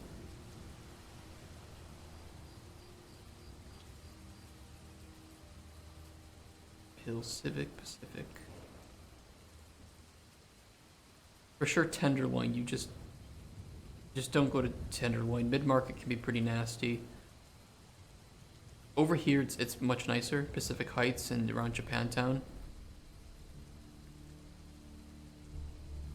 Fisherman's Wharf is nice too.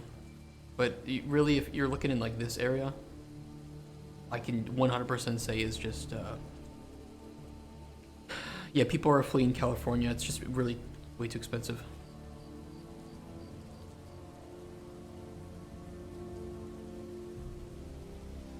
It's a very pretty area too, especially if you go north of the city and you get into the redwoods. Oh my god, is it beautiful.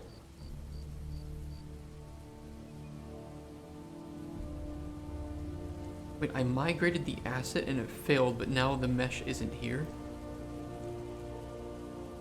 What? Wait, so did it succeed?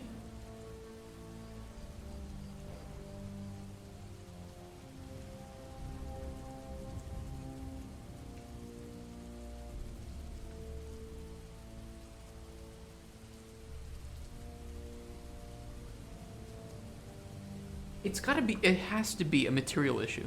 It has to be. Nana Rasmus, what's up? How you doing?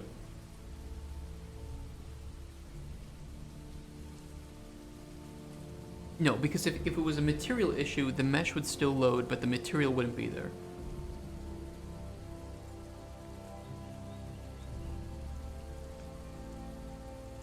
It's not nanite.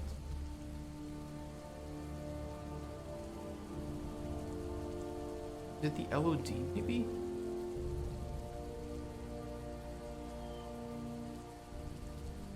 UE 5.4 mesh disappeared.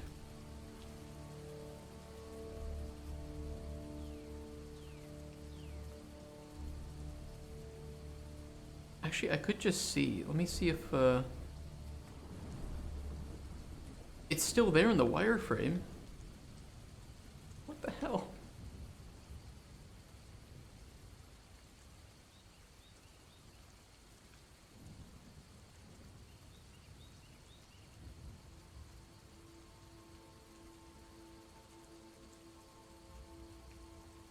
And I think the ground is, yeah, it's all still here in the wireframe. Camouflage. California Street, San Fran. I'll disappear again soon, but I wanted to ask you something. So I'm working on a game, and I'm considering making it open source before I send out my first devlog, if at all. What are your thoughts on open source games? What are your reasons for making it open source? Material error. See, the thing is, if it was a material error, it would still render the mesh. It would just show a placeholder material. And I can still inspect it. I mean, the material is still here. But it's like, I can see the mesh.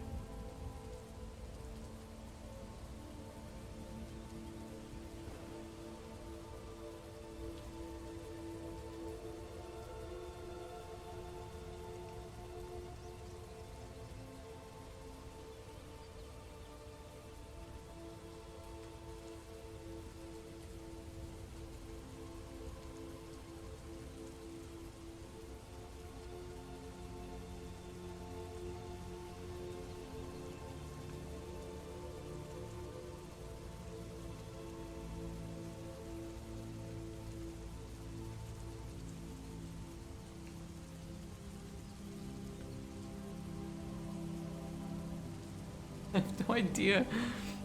You drag a new instance into the world? I mean, I can drag it in, but there's nothing here.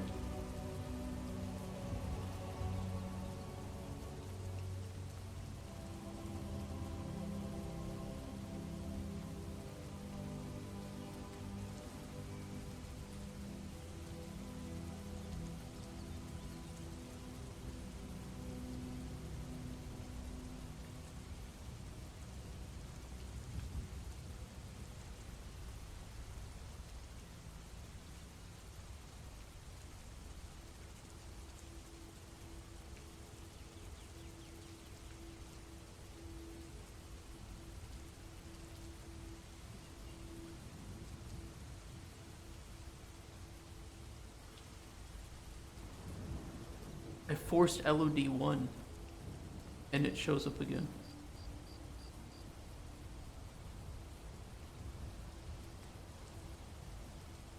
There was some error with LOD, even though it shows LOD 0.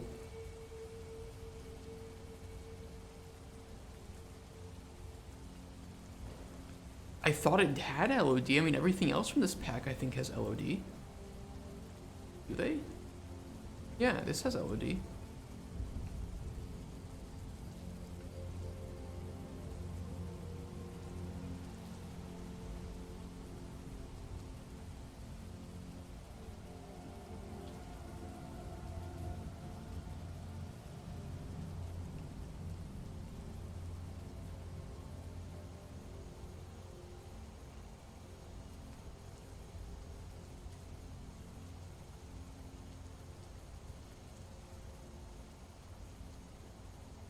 The pros are that it opens the possibility of being a community-made game in the future, and that it also builds trust. I agree. I also quite like the idea of someone finding something annoying instead of just shouting, "I hate this game," like so many Dead by Daylight players before them. You can actually just make a pull request to change that thing.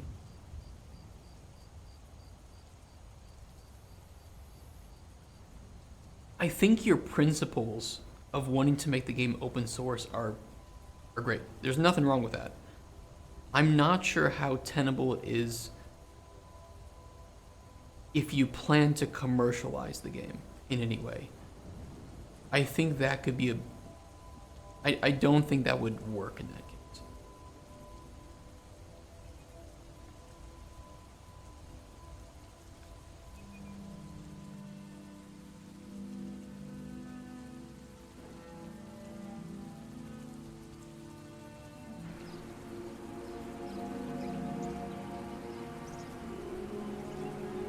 Doing some more shader work.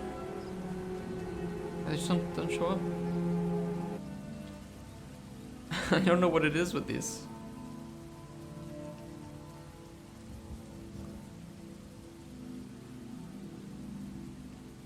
I'm going to ban Sean for suggesting that I update the game to 5.4. Ooh, he's gone. I'm just fucking around. I mean, I guess I could just force the LOD for now. Check for something called net load on client.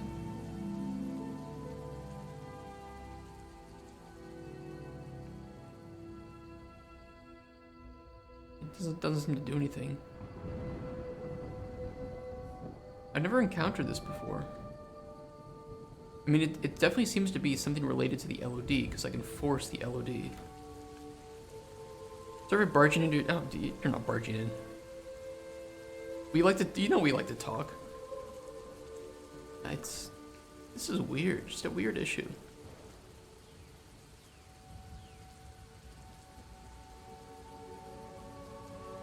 We updated from 5.3 to 5.4, and a couple of meshes are just gone. And I can inspect them. They're fine. You know, this is showing LOD 0. I can see it. But it seems like the LODs are almost broken. And so I think because they're broken, I don't know how. They were working just fine before. Now I can't see the roof unless I force LOD 1.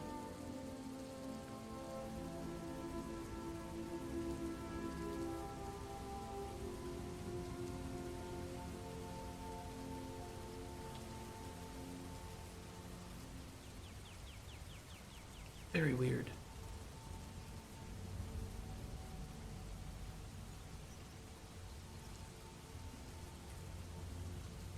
And I saw that. I'm not sure if it was the same issue, though.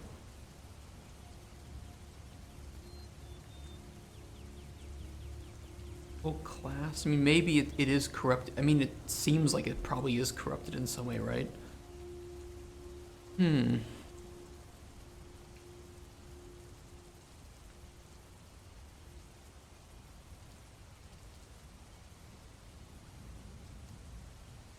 I could try the re-import LOD with new file. You wanted corrupted models for the game. It's not what I mean. I'm about getting a mobile internet dongle so I can start streaming again. I think it's going to be at least a few months until the renovations are done, but I want to start building my audience. That's smart. Yeah. I was struggling to get anything done at home. I was getting way too distracted. I mean, I still get distracted, but this just feels right. Everything I'm doing right now feels right. Okay, I'm going to replace all of the projects in the importing. Hopefully that puts back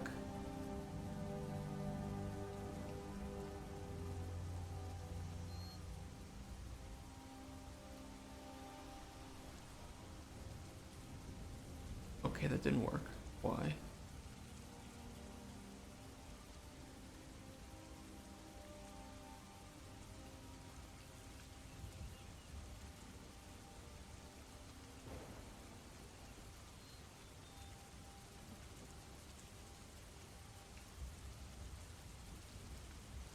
I'm going to export. Can I just copy the LOD and paste the LOD? That work? No. But I can export this model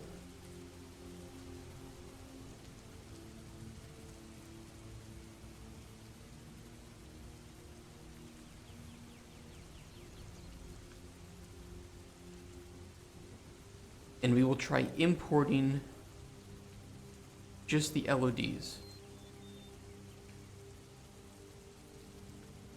And I can't even select a new file.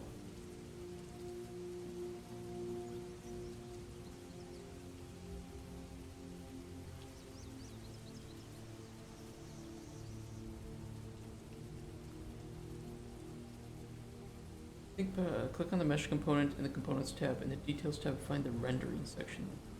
That is definitely, yeah, it is visible, and we can see it is in game because we can see through the wireframe that it's there. The wireframe is there, which technically means that the collision should work. I mean, if I were to play from here, I think I could go up the stairs and go onto the balcony. Yes. So like the mesh is here, but the LODs aren't working.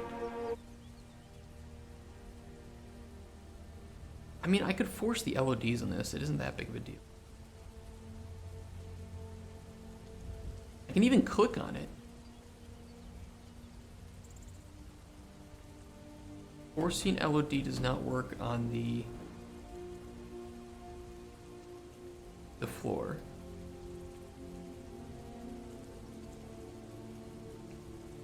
Oh yeah, you're right.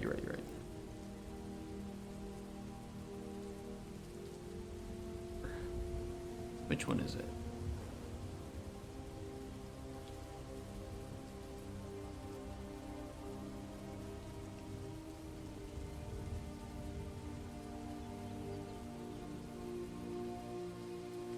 One.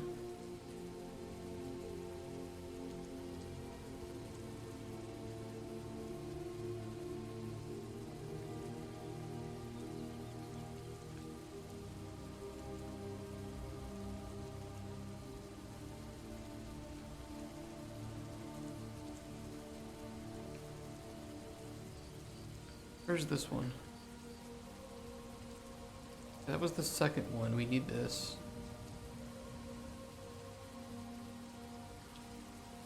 No, it didn't because there's supposed to be rocks here, and I need to restore the rocks. I just don't remember what they're called.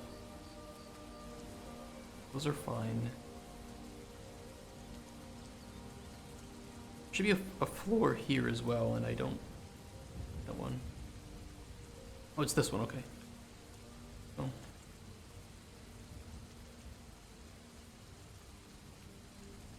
And then roof.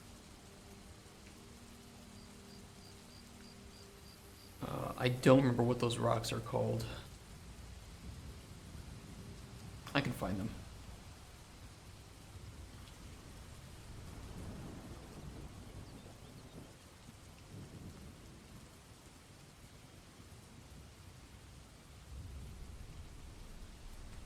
If I look up, the problem is if I type in rock, there's going to be like a million rocks.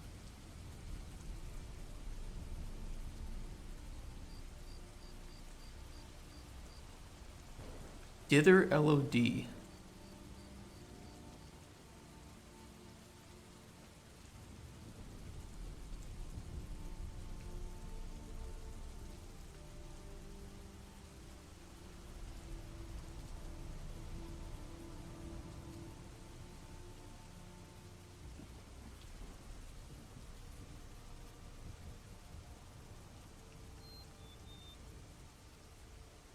That's for 4 though. That's for 4.16 or something.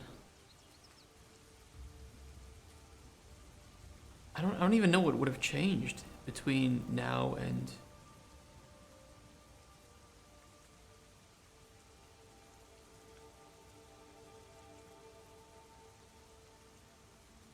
I think maybe it was called brick. Yeah, okay, so it's these.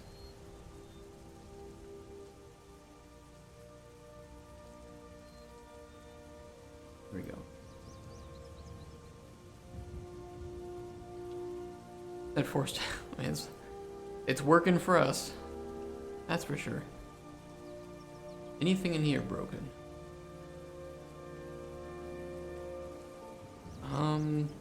It looks fine.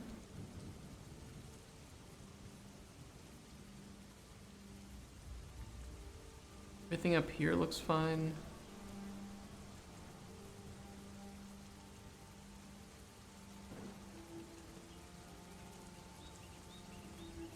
Morning glories didn't fall off. That's a wonder. How in God's name they don't fall off?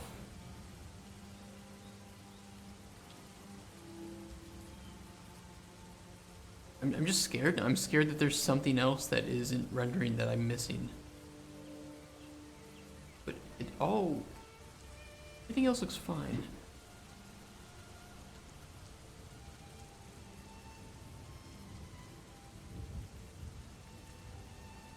I mean, we can update now because we're in prototype. It's not that big of a deal. The cat's still okay. Kill the cat.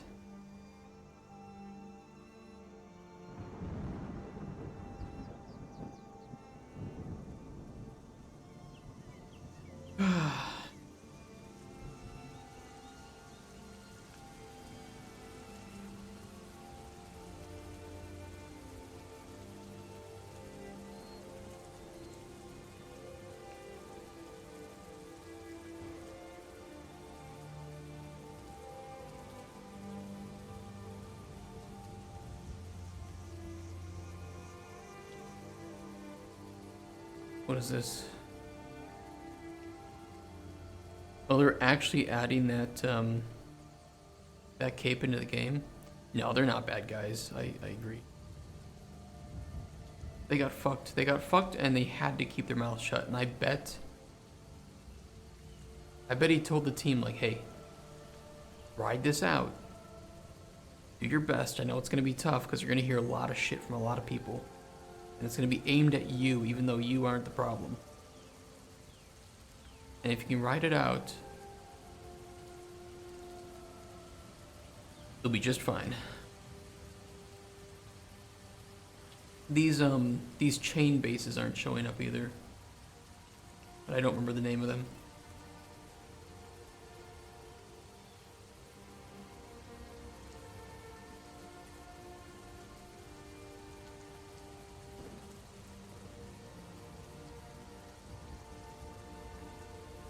Chain anchor.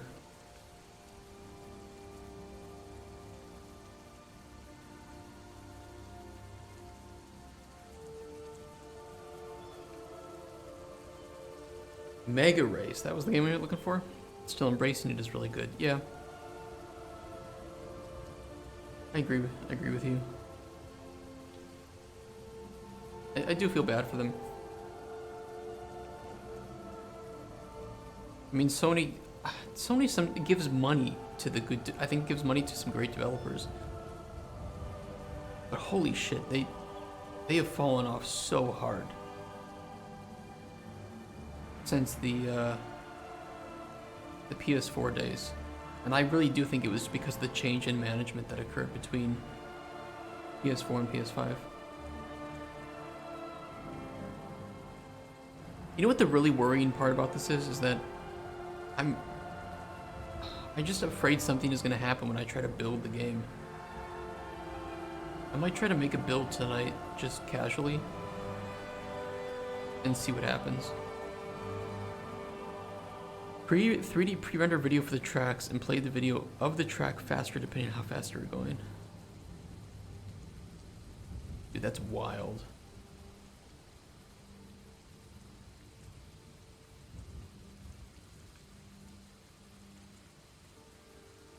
time I wanted to show it on stream had an error.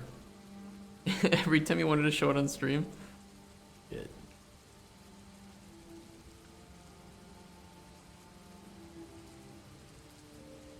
Yeah, show me a video.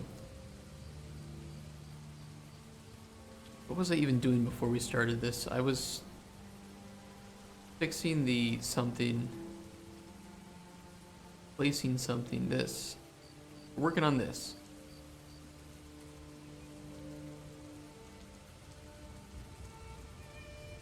Foliage, single, toadstool corrupted.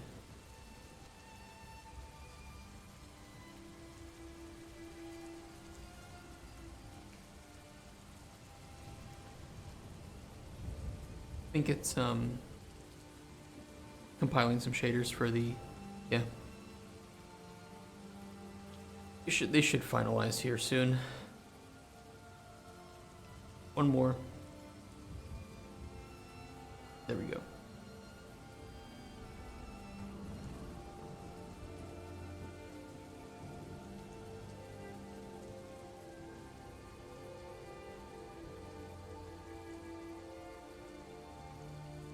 Or what if I placed one on each of like these points?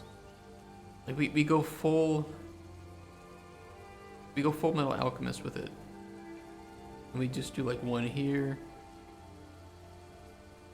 one here.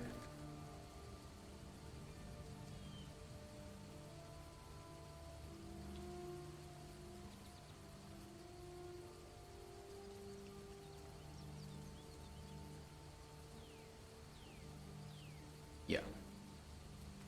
What's your PC specs? I have an i7 6700K old ass CPU, 32 gigabytes of DDR4 RAM, and a RTX 4070. Those are the main stats. Main specs.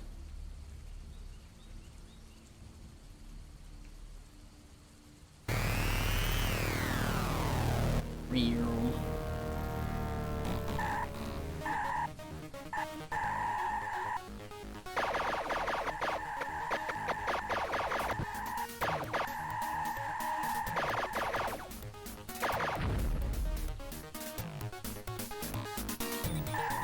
Honestly, that's a really clever way to have done this. I wouldn't even tell.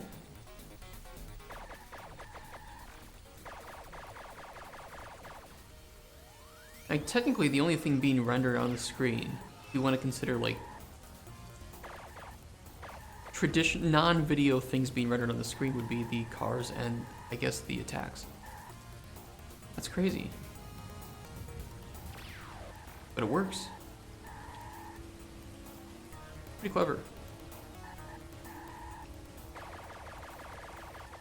And the smoke effects, yeah.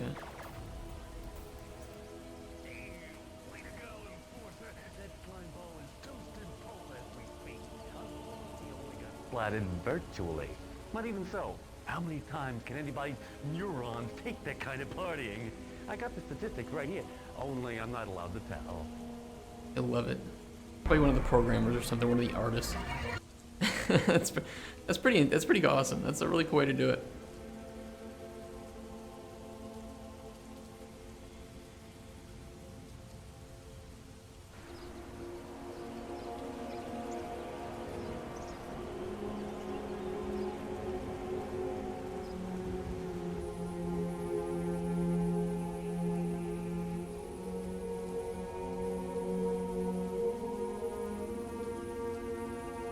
Kind of scenes were coming. Yeah, I love it too. There was a game that came out, like an old school ooh,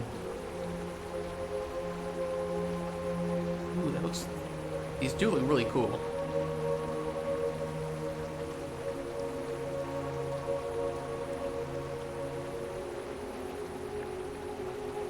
There was a game that came out, like an old school adventure game, like Myst. Oh, there's no collision on that. We can fix that.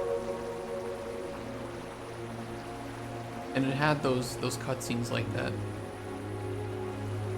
Like they clearly put some people on a green screen and cut them out. Familiar assets. Using these from the marketplace. Yes, these are the Dreamscape assets. And a lot of them are the Dreamscape assets. And they look really great. And they are placeholder for us at the moment. And also welcome, Andy. How you doing? Oh, this is a merged. I bet it auto-generated collision.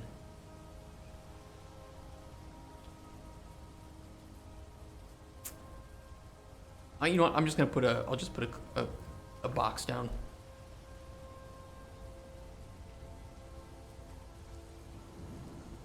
Not a box, a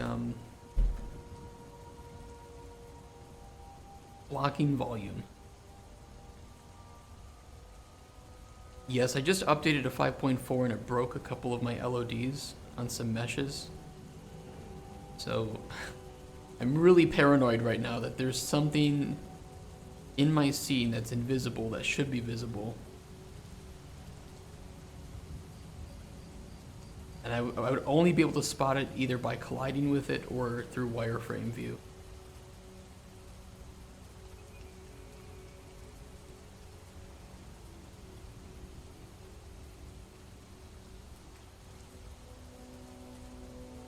It looks like he may commit suicide. Suicide is badass. No. Thank you so much, man, for the follow. And welcome. Paranoia, it's coming to get me.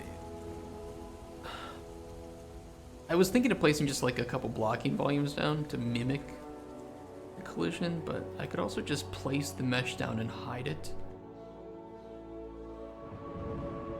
What do I want to do here?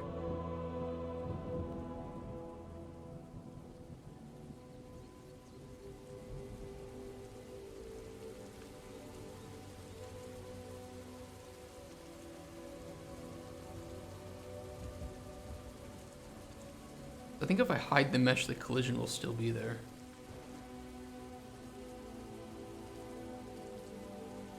That's the most epic follow bit. I love Always Sunny. I'm also not somebody that's gonna get like offended by things.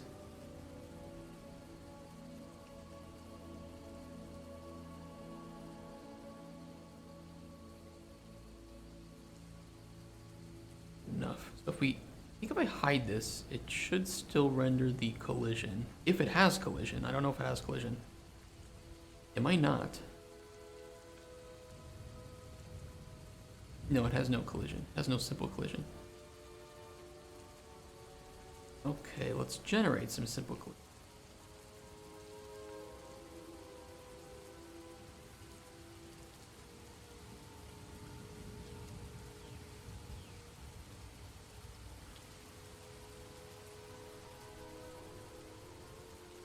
Good enough.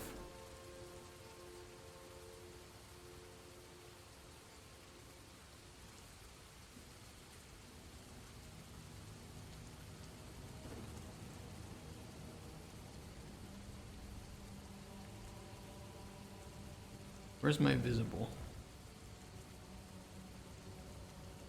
Why am I missing it?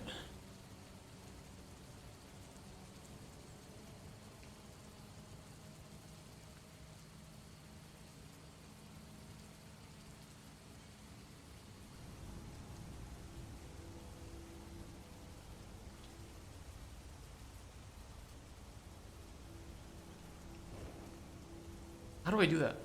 Build collision for... Because this whole thing is one big mesh. I just need the collision... I just need a collision that follows roughly the same shape as the mesh. I was just going to put the mesh in here and hide the mesh, but keep the collision. Is there a way to do that?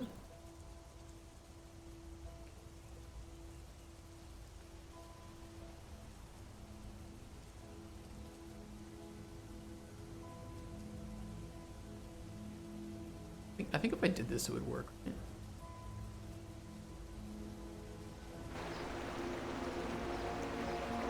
Yeah. I mean, so that is an option.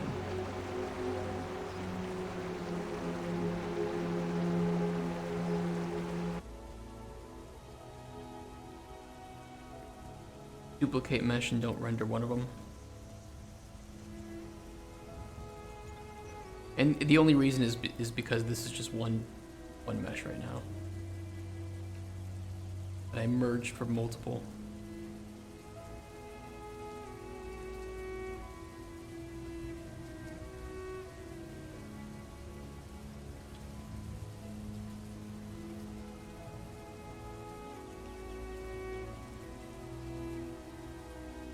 Which is probably a good thing because it might have really messed up the collision when I merged them. It might have tried to make a almost a triangle, a cone.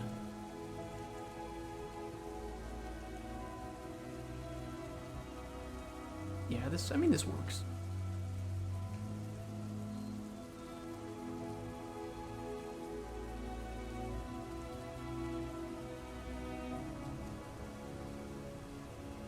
Yeah, I'm just really scared. I don't know if there's anything that's missing that should be here. And trying to find it in wireframe mode is it.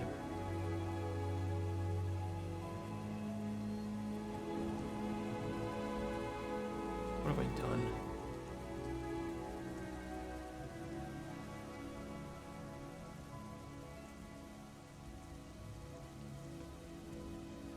Like the Office meme, like corporate wants you to find the difference between these two pictures. Like, okay. Did anything disappear?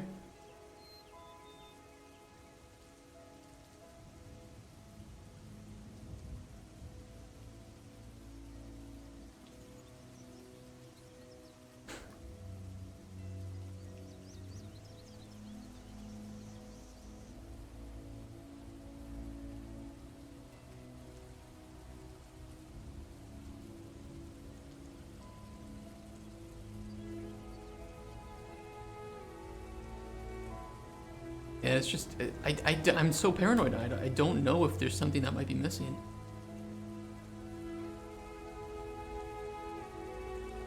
We use a lot of the Dreamscape assets.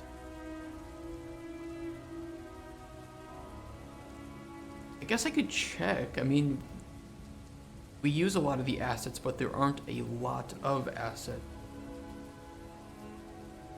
So we could just, you know, okay, so there's crystals, right? So let's just go find some crystals. We know we have some. Can we see them? Yes, so that's okay. Okay, foliage. Appears that we can see all the foliage. I didn't really see anything missing. And I would think that if there was one tree that was fucked up, there'd probably be multiple.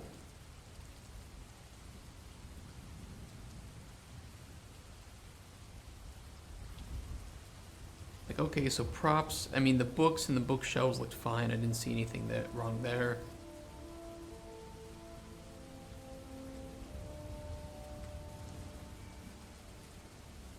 There might have been something more on this table. Not sure.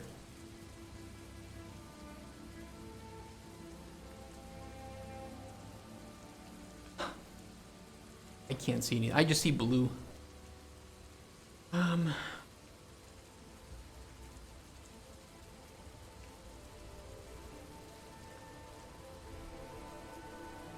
Maybe this mode would be a little bit easier.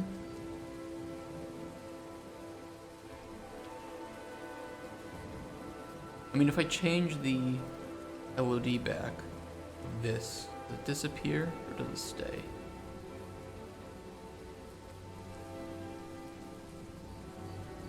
Okay, so that mode's a bit easier because it'll show the, it shows the mesh, it'll show the visibility collision.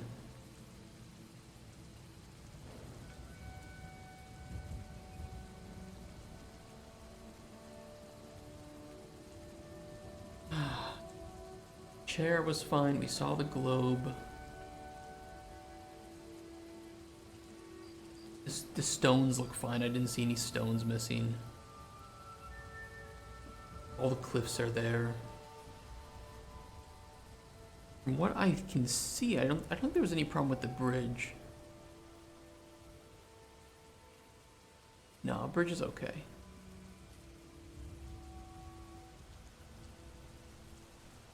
Big terrain meshes are okay, they're there.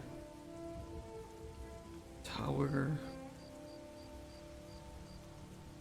We had some issues with the tower, but I think everything...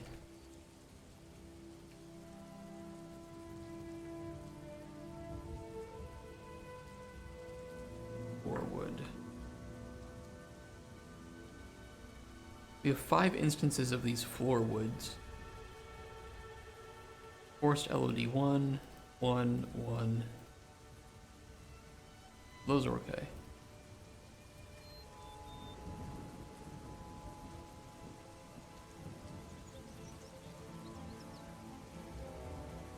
There's okay. Our base, fine. Fine.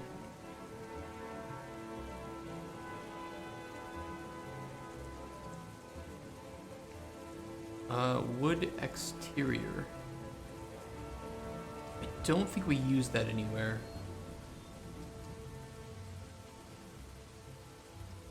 I don't see it.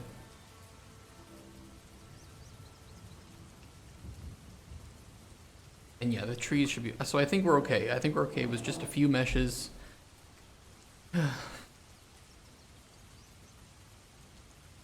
We have our altar made. We have the corrupted toadstool around them.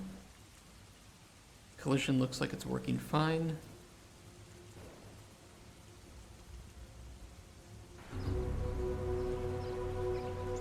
Everything looks fine. Okay. Next, I wanted to fix the bug that we had yesterday with moving things on the alchemy table.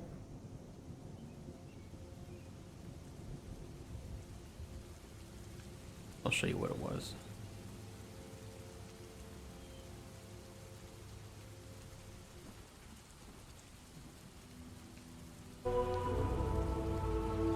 Calm down.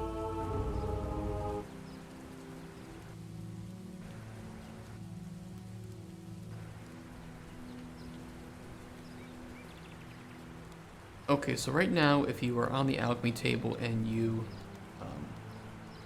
investigate something further, and you use this method to move it between stations, you have the old camera rotation. And that needs to be fixed.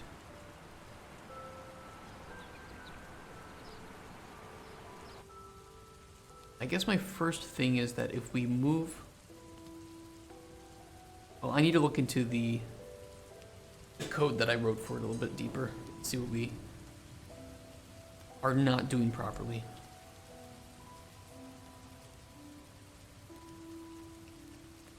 Input zoom, gradient cam.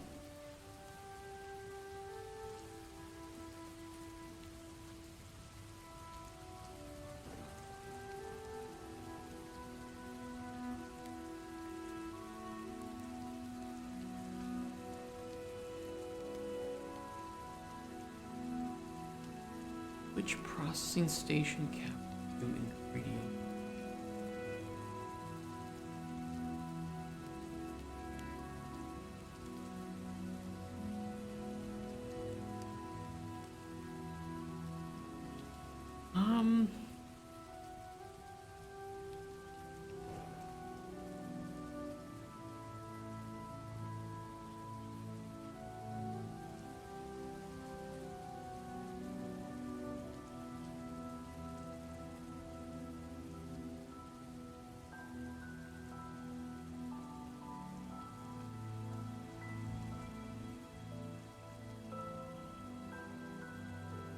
It's probably because we're not rotating the ingredient.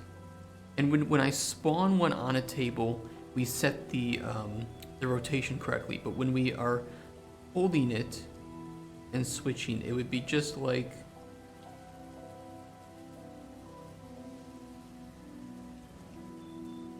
It'd be just like if you had a box in your hand and you just move to the side. No, it wouldn't be like this. We need it to be like this, right? Where if you take the box and you move it, it should just be like this. Right now, it's like like this, right? It's going from here and it's maintaining that, and it needs to rotate it. That's what we need to do, and it should fix this problem.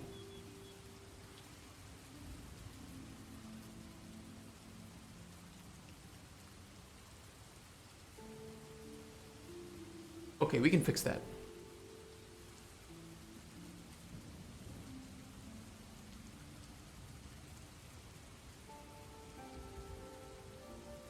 Input action, switching station, station left. Switch station camera.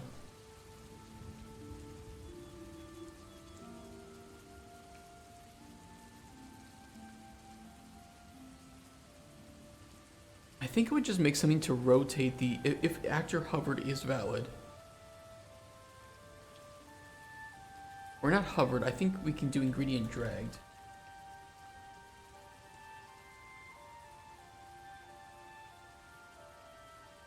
What's the right thing we want to do here? The ingredient found?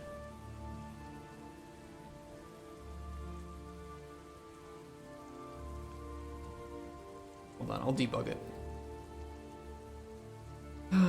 Okay, which one do we want to debug? We want to debug ingredient found.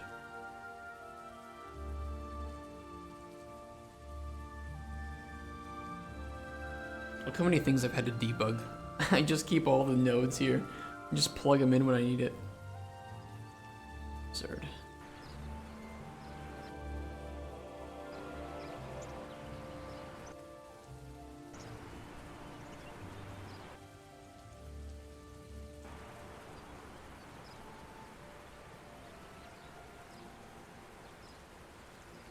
Okay, yeah. That's what we want. So if ingredient found is valid at the time of switching station, we need to, if we're moving station right, we need to rotate it one way, and if, you know, by 90 degrees, and then if we're switching station left and ingredient found is valid, we need to rotate it the other way. That's about it. And we'll do it before we handle tutorial stages. So. Move these down. This nonsense over.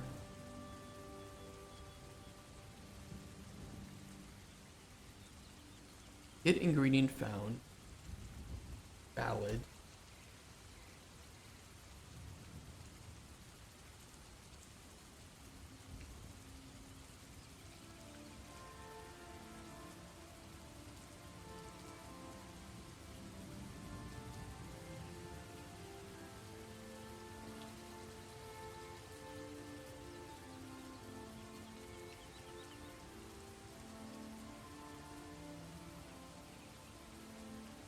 It's a direct actor reference, right?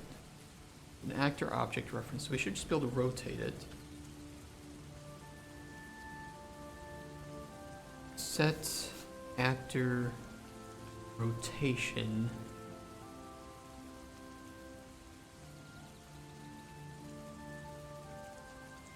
So this is gonna be a little bit messy.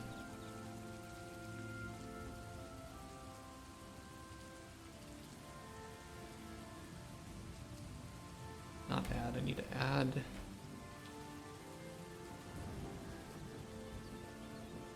Can I just add a rotator? Combine rotators. Yeah, I'll just split the struct pin and we'll just add the floats directly. And then we'll just make a rotator.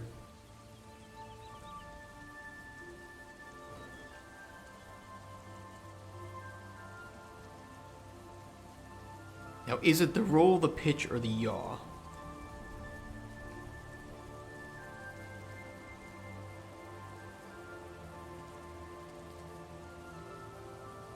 Roll, pitch.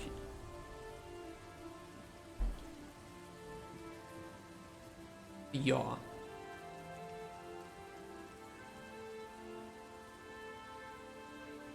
Okay. Rotate along the Z by... This is moving the station which way? left.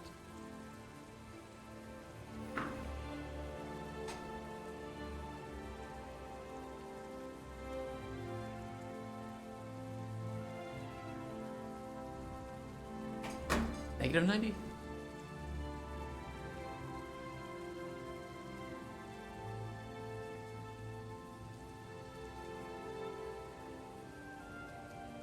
We will test it before cleaning it up.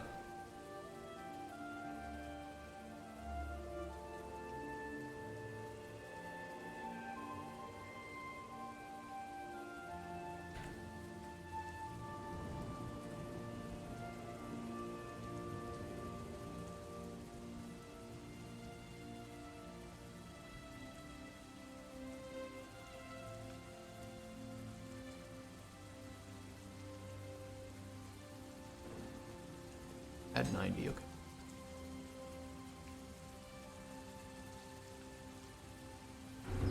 It's either the right 90 degrees or it's the wrong 90 degrees. That should function.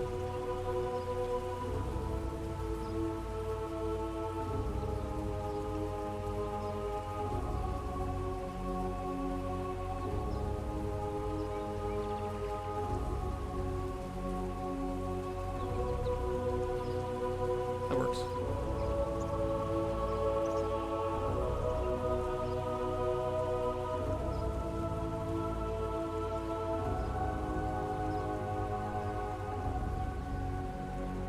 It works, except now there's another bug. there's a slightly different bug.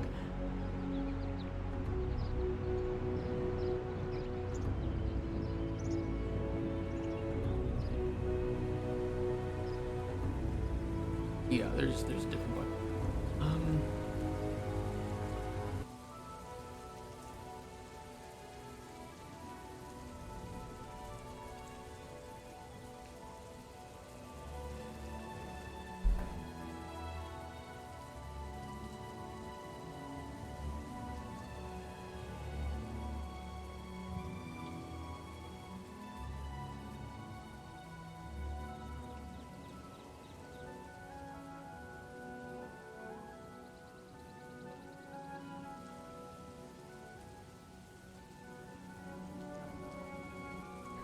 Okay, I need to test if current station is... Okay, I think I know how to fix that. Current station is equal to ingredients.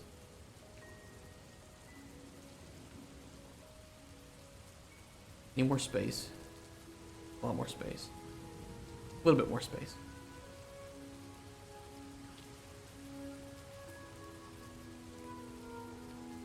Over here. We could do a combination, so I could do for the, because it's just going to be when moving left. If ingredient found, we'll do a validation. We'll just do a, get the Boolean validation. We won't do a execution.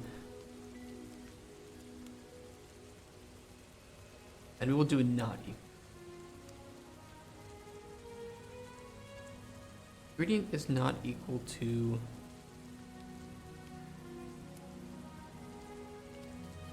Ingredient, if current station is not equal to ingredients, because we've already switched the station here, and this is valid, perform this, otherwise, you know, just exit right to the tutorial flow.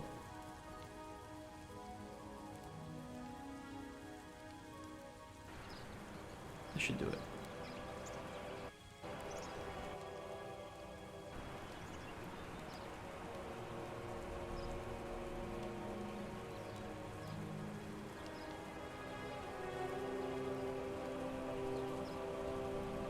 Yeah.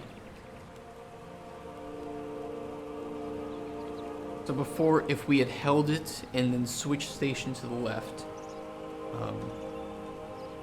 it was rotating it by 90 degrees still. But now, if it knows that, hey, we're rotating to ingredients, don't worry about the camera that way.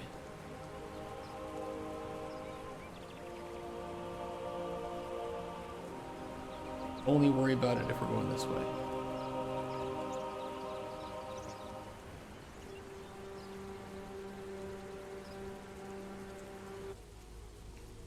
Okay, that's good. Problem solved. Let's clean this up. Bug fixed.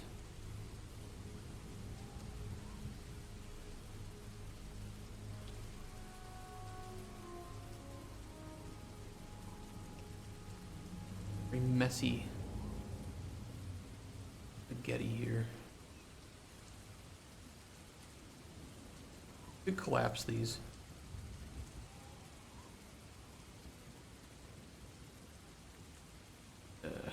Collapse. Just rot. Camera right.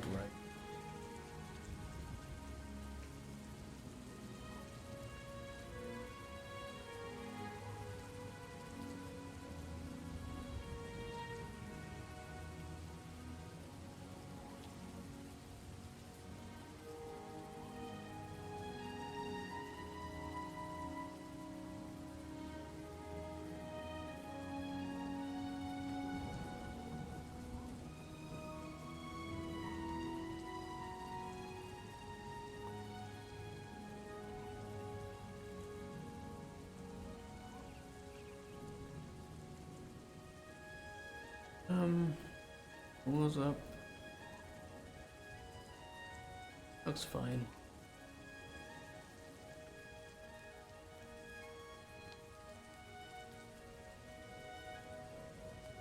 I'm not real happy with the false invalidation nodes, but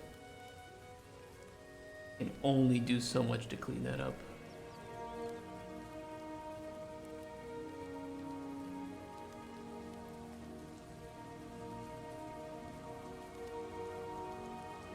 About it.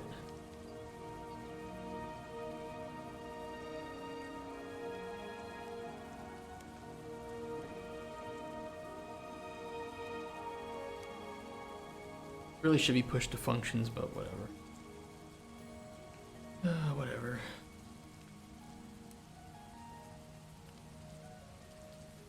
Okay, we fixed some bugs. We have our corrupted toadstools in the game.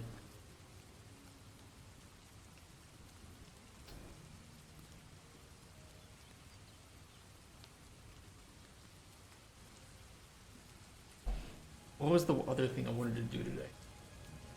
Oh yeah, we need to get the ores put into the game because we have them in the game, but we don't have any data assigned to them. So let's get the data made for the ores. You guys can help me a bit. These should be kind of fun. We have gold ore, emerald ore, ruby ore, and sapphire ore. And we need effects and flavor profiles for these.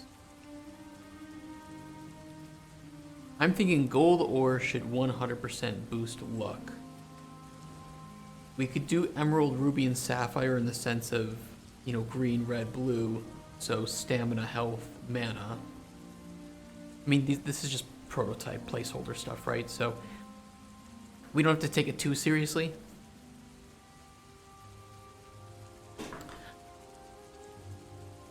But we can have a little fun with it. Let's see. I mean, we don't have to give them a whole ton of effects, but just, you know, like maybe one or two. Just, they're easy to find, they're simple, they're not really traditional alchemical ingredients, but they're useful.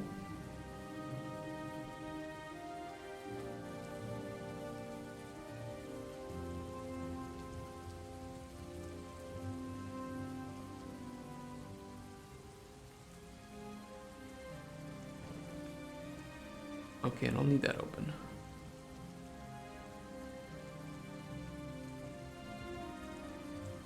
Okay, normal gold ore. Let's do luck 2.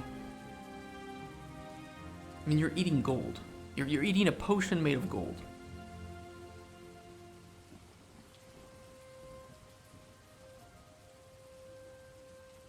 Weakness to magic, a 3 as well. Easy.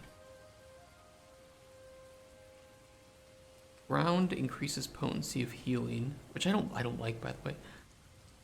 I don't like that we've kind of pigeonholed ourselves into certain ways of processing change it in.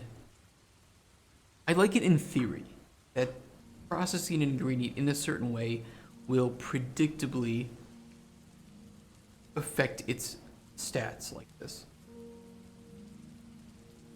In theory, it's good. In practice, I'm not a fan of it.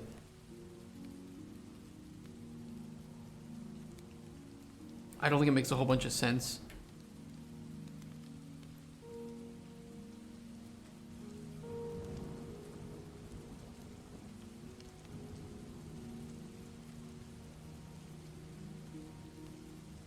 Okay, distilled increases potency of fortification and cure.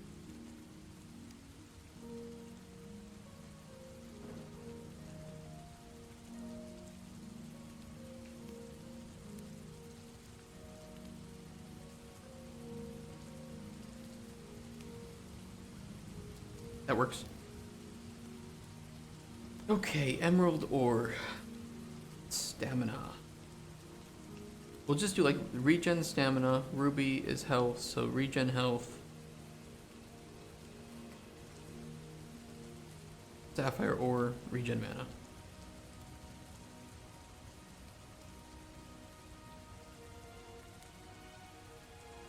Frenzy. Fear.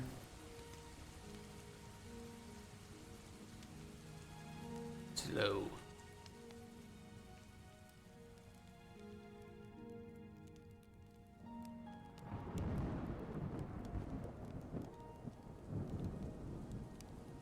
Two. Now ground is supposed to increase like potency of healing.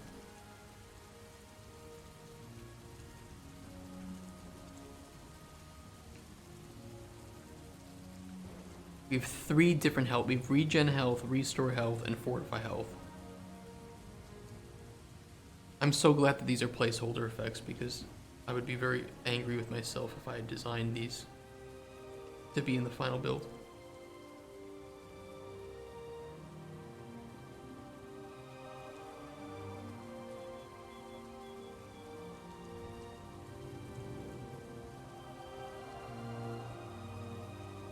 Fortify.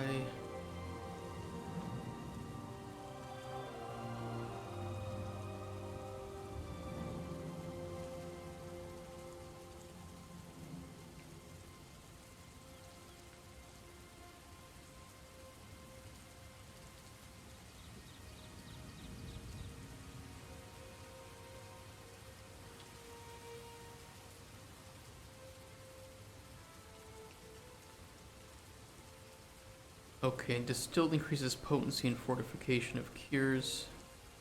Keep these simple. Stamina. They cure disease. Frenzy. And health. Ruby's pretty hard. I think... Oh god, on the Mohs scale of hardness, I think Emerald is above Ruby, which is above Sapphire, right? I'm pretty sure it's like that. Emerald is really, really hard. I think it's either 8 or 9 in the Mohs scale.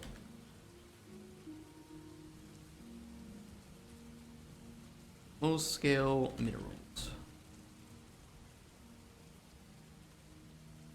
Don't talk about hardness, you're making me snort. God damn you.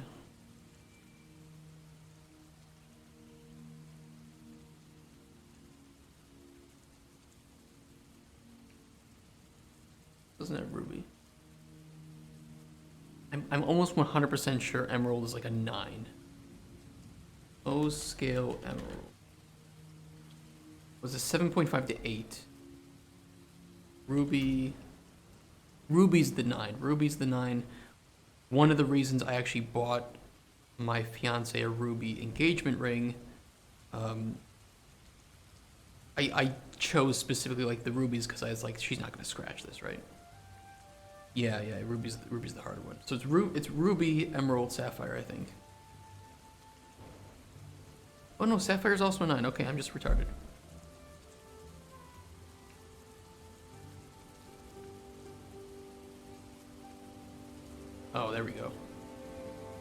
somewhat. Diamond, corundum, topaz, quartz. Quartz is 7.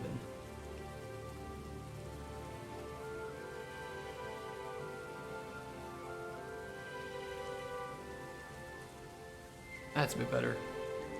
Yeah, it kind of sucks, like, if you're trying to buy somebody, like, some opal. It's like you have to realize, you know, a lot of stuff could scratch opal. And turquoise. You gotta be careful with jewelry that has opal and turquoise. There's a lot of metals that are metal nose. There's a lot of metals that if you scratch them up against it, you know, you might fuck up your jewelry. Like steel. Steel's gonna scratch both of these. But these will scratch steel. Yeah, I went with the ruby. I think I was originally gonna go with emerald, but I felt like she wears a lot of black because she's just like that. I was like, okay, I think for me, like, the emerald and ruby suit her better, but I went with the ruby because it has the higher scale and yeah, it's safe in that regard. She's not a fan of diamonds.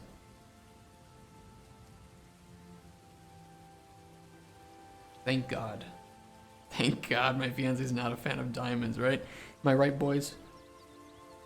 You guys know what I'm talking about.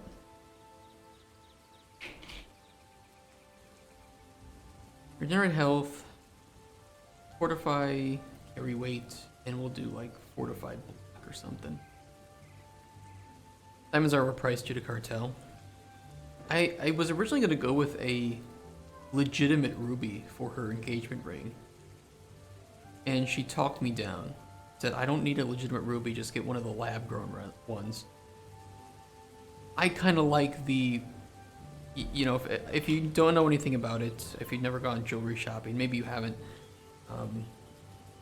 you know, real rubies they look worse, and they're flawed. Oh, here's a perfect example. Oh no, that's not. Here's a real genuine ruby, right? It's flawed. It may not have the exact ruby color.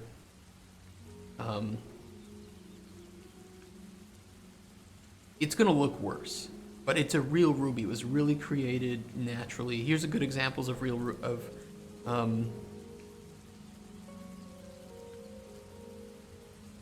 some real ones. Yeah, I mean, like, chemically it's the exact same. Chemically it's the exact same, but when you get a lab-grown ruby, it's like this. It's perfect. It's chemically perfect.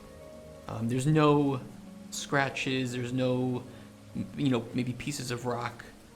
It looks like a lolly. It kind of does. I kind of wanted to go with the real ruby, like you would see here, because I felt like it had more character, you know? But I really like rocks and minerals. So for me, a real ruby would just be really cool because I would have something that nature created. She wanted an artificial one because she's like, it's way cheaper and I don't really care. So, okay, well, it was certainly cheaper, let's put it that way. Yeah, same with lab-grown diamonds, yeah. 25-cent coin machine wedding ring. It works. I mean, honestly, it is like the thought. I think for a lot of women, it's the thought that counts. Right? I just, because of my love for, like, nature and rocks and minerals and, like, fossils, it would be cool for me to have that part of nature that I can carry around and show off. It's kind of, I mean, it sounds dumb, like, not show off, like, oh, hey, look at this ruby, but just like, oh, this was created, this came from, like, this country, and look how cool it is. Way too expensive diamond ring. Oh, that'd be cool. I don't know what kind of ring I want for wedding yet. I gotta determine that. Too big and they couldn't resize it.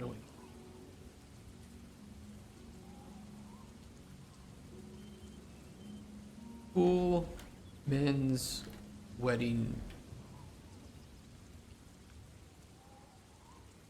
Hey, where are my guys in chat? What's your choice? Ooh, kind of like with the wood inlay. That's pretty cool. That's pretty cool too. Very nice, the copper. I want gold. These are kind of nice too.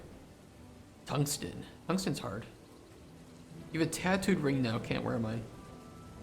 I know some people that did that. I know some people who worked with,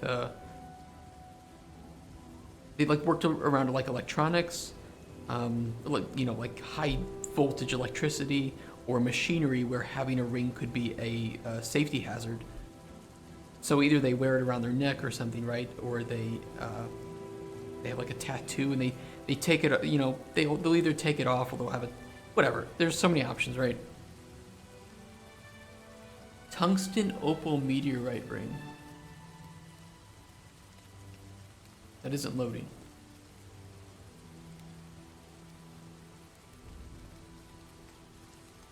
It's pretty minimalistic.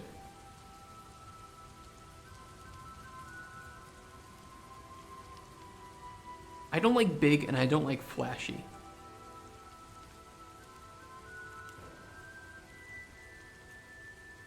It's actually pretty cool.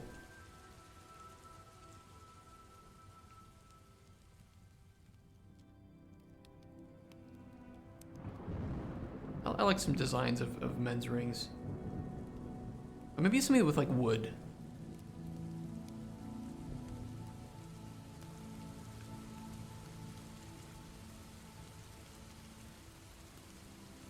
That could be kind of cool as well. Oh, I like these. Green moss. That's pretty cool actually. I like that a lot.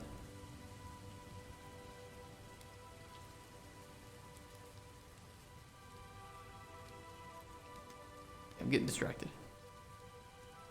I'm getting distracted. Stop it. Keep working. Just a basic tungsten ring, no design. Just here is a piece of metal. And if you want to put it on your finger, ironically it fits exactly. But it's just metal. And you're gonna like it because you're a dude. That kind of thing. I'm into it. Okay, distill, let's do 2, 1. 1 to 2.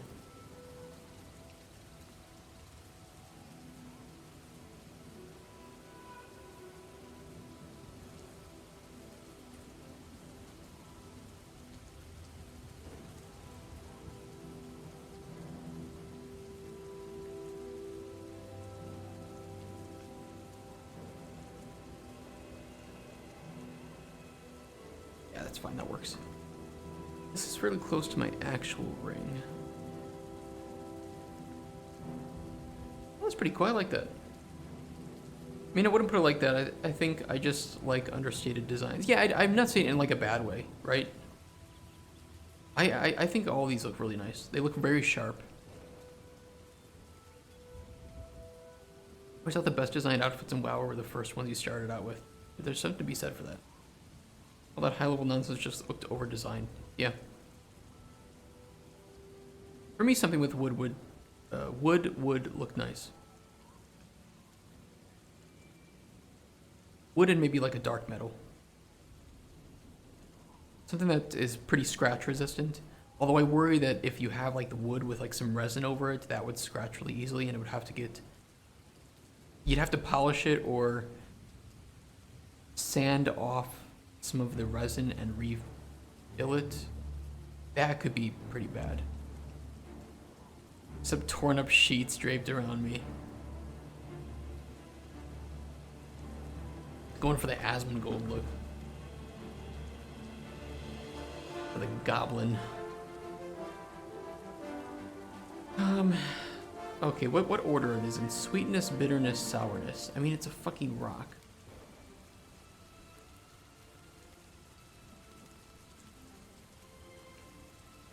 It's bitter. It's a rock.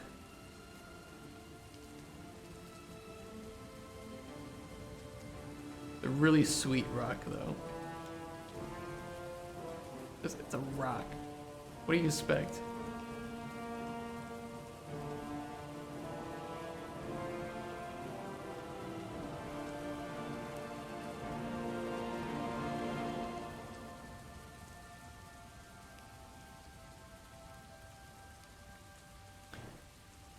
The resin you can have that resurface pretty easily. You could probably get like harder. You could probably get like really scratch resistant resin too. I imagine that there's some like really industrial resins that are meant to be, you know, that using that little bit, even if it's expensive resin, would be fine, right? It's for a ring. Scratch resistant resin. Yeah, I mean there's some here.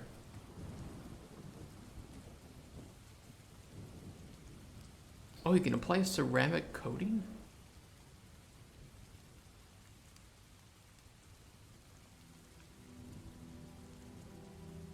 This is we're going down a rabbit hole here. Isn't sugar technically a rock? I mean, it's a crystal, so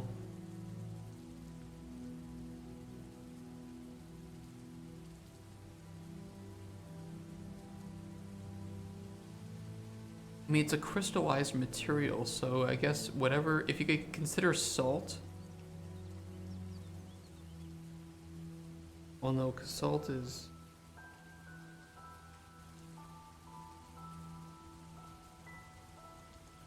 It would be a mineral. Wouldn't sugar just be a mineral? Wouldn't sugar crystal be mineral? Is sugar crystal a mineral?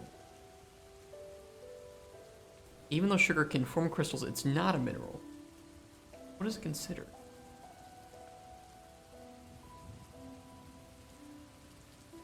Aren't rocks minerals?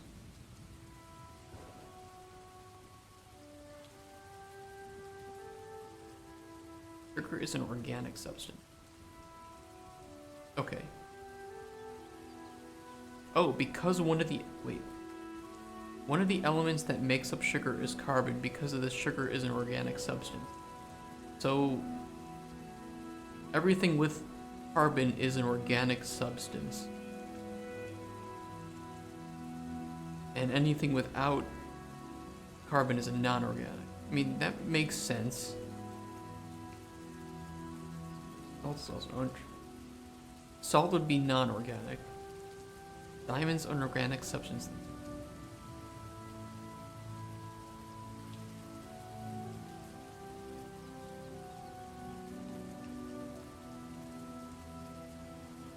Allotropes of carbon, like graphite and diamond, are not considered organic compounds because they are simply one element, not a compound of elements.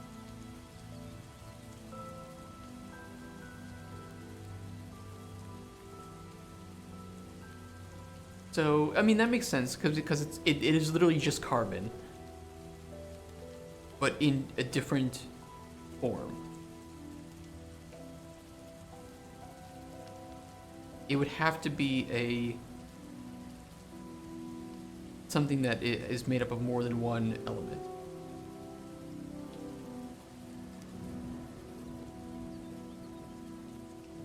So salt would be a non-organic compound because there's no carbon in salt.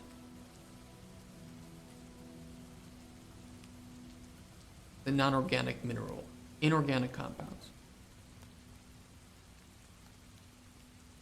What about calcium carbonate? Because calcium carbonate has carbon in it. Inorganic compound.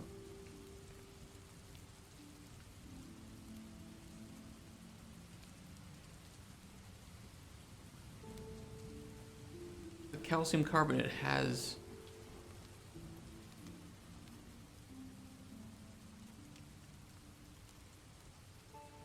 carbon in it, so does that make it an organic compound?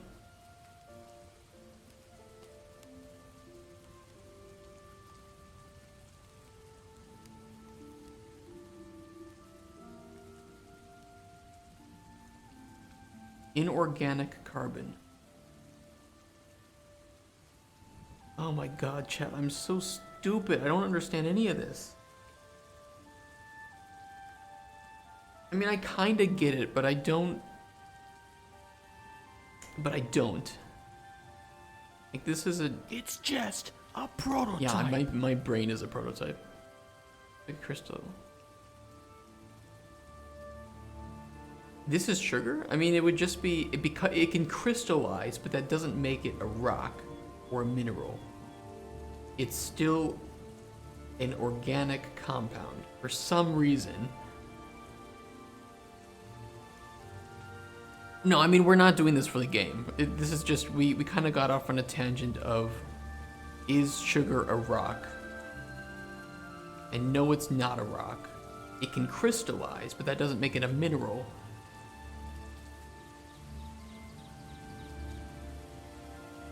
I don't know. We've gone from, is sugar a rock, to what is an organic compound?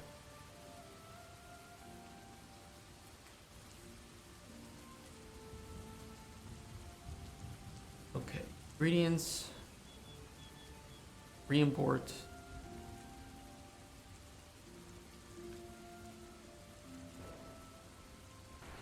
Yeah, what even is a rock?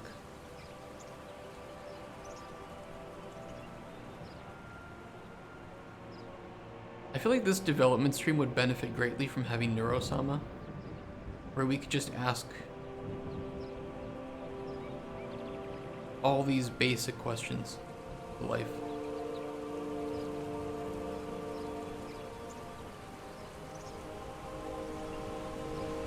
We'll do a collab stream with Beetle and Neurosama.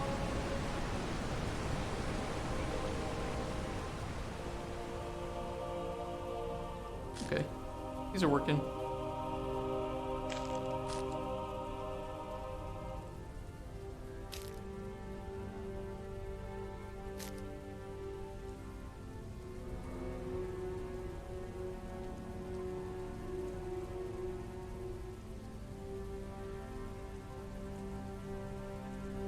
The collision is a little bit wonky here, but it's not anything major.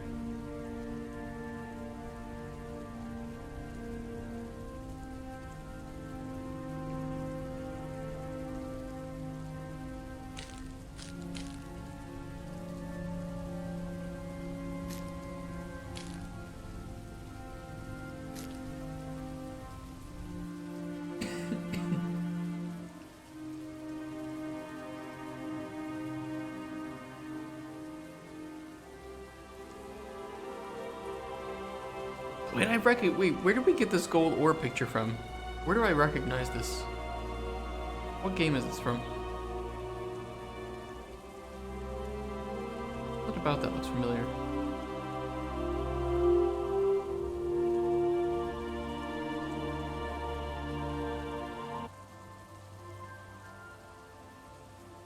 It looks really familiar. I mean, it might just be like some widely used one, right? Especially in like mobile games. I don't know.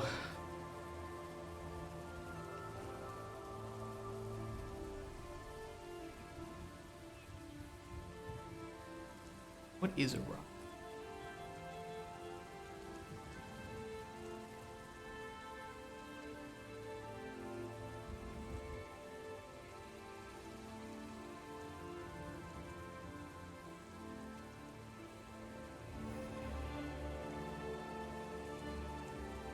Okay, I think we did just about everything that I wanted to do today.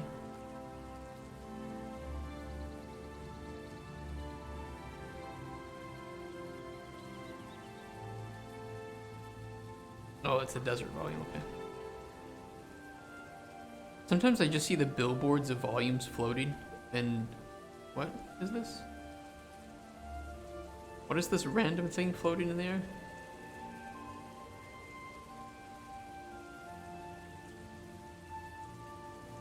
Let's play through the tutorial because I'm a little scared at this point of things breaking.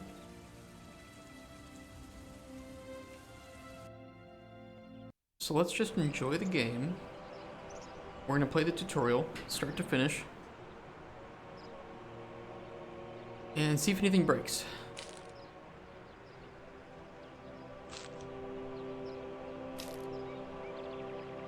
Types discovered. We can discover types. We can cheat a little bit too. We can heal this tree. Because I know that those ingredients are very good for...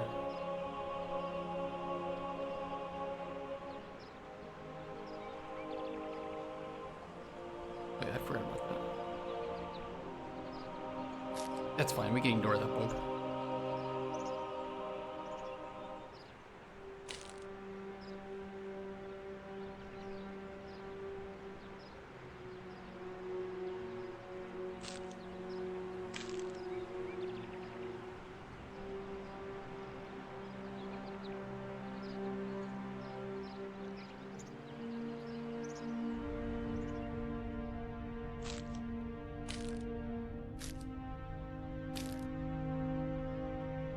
Okay, interact with the alchemy table.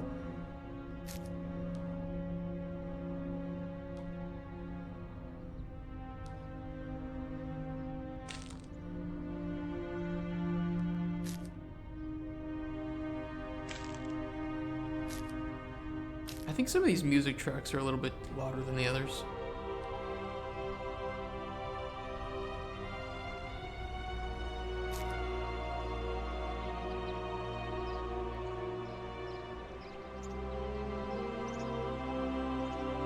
Especially this one. This one is loud.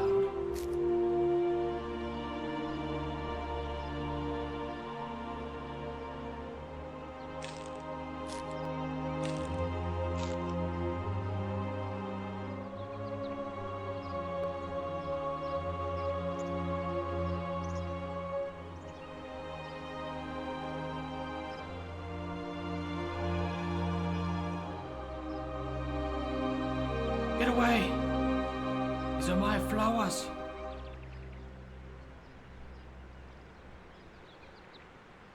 He was zigzagging. Oh. It's broken. Weird. Can you punch things? You will be able to throw the potions that you make at animals and monsters. And the effects of that potion will perform the effect, you know, in the world.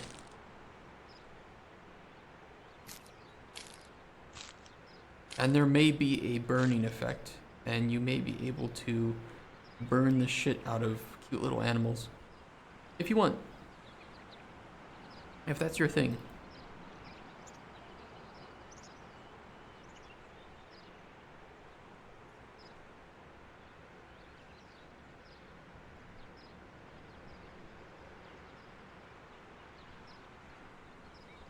And make any potion. I want to make one of restore health.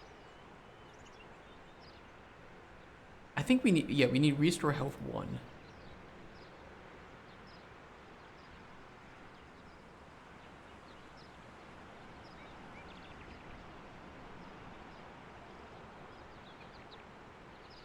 You cure that tree, right? Regen health 1.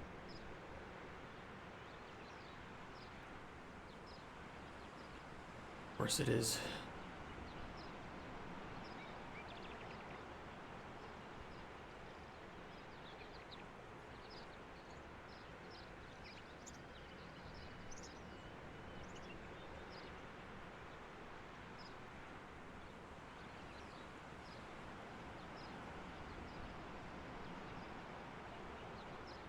Okay, well those meshes aren't gone. That's a good thing.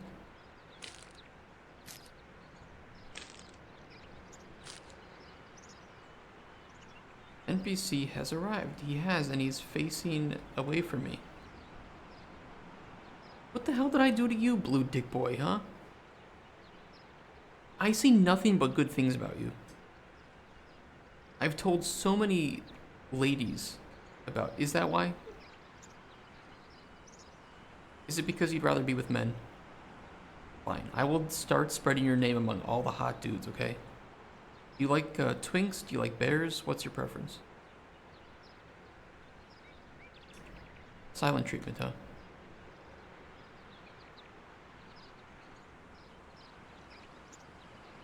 No, we're headcanoning Blue Dick Boy as being gay. And I didn't know that because he didn't tell me. And I was trying to set him up with a lady, but he doesn't want ladies. He wants another dude, so. Guy looks like a hot Squidward meme. He kind of does.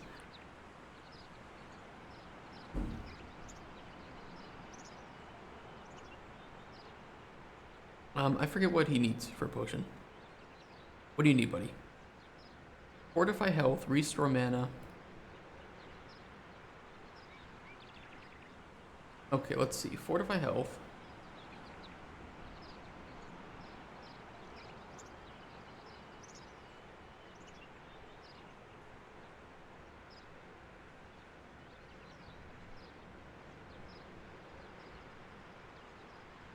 Three.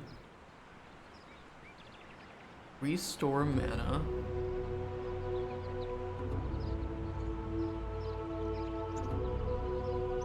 Regenerate mana.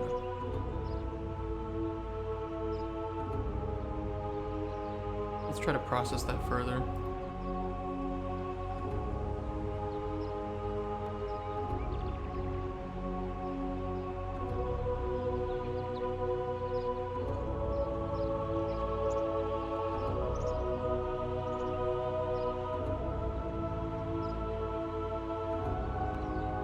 Oh, we already had a regen mana from the Thistle. We don't even need this.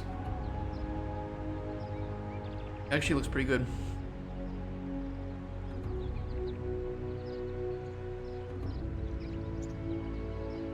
Health and mana.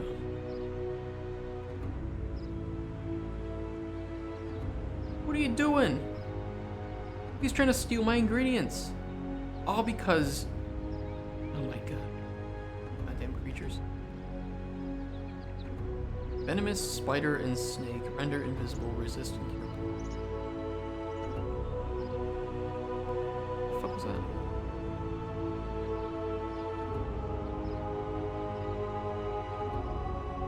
You see that?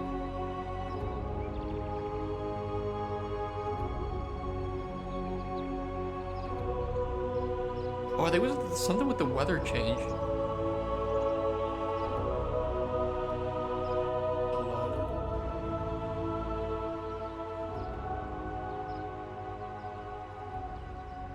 It is way too loud.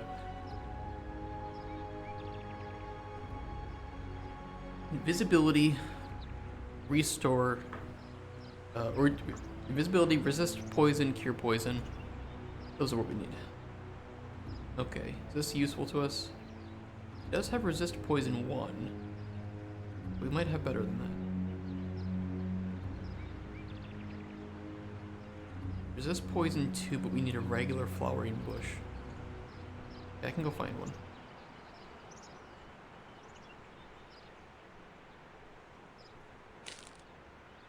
Yeah, the hide meshes, or the switch meshes isn't working on this.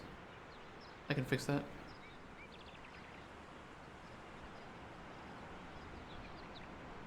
Yeah, it's so foggy.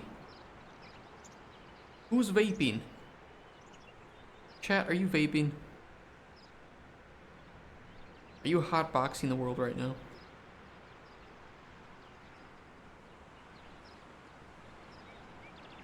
It's gonna be spooky out here. I can barely see what I'm doing, chat. I'm trying to work here, and you guys are smoking this place up. Just so hot? Yeah, okay. Okay.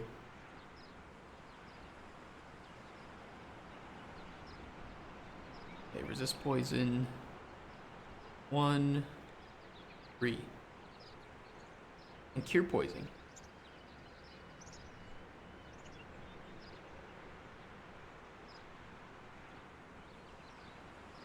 Oh, it's the only thing I have with cure poison. I can check one of the mushrooms, maybe? Has cure poison?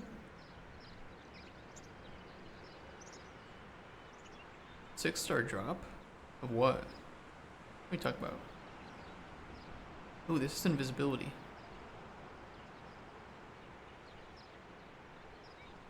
Arknights?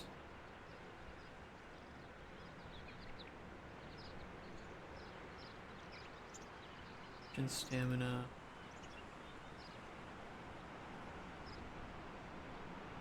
We have resist poison, we just need cure poison.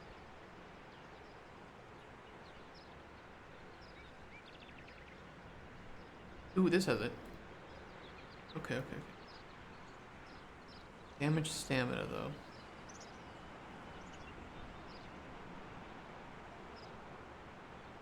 Okay, we can find something else with good resist poison then.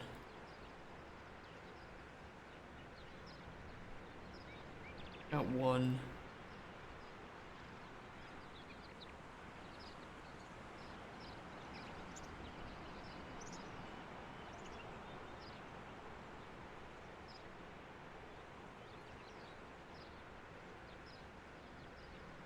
Oh, I wanted to, hold on, wrong one. Send this to the shelf. This poison 1, 2. Got damage, mana, and frenzy. That's okay. That's good.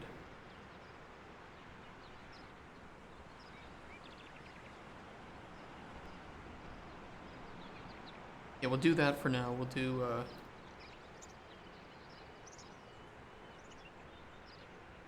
poison cure and now we just need something with invisibility.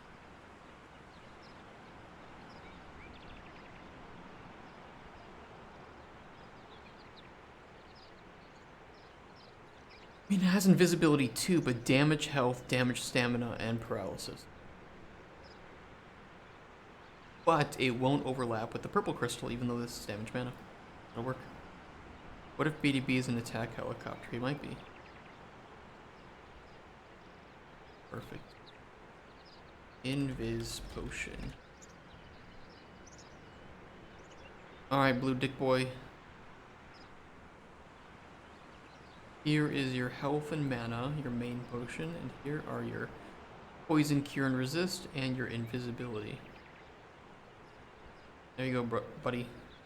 Good luck. Godspeed. You can do it, sir.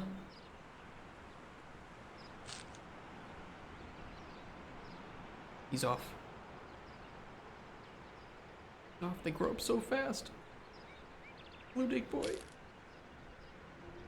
One day he will be a blue dick man.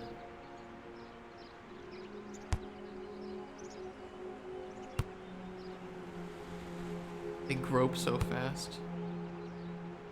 Also true.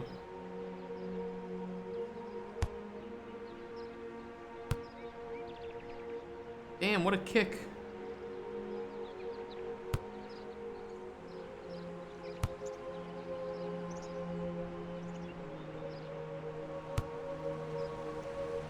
It's so foggy. I can't see anything.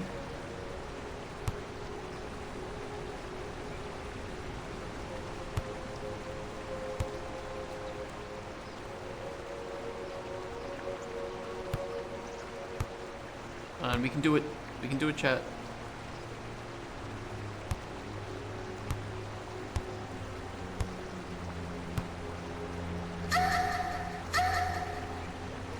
Ah, where'd it go? Woo. Good.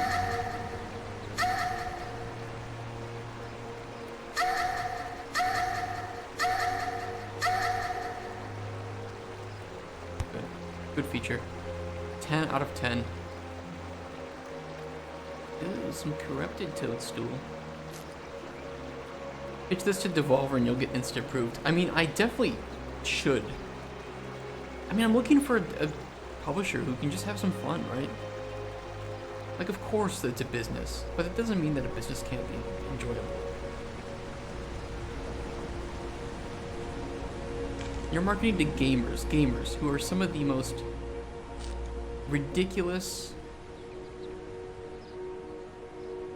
childish, immature, porn-addicted individuals to ever walk this earth. And I'm very glad to be part of that community.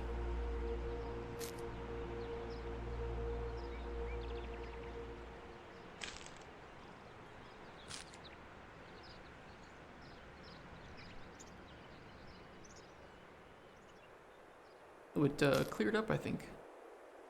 Yeah, we got a little bit of clouds. Almost nighttime.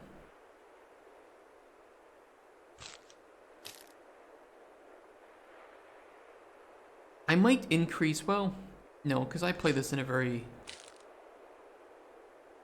I know what I'm doing when I play this, so I think that the day-night cycle is probably okay in length. I at least want the average player to experience most of a full day cycle when they play. And I think they will.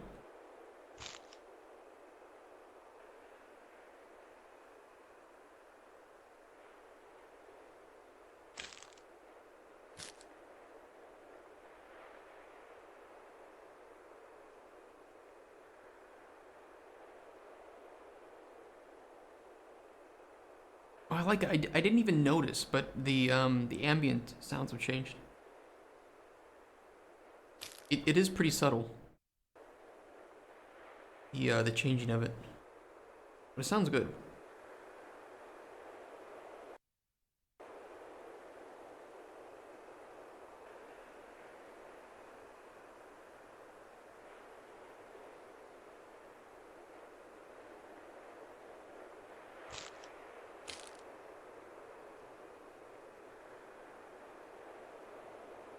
Like, we don't hear the birds anymore because it's just in the desert. There's no birds here. I know there are birds in real life in deserts. I know. But you wouldn't hear like all these songbirds. Better not see any messages in chat. Actually, there are birds in the desert. I know.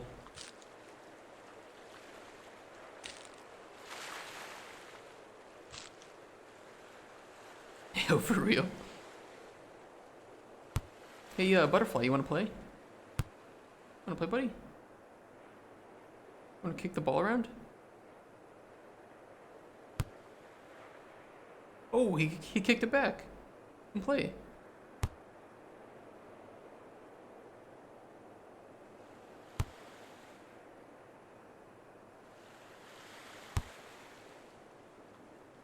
Went too far for him.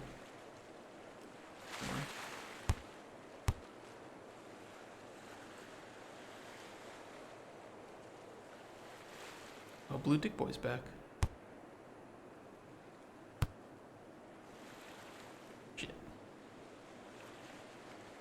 Hold on, buddy.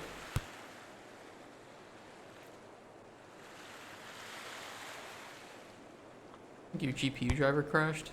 Uh-oh. He's playing. He's on his own. Holy shit, that was a kick. Oh my god. Oh, 99 Butterfree over here.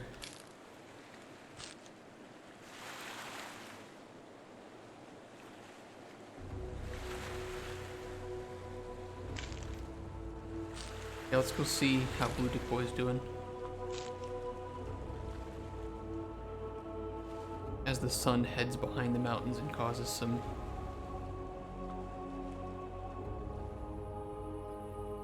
lighting issues.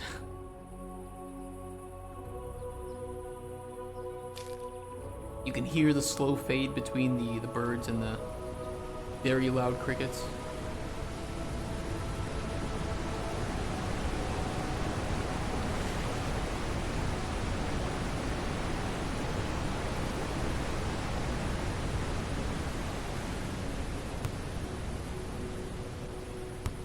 Alright, Blue Dongus.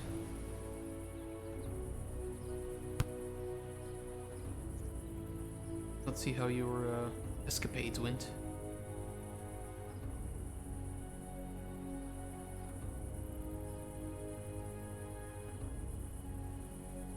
Still, he loves to lean forward. He's always ready to go. He's got that Like that perfect manly. Look at this.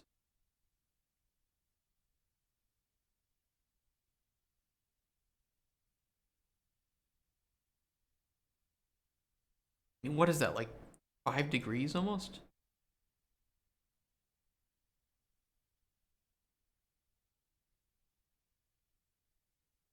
Insane. Oh, you've nary a scratch to be found? Well, I'm so happy. I'm so happy. I'm glad my potion served you well, Alaric. And he brought me some snake eyes, some snake scales, spider stinger. So happy. Wait, where'd he go? Oh, I thought he disappeared. No, he's just running. He's off.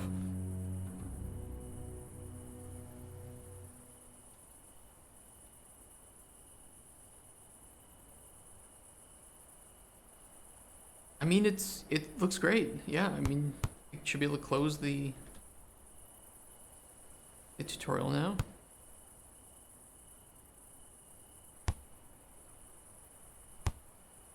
I think for what we have, it's pretty nice. There's still a lot missing from this game. 100%.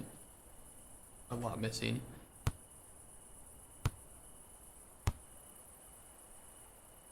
But what we have right now is pretty damn playable. And I mean, it's just playable. It just works. There aren't really that many bugs to speak of.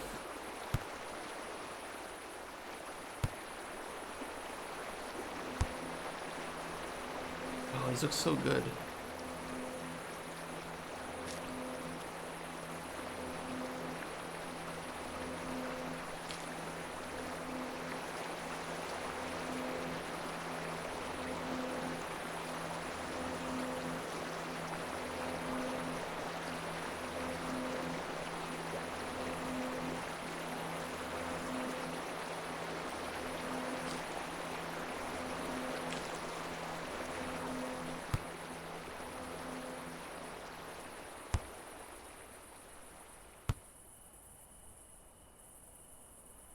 Yeah, I'm pretty happy with this.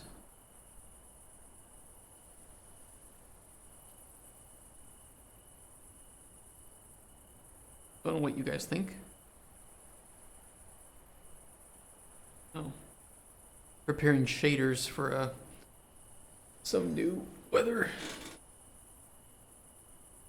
106 shaders that it needs to prepare for some weather.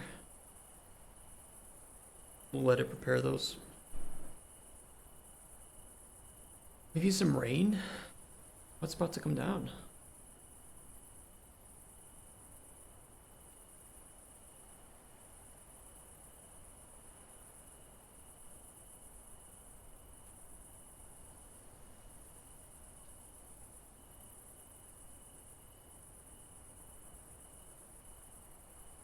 Settings should work, so we should be able to do things like... Oh.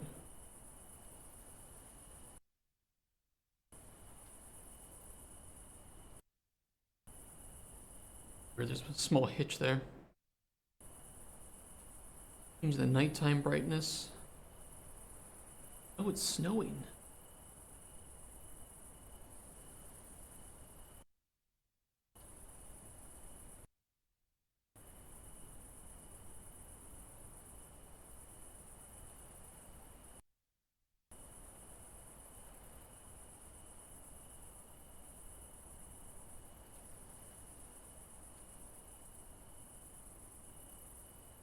Oh, it says it's snowing, but I don't see any particles. I don't see any snow particles. How did the snow occur?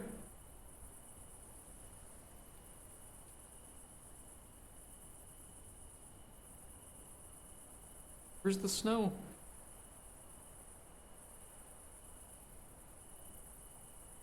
God, that ink is so bright on everything. Snow away.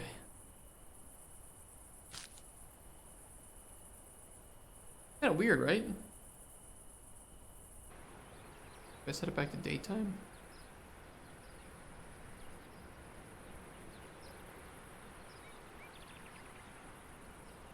Maybe there's one of the weather patterns that just causes snow buildup.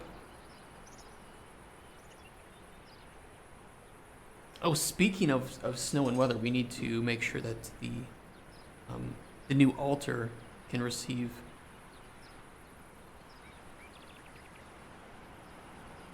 snow and rain. Definitely have to do that.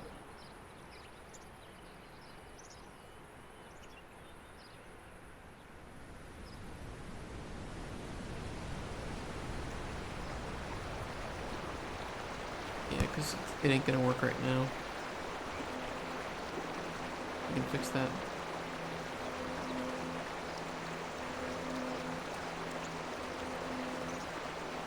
A little bit of mist in the air too.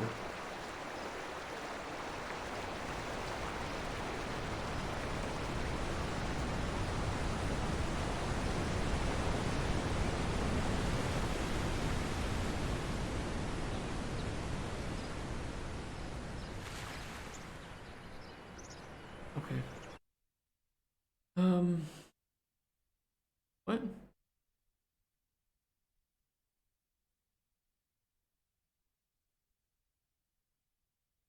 Oh yeah, orange bush.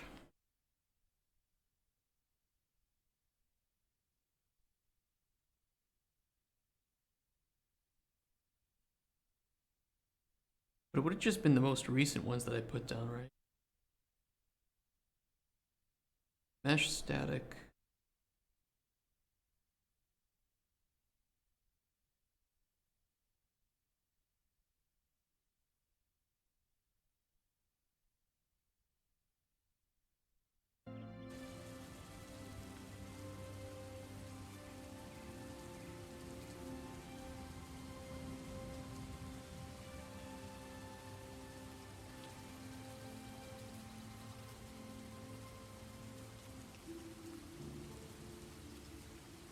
There's two of these that are, unless it's the, I know what it is. I know what it is. These are fine because these are the proper mesh. I think it's the new mesh. There's something up with the BP ingredients.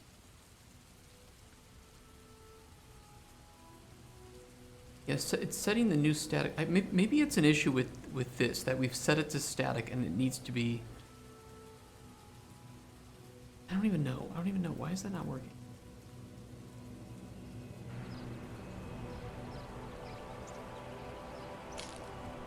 It's not switching mesh, and I think it's because. Yeah, mobility is static. Deploying set static mesh, but it's static. But didn't it bitch at me when the static mesh was...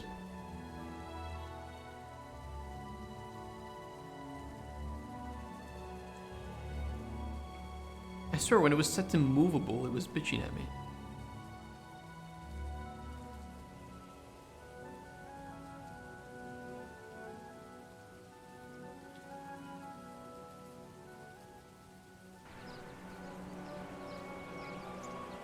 Oh no, it's just gone.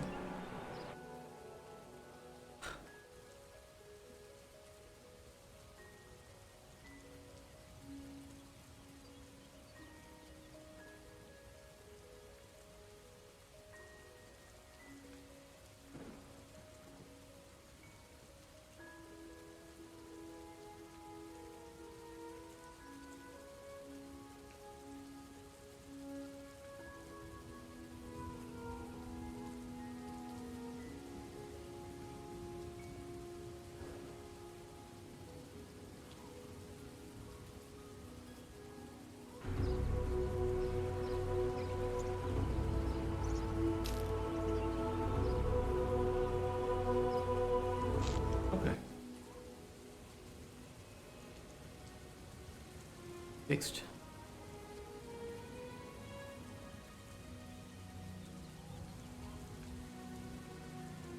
Alright, and then we'll find the master material for these, which hopefully there's just one material. Really hope. Parent jungle architecture.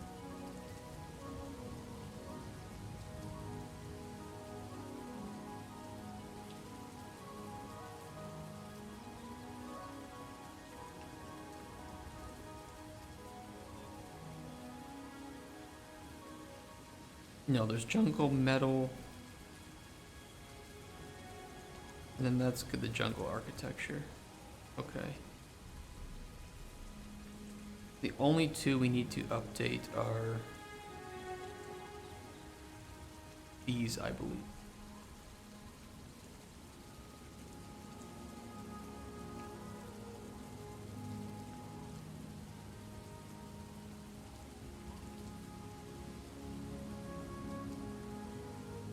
Yeah, see, I think it changed the weather to snow.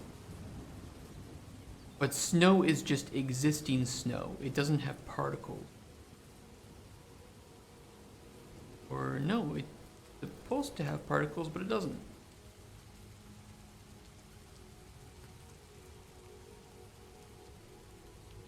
Okay, so weather particles are broken too? Yes, they are, for some reason.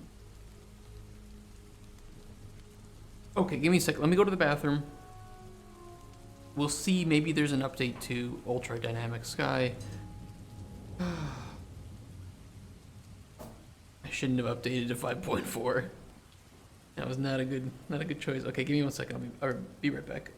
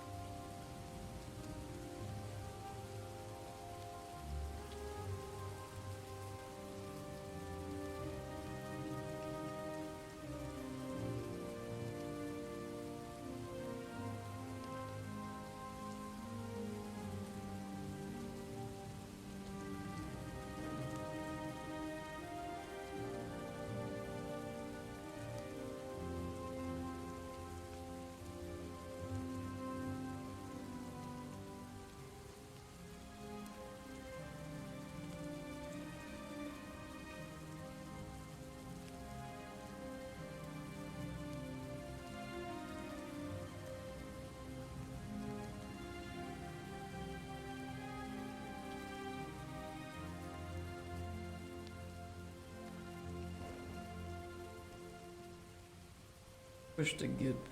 I don't use Git. I should have committed my changes before updating, yeah. I got cocky. I updated from 5.0 to 5.1, no problems. 5.1 to 5.2, no problems. 5.2, 5.3, no problems. 5.4.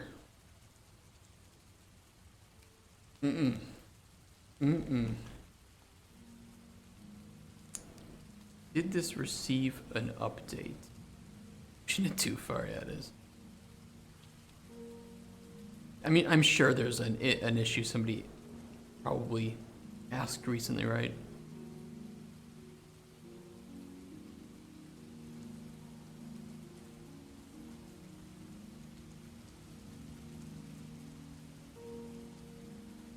What do I even update this?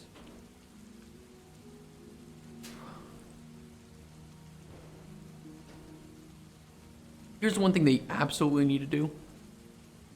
They need to put change logs. They need to show you when something that you're using up, you know, like they just need to store like, hey, you've added this pack to your game. In that time, there's been 3 updates. Do you want to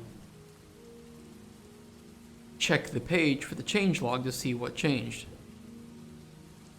That would be nice. Because now I don't know if there's been an update, right?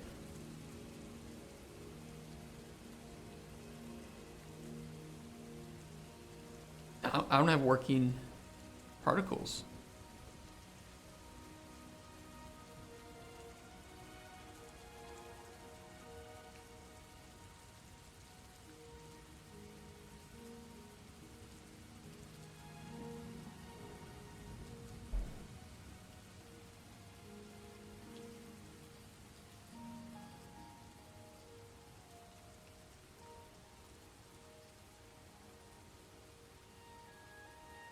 Let's see in the place where you can download it when the last update was. Does it? Oh, they do actually have an updated history document.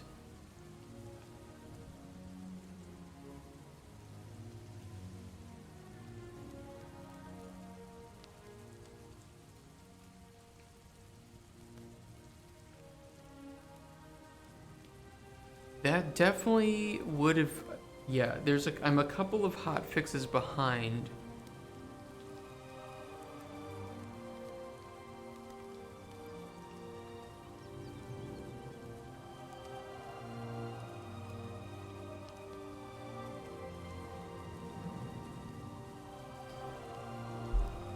They do have a Discord.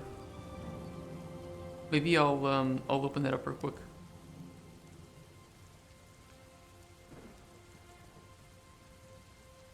And we can just quickly check if anybody else had that issue.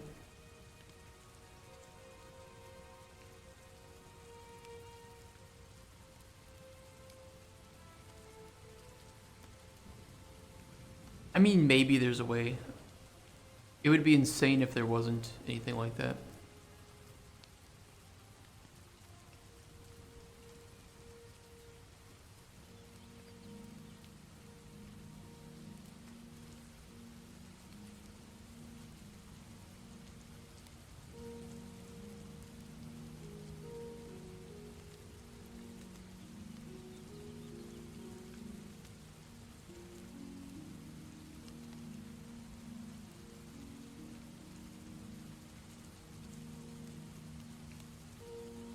I mean, I can just like search 5.4.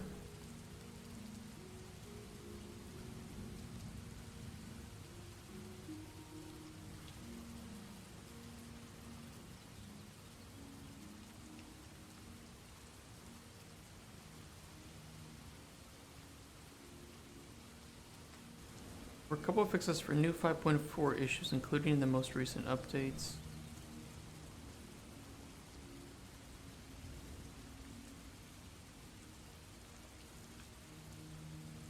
Oh, errors. Okay, hold on.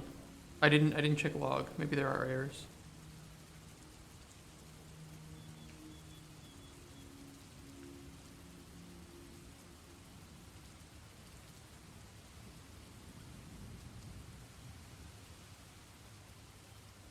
I mean, I don't get errors,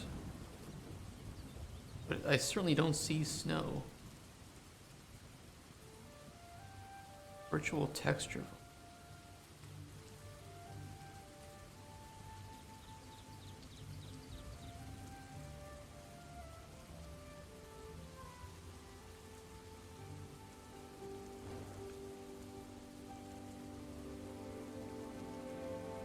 Let me try two things in an attempt to see what the issue is.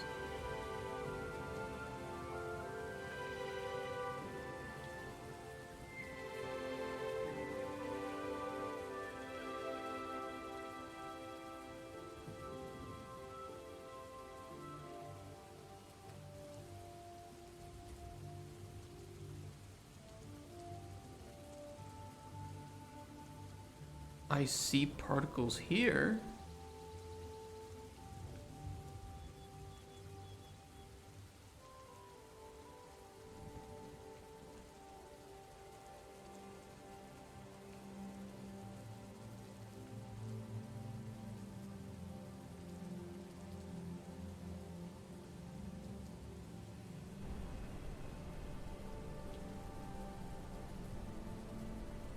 Yeah, they're there. It's just hard to see because everything's white. But I see them here. Okay. Okay, so there's just something wrong with our level.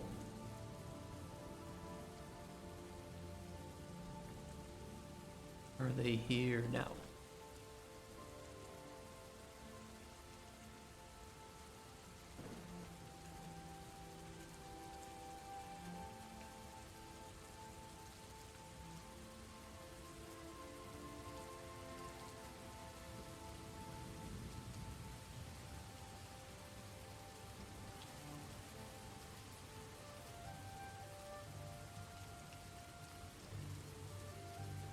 Here's something I want to avoid having to do, which is replace this in the scene. Same with the sky. I don't think there's a way for me to export the settings that we have currently. As much as I would love to, I would have to make a note.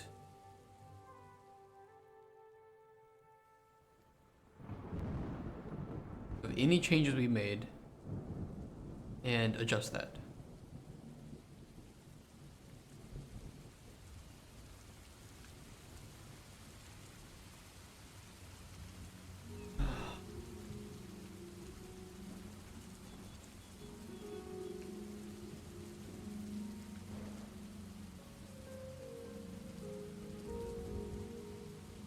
Really?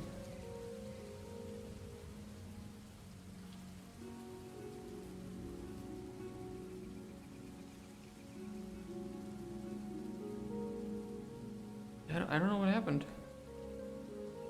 Okay. Did I make any changes to the weather? Season, manual mode, season 1. Just write these down.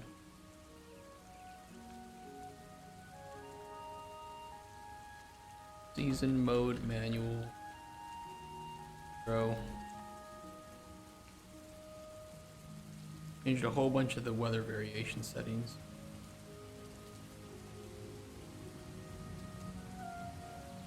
Random weather variation. 300 min interval. 480 max. We're in summer, I think. 1.0 is considered summer.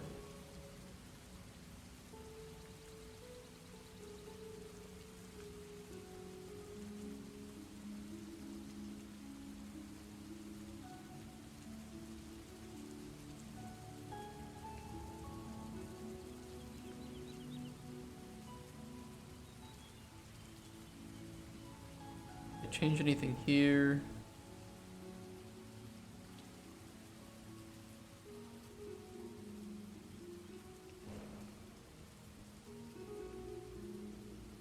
I think the volume is being overridden here.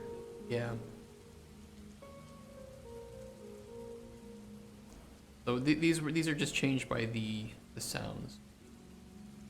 Dynamic landscape weather.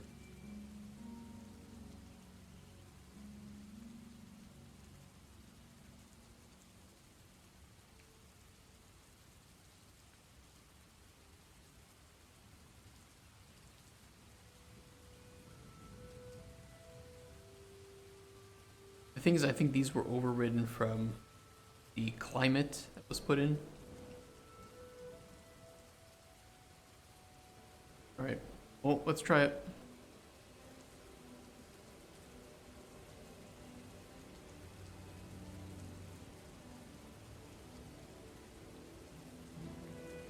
Delete.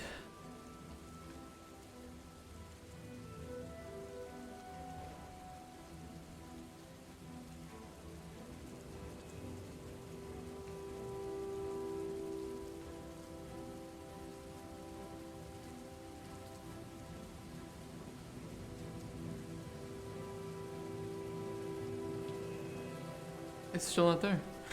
What? What? Why?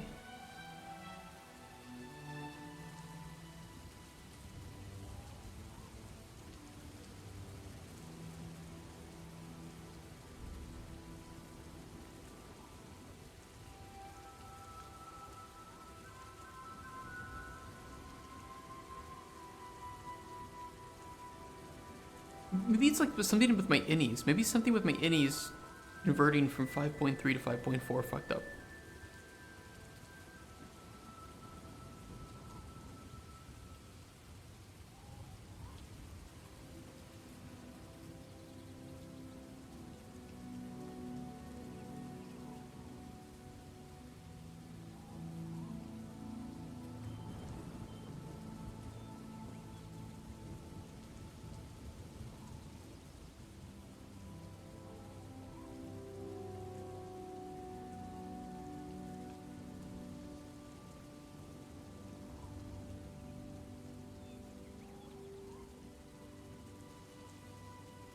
This is the exact same problem I have.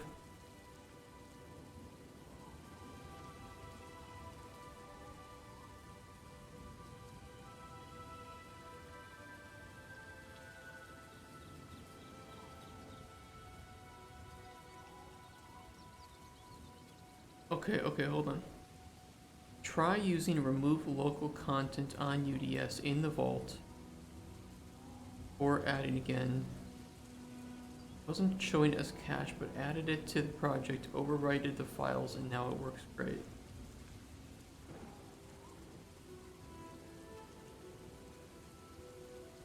Okay. Okay. I'm just really worried that doing this will...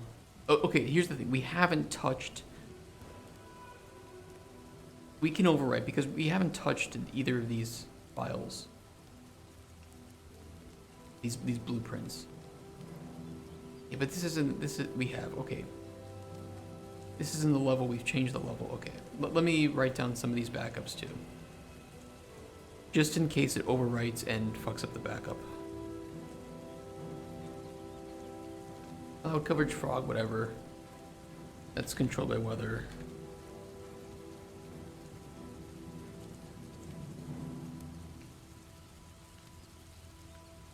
Animate time of day.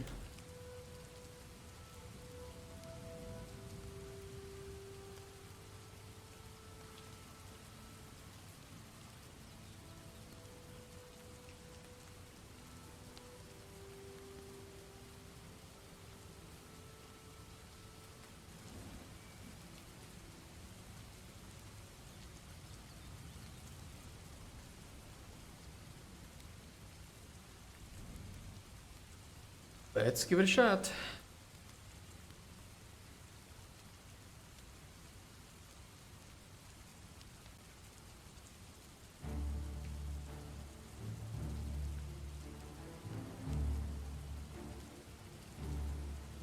Because it's open.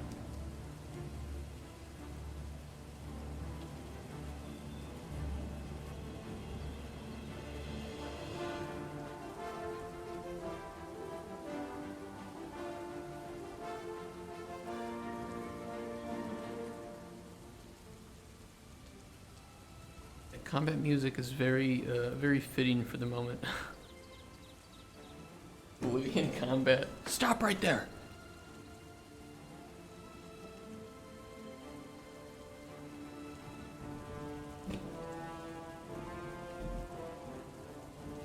I'm definitely in combat.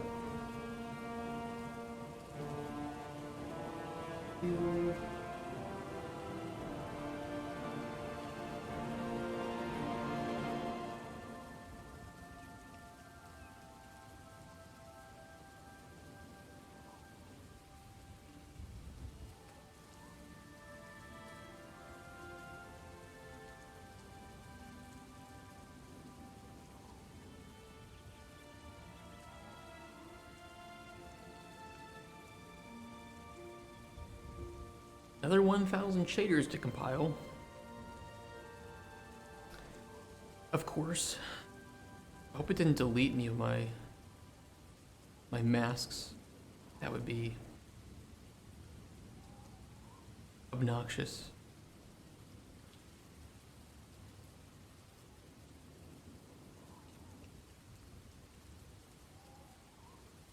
Give it a second.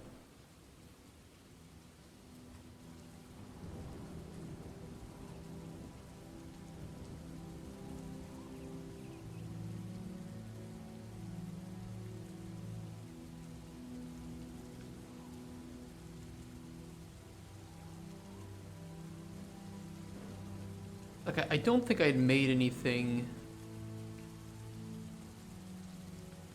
I don't think I had touched anything apart from fixing a bug in. Didn't I fix a bug in Ultra Dynamic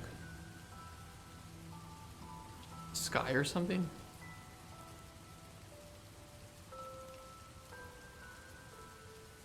I think it was with the setting of the climate.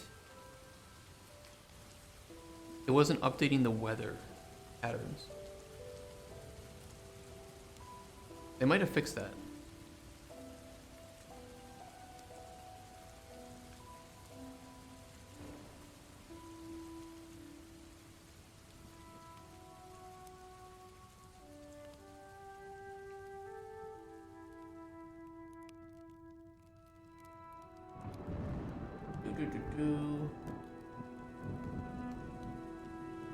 Been a long time since we added it. Maybe it was fixed.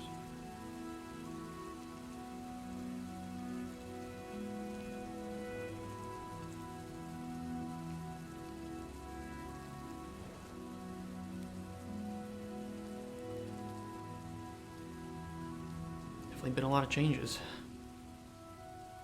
I don't know what this this texture is on the outside of my screen, but I'm hoping it'll go away.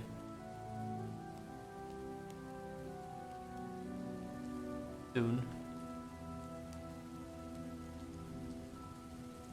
I still don't see any weather particles, but maybe it'll do that last.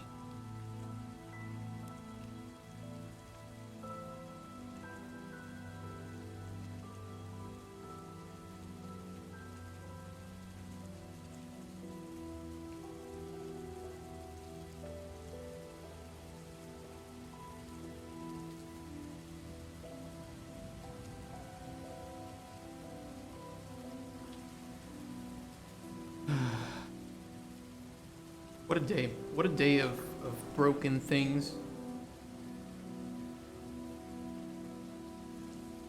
I mean, I hope all of my blueprints that read from that as well aren't broken.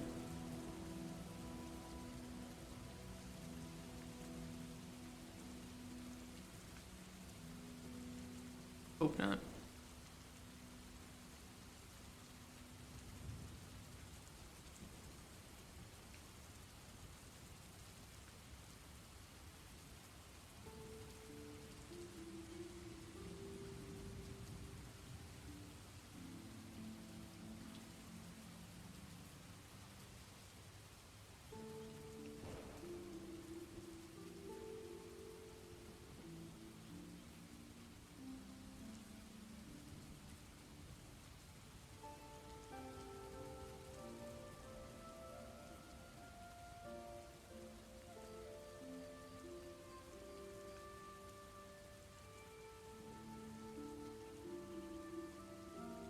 Oh.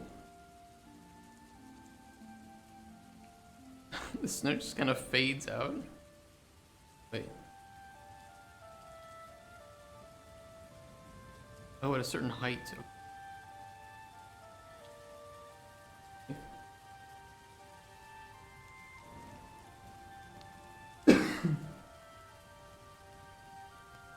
Yeah, I don't know what it is. I don't know what, God. I think it did. It overrode all my settings.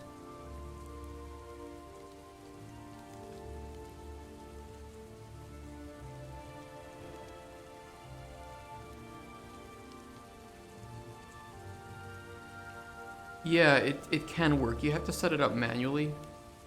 It's not very difficult though. And especially if you have master materials, you just apply it to the master material. So like the new things we added here don't have it yet. Ooh. Oh. I think our snow's back. We might have solved the issue. Yes. Our particles are back. Thank the Lord. I'll just double check to see if I need to update the values. I wrote them all down, the ones that we changed.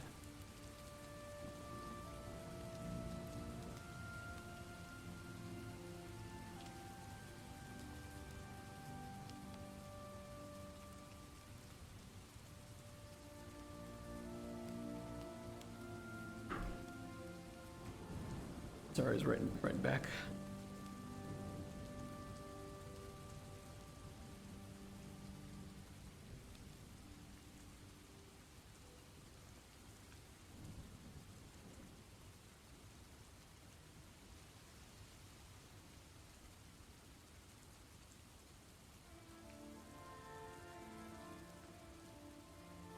Okay, let's see. Season mode. This was the weather, right?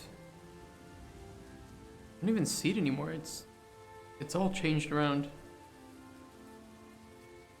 Oh wait, it kind of kept it. Yeah, a bit has changed. We need to switch this back to random weather variation, random interval, 300, 480. We had summer probabilities. These are all set to 1.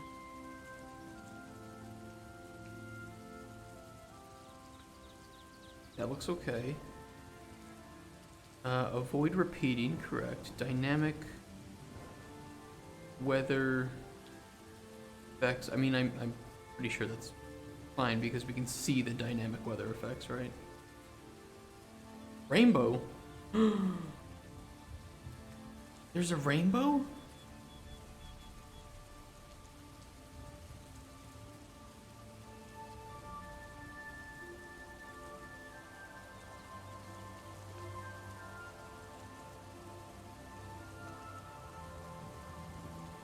Oh my god. Wait. There's. Wait, hold on.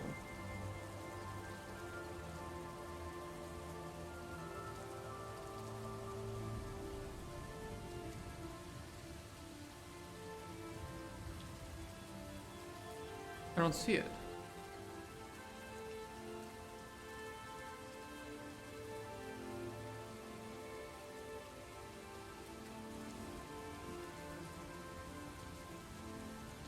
I see it below here. How do I see the rainbow?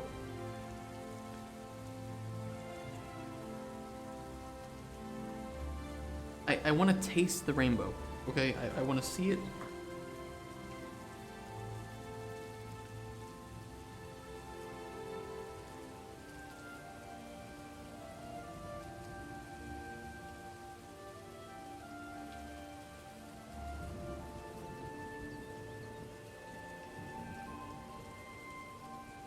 Heat distortions, green droplet.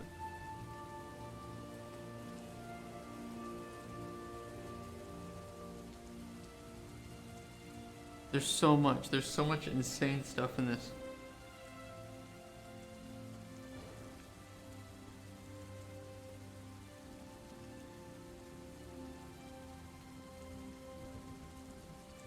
I don't see it. I don't see where rainbow went. There it is. How do I do it? Documentation. You can enable a rainbow effect as a result of it. A rainbow will only be visible under these conditions. There is rain or fog contributing to the visibility of the rain. The camera is directly exposed to sunlight. The camera is in shadow from the clouds. The rainbow. The sun itself needs to be low enough for the rainbow to be visible above the horizon.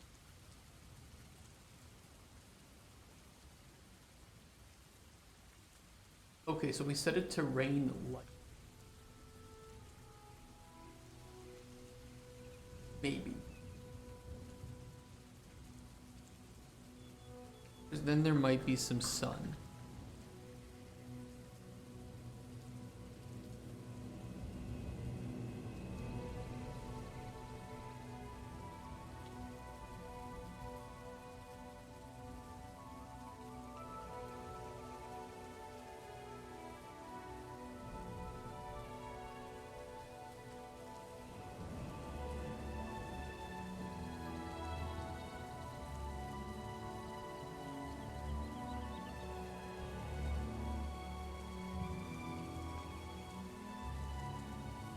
I just want to see it. Where is it?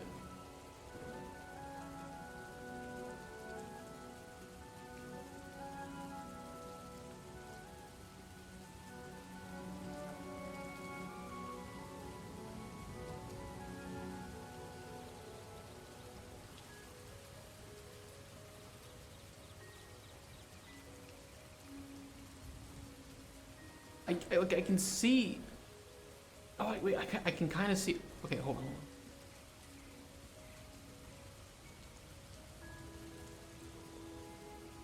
You know how awesome it would be to get a screenshot of this game with a rainbow in it? I would die. I would die of happiness. God.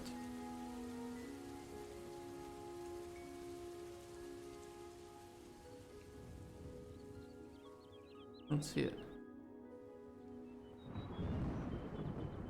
Does the sun need to be even lower? Probably not that low. Oh! It's so magical and majestic. Oh my. Fuck. Yes. Oh, yes. Oh. Wow. Yeah, I love it. Oh, it looks so good. I love it. Can I make it a double rainbow? Is there support for double rainbow? Let's have contrast. Maybe I can adjust that. Max rainbow strength is 0.2.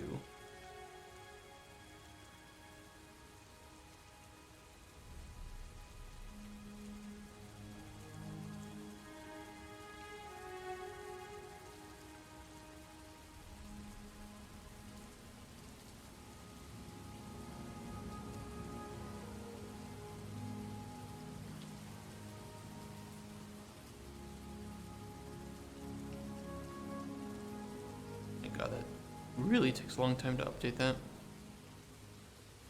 I can probably I'll just boost up the strength. I'll just double it.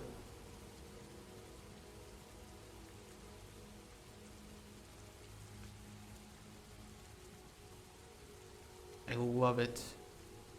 I think it'll be very hard to see during most weather patterns though.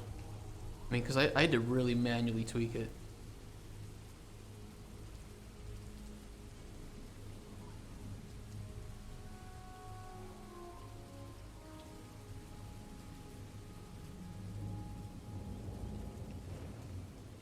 I mean, maybe with some like super light fog. Maybe. I don't know. I mean, I can always make like another weather pattern. Because I mean, I don't know if you guys live where it like rains a lot, but You can get some really light rain and like barely any clouds in sight. Very sunny, barely a couple clouds, and it can just drop, you know, maybe 10-15 minutes of some rain on you, and then it's right back to being sunny again. And those are the best times for rainbows to appear, so.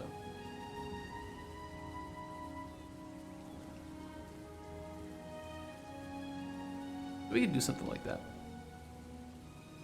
Alright, let me double check then the ultra dynamic sky. Night brightness 04, animate time of day, month 6. Where was that?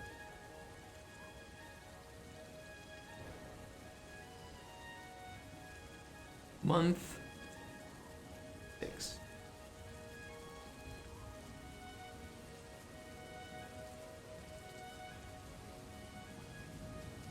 Oh my god, I can have solar eclipses?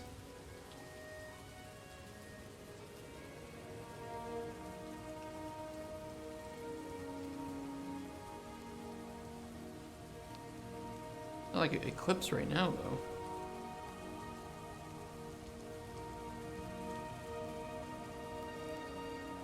It's insane, though. It'd be pretty cool to have like a solar eclipse in the game. Doesn't it spawn a boss in Terraria? Alright, either way, let me fix the snow finally, now that we have particles back on the new meshes.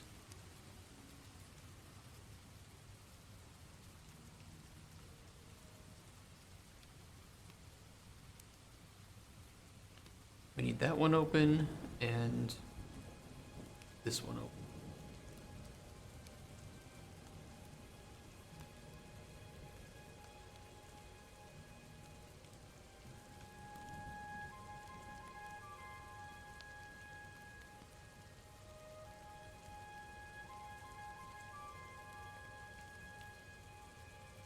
Surface weather effects, material attributes, static bool, true.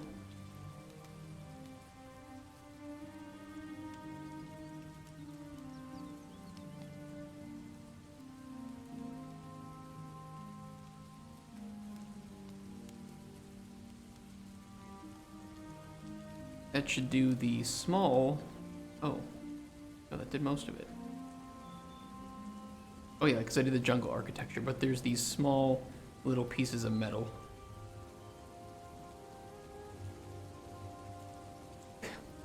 It's much better to look good than goof, that's for sure.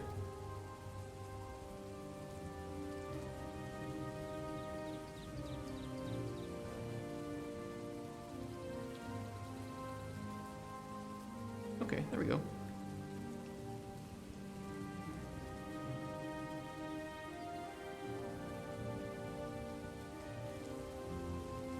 Perfect.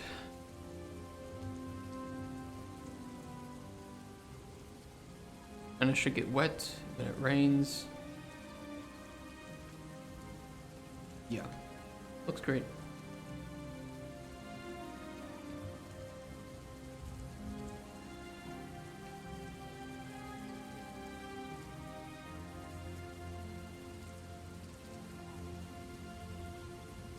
Sweet.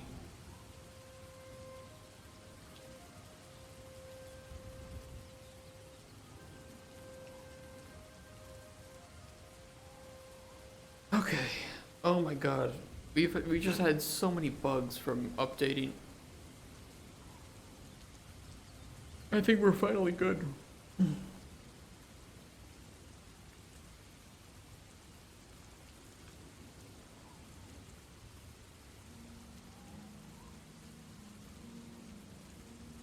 weather masks are working properly here. Working properly in here as well.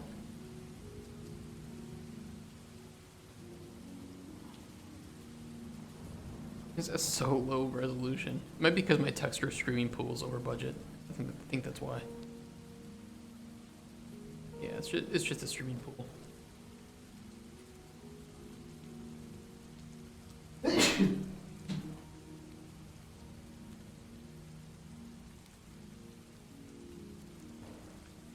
Okay. No, it looks great.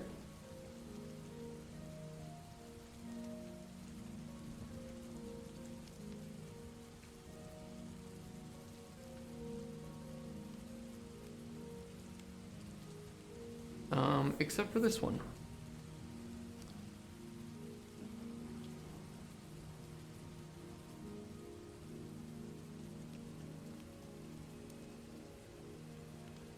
Why is this brush not working properly?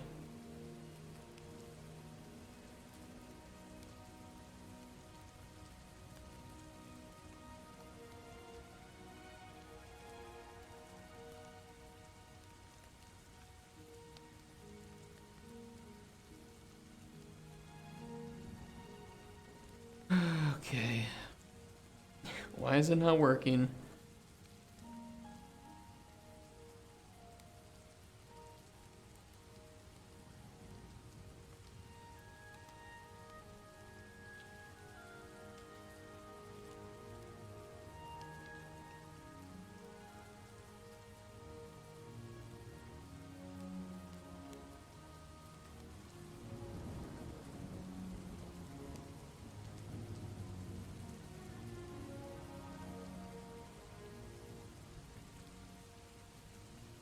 Three of them. Three of them aren't working properly. This one, and this one.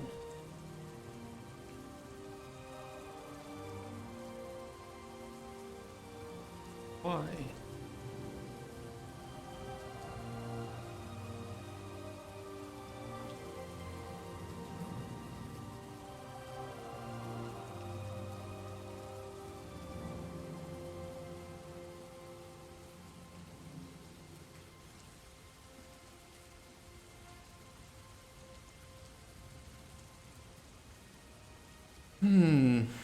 Why are they not asking?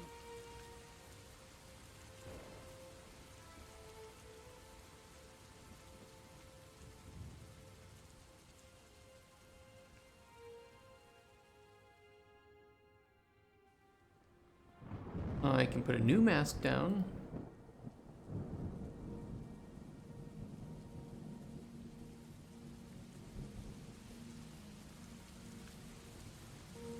And it doesn't work. I know it had a problem with overlapping masks.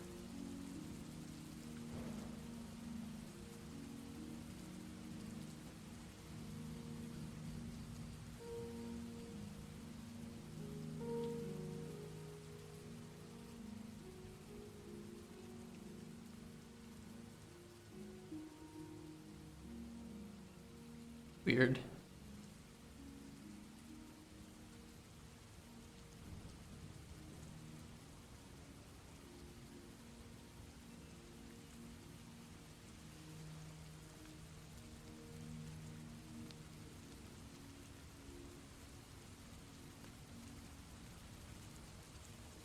Yeah, I really shouldn't have updated so close to pitching the game.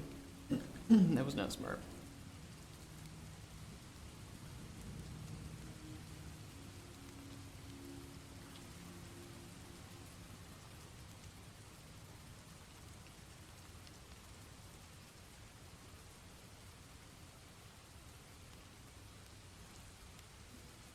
That looks good. Let me hide the landscape real quick.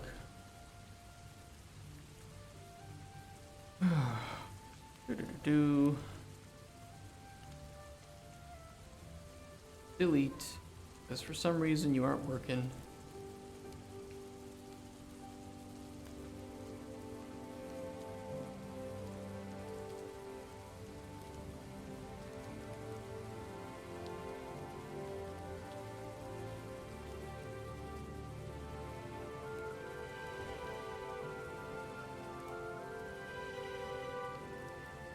Okay, looks better.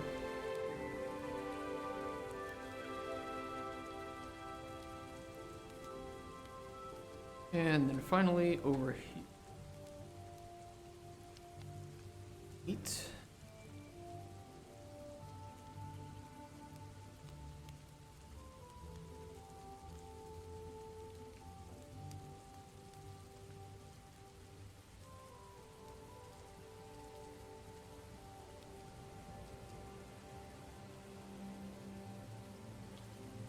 think everything looks fine in here. Guys, you gotta think about this as a business venture. All right, the three of us combining our ingredients, making like one gigantic, delicious green pie. Some little kid's sucking it down and he's paying us for the pleasure. Travis, thank you for the raid, man. Welcome back.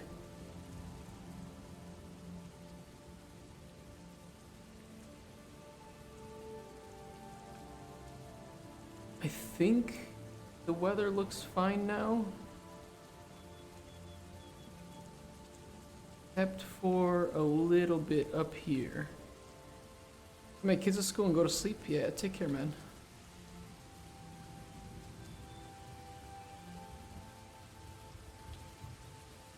My voice is starting to get fucked up. It should be this one. It should be canceling, but it's not canceling. And it's like something else is overriding it.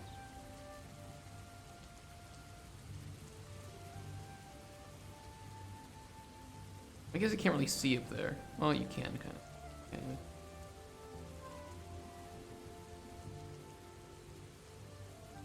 I mean, is it gonna fuck anything up if I move it?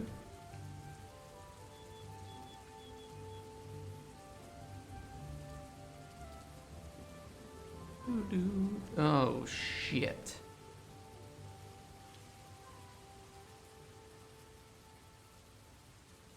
Yeah, see, that's what I was trying to avoid.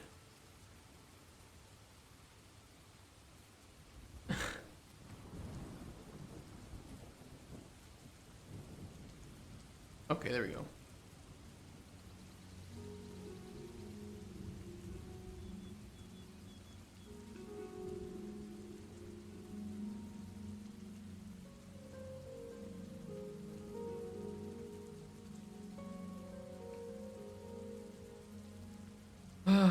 Let's see.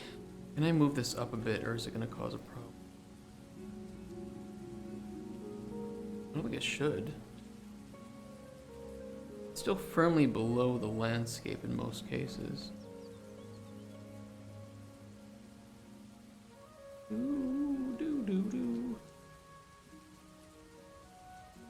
You just need it right above, yes. Here.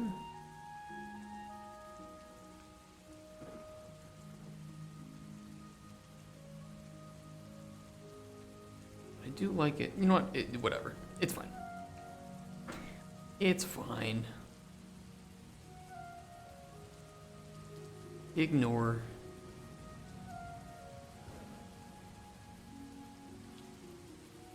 This looks cool. This is working fine.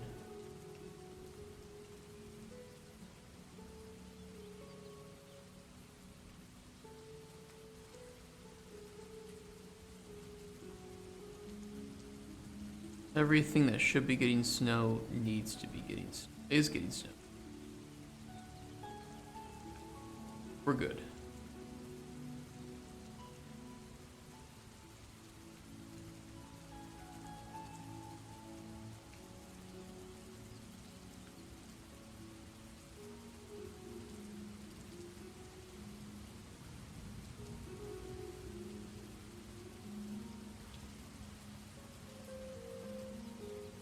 Do.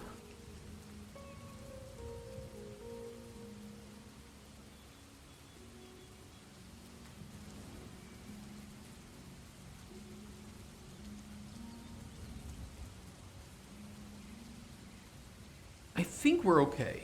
I think we're okay.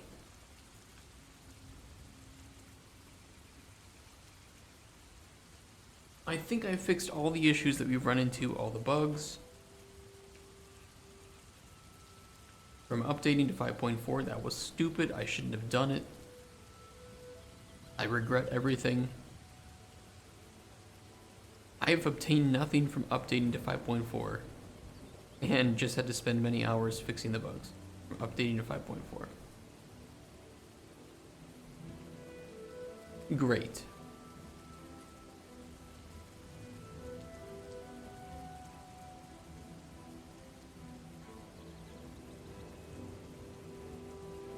Okay, let's get all this pushed to repo.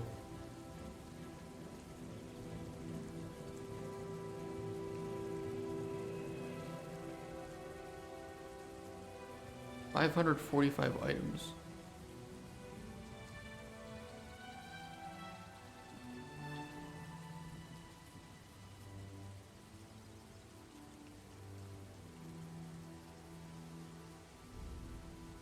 Should I justify buying an ROG ally?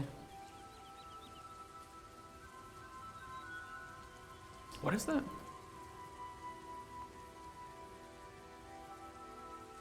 Oh, the handheld. Okay, yeah.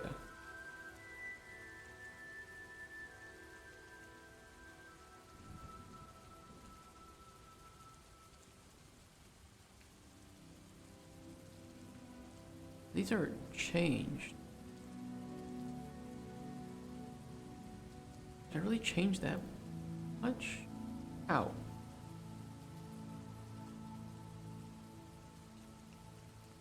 Oh, I guess I updated Ultra Dynamic Sky, so everything in Ultra Dynamic Sky has been changed. And all the portal VFX, we could probably delete some of those. Yeah, you know what, let me delete some of those because there's a lot there to it. Look at the Steam Deck, it's like I can actually buy it in my country. Are you not able to buy the Steam Deck in some countries? Like blocked. Your games everywhere except for the countries that we don't allow it to be. I've been tempted to buy a Steam Deck.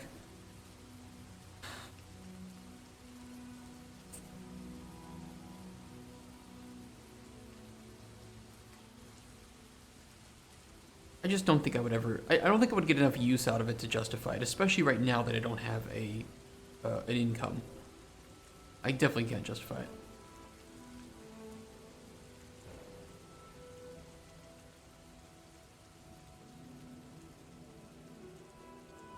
I have to get a Steam Deck too. I double check navigation. That is one thing that I have not looked at since updating to 5.4.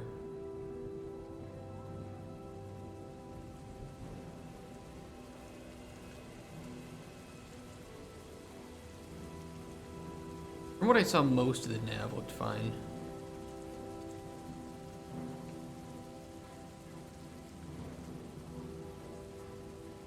Yeah, I mean, I don't see any problems at first glance.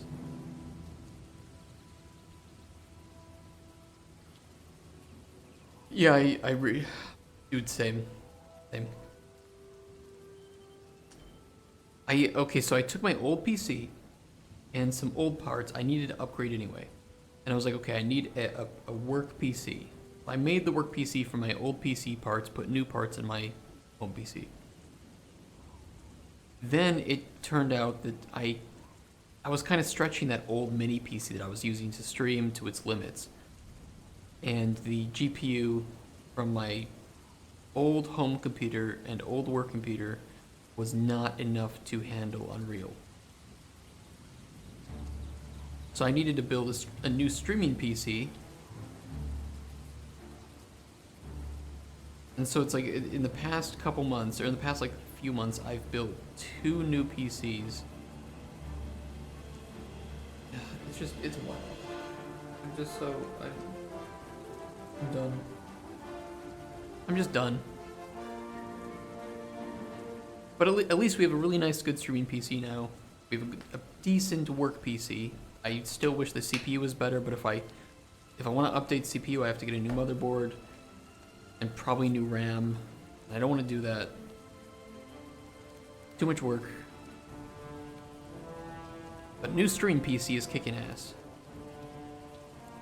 1080p, 60 FPS, stream at 6,000 Twitch Max, and I'm recording at 20,000, which if you're watching on YouTube, should look great.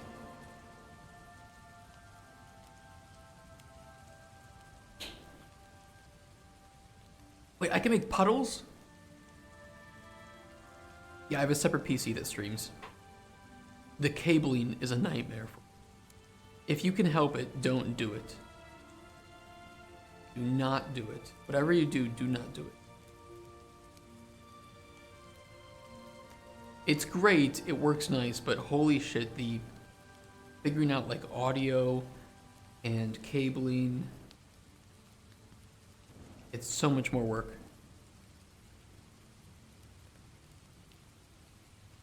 What was I doing? Oh yeah, deleting some visual effects.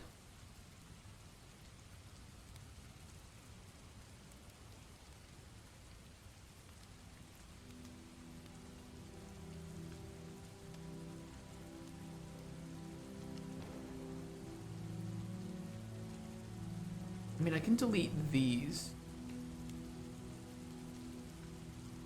I definitely can delete everything from the demo folder, I think.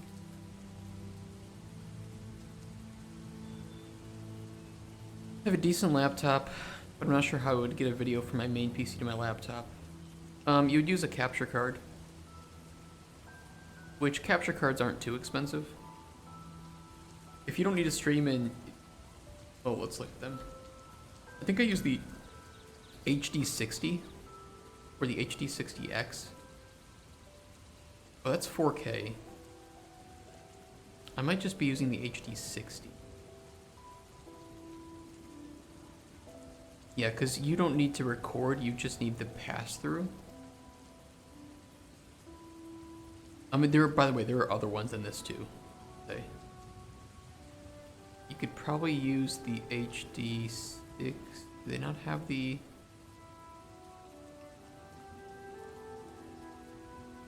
HD60? Well, look, this is what I'm using now, and this works. Maybe they don't sell the HD60 anymore. But you could still buy it somewhere, probably. Yeah, like the HD60S.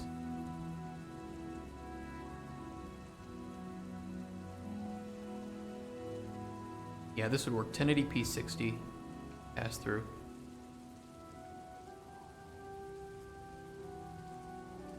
So basically, you hook in, like you have your PC output, HDMI output, right? You're gonna plug it into this, and then you plug another HDMI output into your monitor, and then you plug in. There's a separate plugin that you would go towards your laptop in this case, right? And then you would have the streaming software OBS from that, and you would pull from that video source. One of the biggest differences though, it's going to capture your entire screen, as opposed to running OBS on your local computer where you could select sources. So if you didn't want to show like your desktop and you only wanted to capture, it's a single game window, you wouldn't be able to do that. You are always capturing your whole desktop no matter what. You can of course do certain things with that, you know, you could apply like a mask around something, and you could change scenes. So if I didn't want to show my desktop, I can just switch over to like my camera or something.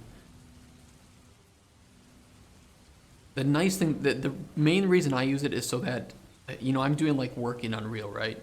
And so this is pretty GPU heavy and CPU heavy at many locations. And what this allows me to do is, worst case, like my GPU drivers crash, the PC crashes, whatever, the recording is still going on and the stream still is going on. Work PC capture card where it splits off to go to the laptop and my monitor. Yes. Except that like the HDMI is going to go to your monitor, but then a separate cable goes to your laptop. A USB 3.0 or 3.1, probably. Oh, probably 3.0. And that's going to pull in both the audio and the video. Now the thing is, in order to get audio to come back, because you want audio to go towards your, you can only have audio in one output, right? And in this case, you want your audio to go towards the OBS on your other computer. Unfortunately, that means you're not going to hear it in your ears. So you need to set up, you need to use like virtual audio cables or a mixer to split the audio and either fake it to go from your, through both PCs, or you need to use a mixer to split the audio and have one going to your OBS and one going to you. Like I said, it just makes it, it's like 500% more work just so that you can move the process of recording or streaming to another computer. And depending on what you have in your home computer, like let's say I think if you have a 3060 or better, so 3070, 3080, 4060, 40, whatever, you can use the AV1 encoder for OBS. Right now it's the issue I'm not having this not enough and with going up. What do you mean?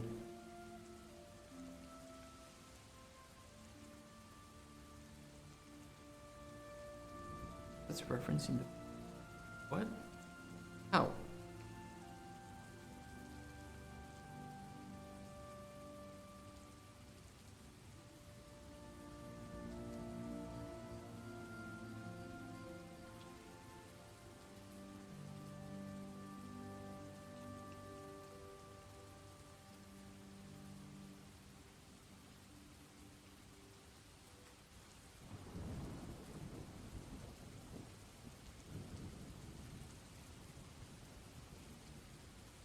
Delete those.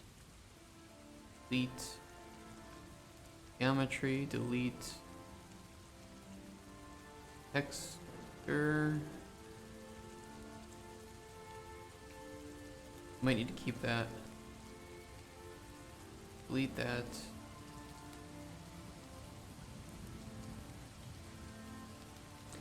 Oh, your upload isn't good enough. Download is like 25, but upload is like 0.3. Yeah.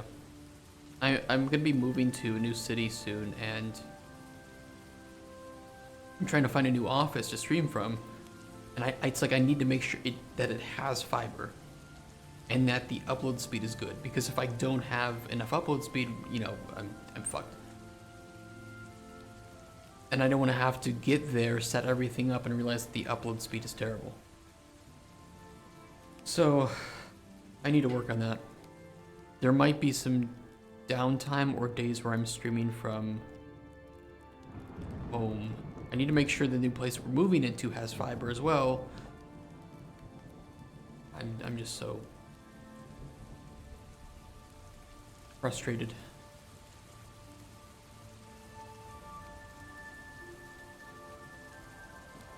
There's so many things to think about. The materials shouldn't take up too much. The Niagara systems shouldn't take up too much either. They're pretty small inside. The textures are going to be really what takes up a lot of this, and I'm not sure which textures we're using.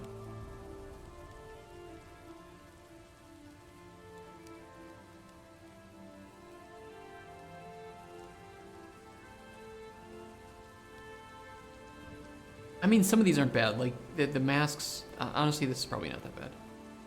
Yeah, it's, whatever. You know what, that's good enough. I'm not going to touch it too closely. Be sure it's because of my home Wi-Fi network. We were doing renovations and I can't be connected by wire anymore. Could be.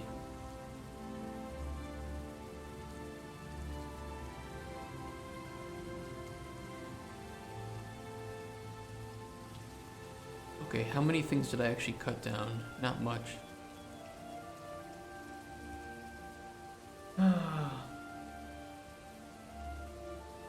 It's just a lot of small files. Oh, and some of the Paragon stuff is pretty big actually. Like 40 megabytes.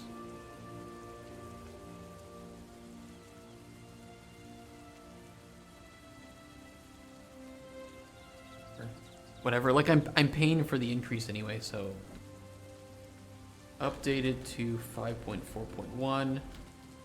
Bad decision. Stupid mistake. Regret everything. What else did I do? Fixed a bunch of issues. Lol. Added in ore data or ingredient data.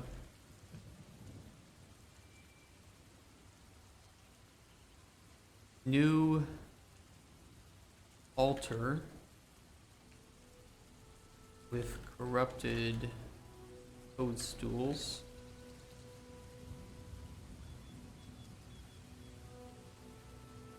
Updated Ultra, dynamic, sky, weather.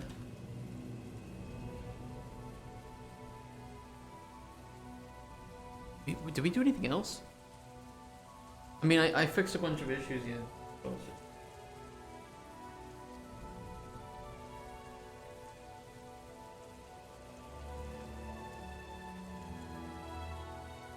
I mean, I think that's about right. I can't think of anything else. We have like a 500 megabyte check-in. 631 megabyte check-in, wonderful. I did do the rainbows. We talked about Blue Dick. I didn't do anything with Blue Dick Boy, though. That was not a small...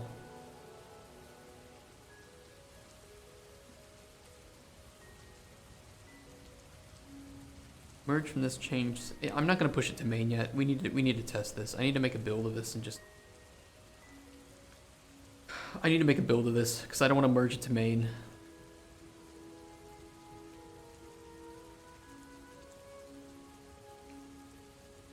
I'll work on that tonight. I gotta get back to some emails and stuff anyway. Oh shit. What a day.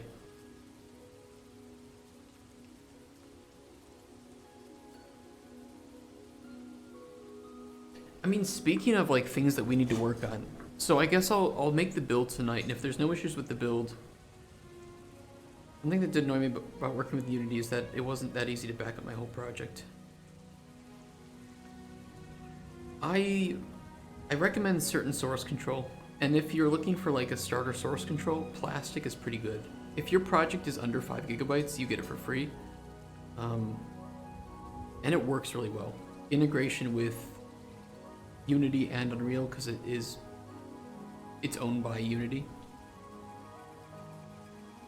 and it works really well. You can also use like Git, but I think you have to, there's like a limit on file size when you do Git, and Unreal I know can have some pretty big file sizes, especially like textures, right?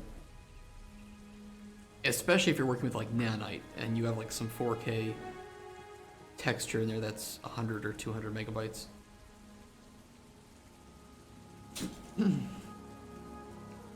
Yeah, I'm gonna make the build tonight.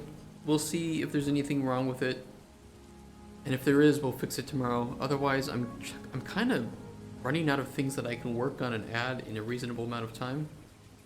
So we might just chill for a couple days. Somebody did gift me No Rest for the Wicked. We could try that. Can it handle other data types like the 3D and graphics files? It can handle any like source control stuff. But I mean, diffing 3D and graphics files is going to be difficult. I mean, you can integrate it with other external diffing software, but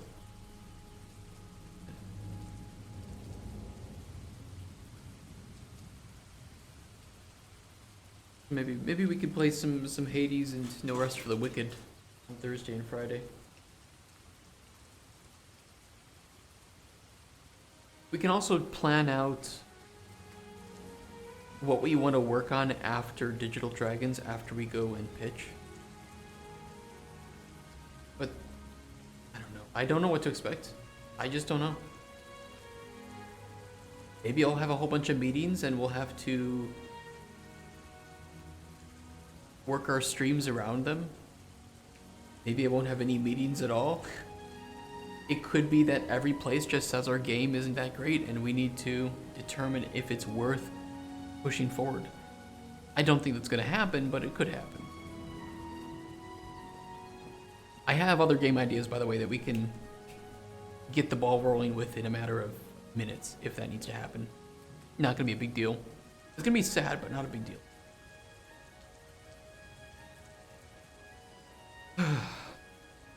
I'm stressed. I'm anxious. I'm worried. I'm nervous. Scared. I'm scared, chat. Hold me. How long have I been working on this? 81 days, right? 81?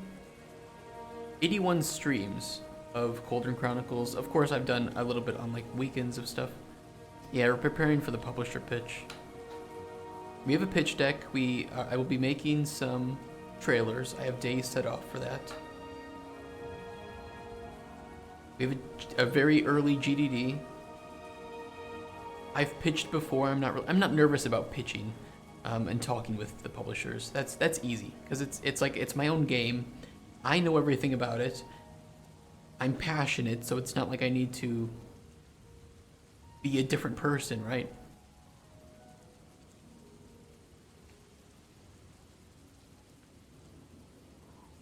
But it's different when you are working alone and you don't have funding, right? There's no responsibility or obligation that I have for other people from a legal standpoint.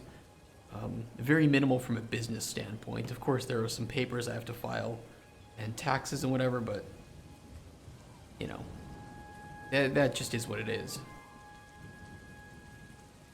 But it's like the moment you have one employee,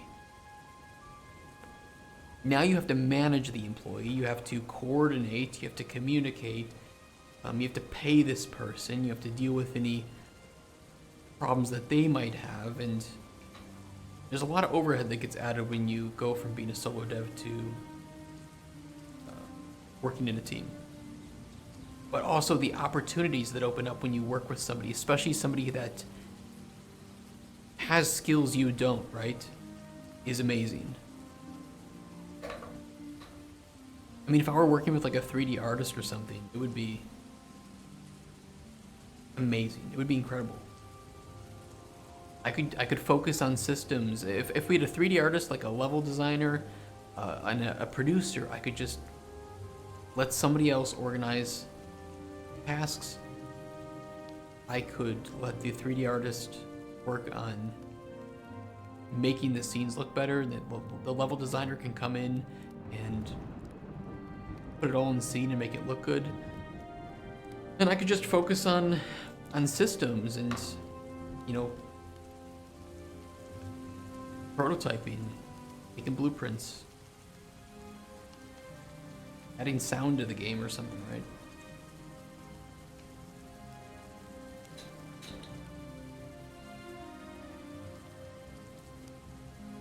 My thought, expectation is that it's just too early to get funding. And this year sucks for getting funding. Everyone I'm working with is contracted on a bit-by-bit basis. I mean, I've been working with them for a while, but I'm basically paying for the game out of money I've saved up for my regular job. It's tough. But I mean, like you said, you get one thing done, bit by bit, and it all adds up. I know that if we get our game to vertical slice, sky's the limit. If the vertical slice is fun. But getting to the vertical slice is not a cheap thing, and we've already calculated that it would probably cost us, with the level of quality that we want, I think it's going to cost us about $1 million, $800 to $1 million, $800,000 to $1 million to get the game. Let me see. Open budget. We couldn't find it. I know we couldn't find the budget. Where's my budget? Where's my budget? Here it is.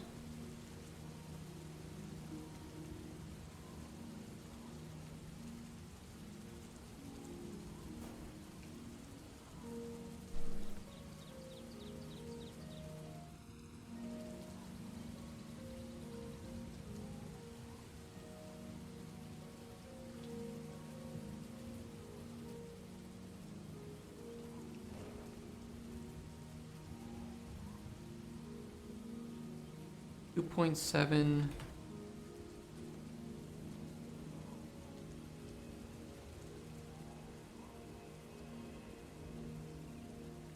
Hold on, I have to convert it. Okay, it's about exactly 4. So it would be about $680,000 to get to vertical slice with this initial budget.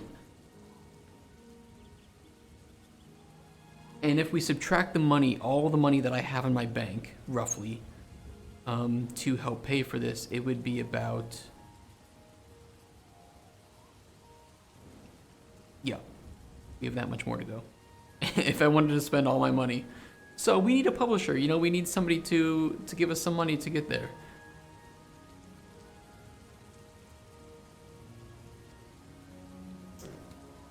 I could see grants, I could, you know, like Epic Mega grants, other grants, some private investment. But either way, if we can get here, we are golden. We are golden. We have our vertical slice. We can negotiate with some of the best in the industry. We can say, look, we already have this. We just need enough to pay for about another 1.5 years of development. And then we're done. I think roughly speaking, right? Yeah. I know a lot of places that put less time here for first playable and vertical, and then the rest of it is development of alpha, beta, and release. I like to do more pre-production and early production, and these two phases are then much simpler. They're just okay, we know what we're doing, we know what we need, just add it, make the asset, you know where it goes, level designers are working on this biome, add, fix, iterate, polish, release. I prefer this method over the alternative of making feature by feature and your milestones are feature based. I don't like that because I think that it... How do I want to word it? I prefer the iteration version of development because I think that it provides a better end user experience.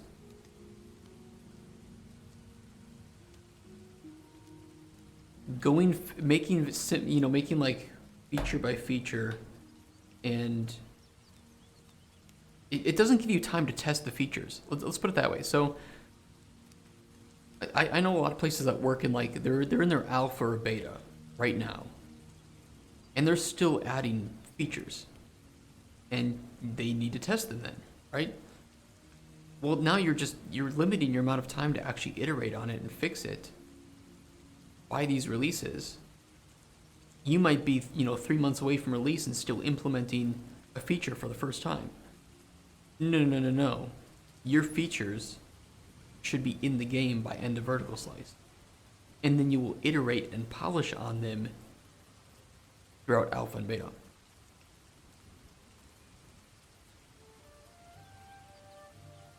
Like, we won't find the bugs without implementing some of them into levels. Yeah, that's true. Yeah, you won't.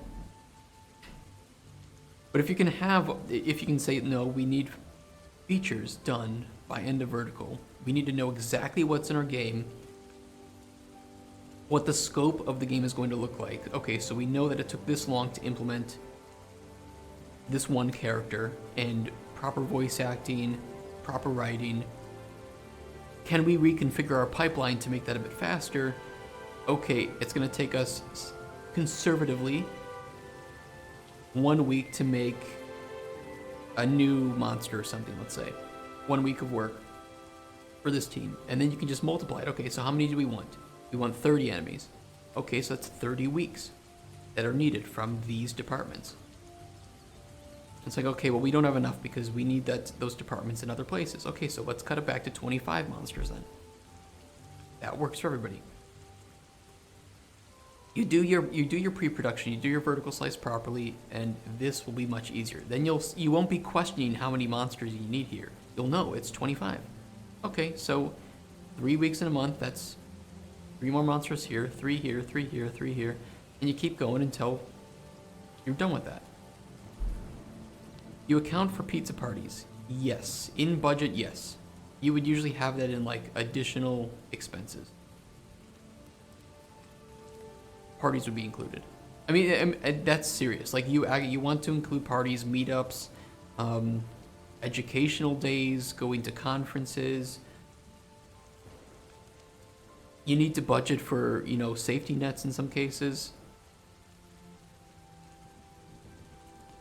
And that's stuff that I don't know enough about. You know, I've been working with somebody to help me finalize these values. I think that they're good. And I would just say like, okay, we're looking for 10 million zloty. That's our development.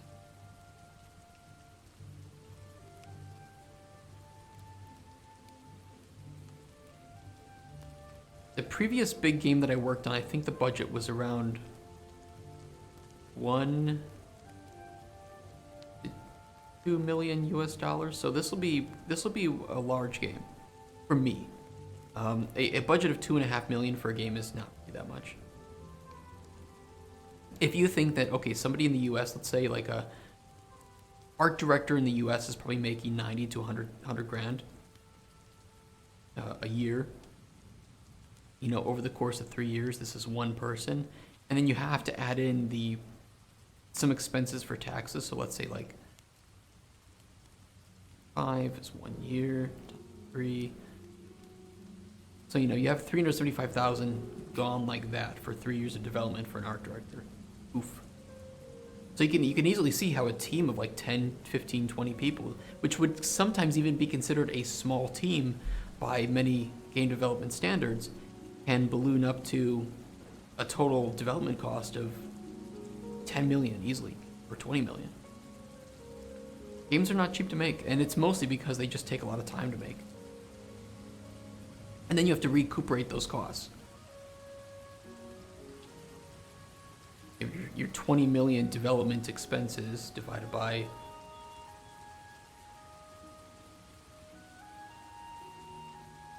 let's just say a PPU of 30, you probably just sell 1 million copies to recuperate that, at least. A lot of time, a lot of talent, yeah. Yeah. And it's the exact reason why you don't want to have to end up with delays. Absolutely not. You don't want to end up with that. Which is why I spend more time here, so that this just goes much easier.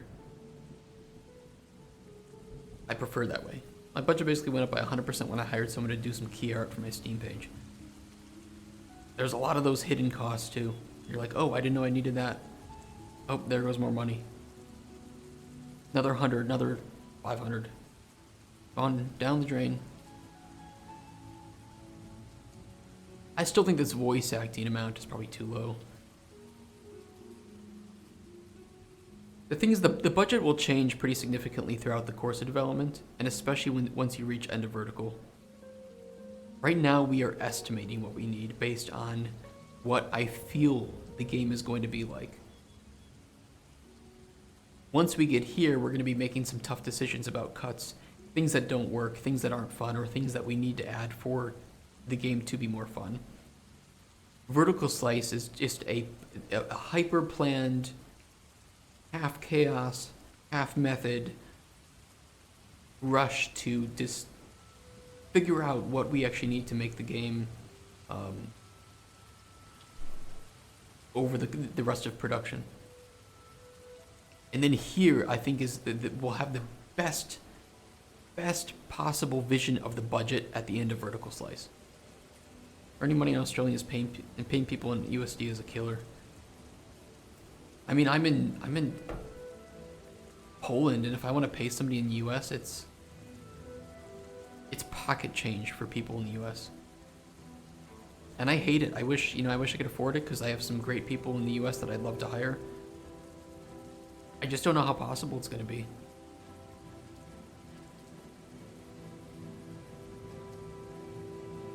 Like, let's say I wanted one exceptional programmer from the US for all three, for let's say 2 years. Let's say 2 years. Exceptional programmer. Let's see.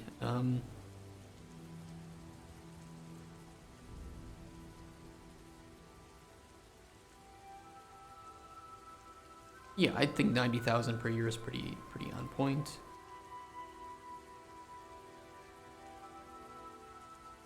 I mean, that's an extra. Wait, that's per month. Hold on. I'm stupid. I mean, it's 180. Let's add 180 times 0.3 for taxes.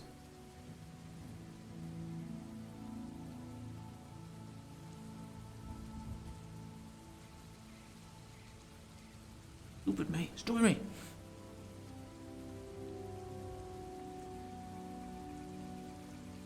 Don't look. Yeah, we just increase this number by another 1 million. For one good programmer from the US. No, I'm not assuming Poland doesn't have exceptional programmers. I'm just saying if I wanted to hire somebody specifically from the US, and there are some people right now from the US, that if I could afford them, without a doubt.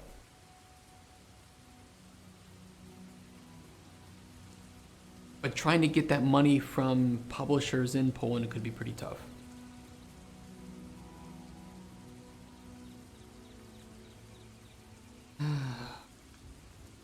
It's like a catch-22. It's like I want to hire the best people, but to hire the best people, I need the best money.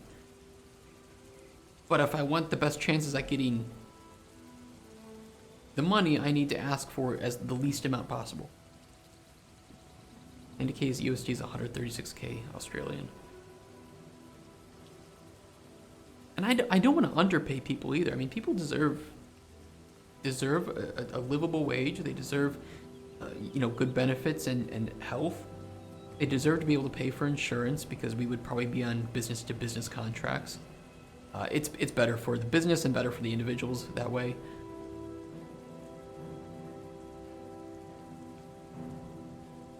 It's just tough. And I don't know how many raises we could afford or bonuses and perks. Everything costs money.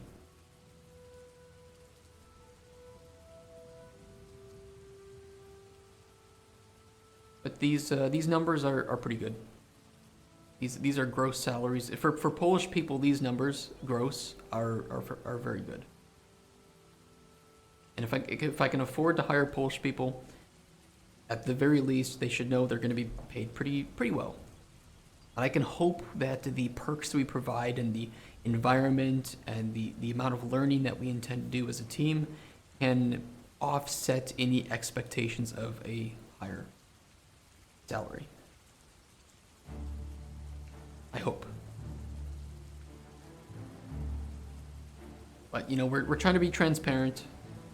We're showing the numbers here. This is what we expect to pay if we get funded per month.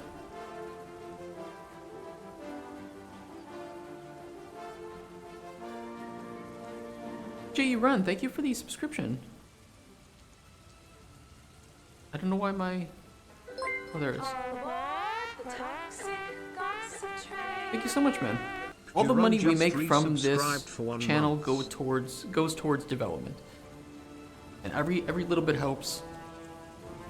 I don't line my pockets with it.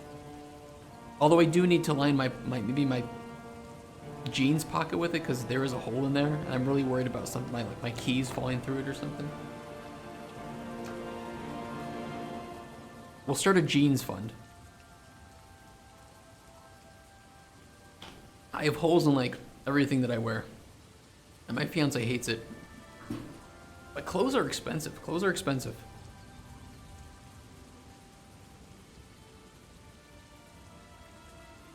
Okay, I mean, unless anybody has any questions about the budget, I can close it. There's nothing special here.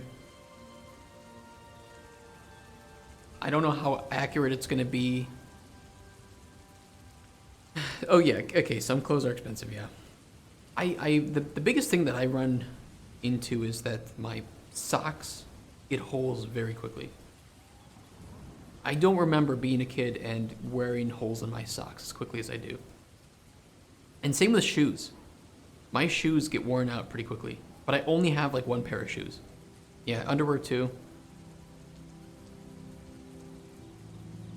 And I'm trying to buy slightly more expensive socks. Not I go to the supermarket, right, and buy the socks that are in the supermarket. I'm trying to buy ones that I think are lasting me longer, and I think it's working.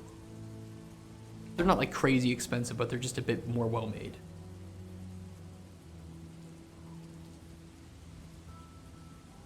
Those I buy tend to be cheap. I used to buy like from Walmart, and it was working well. I still have underwear from Walmart. Fruit of the Loom underwear. People in the US would know what I'm talking about. And those don't have holes.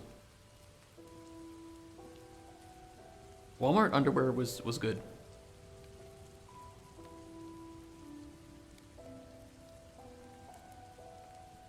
I know people in Europe love to meme on Walmart, don't they? An American thing.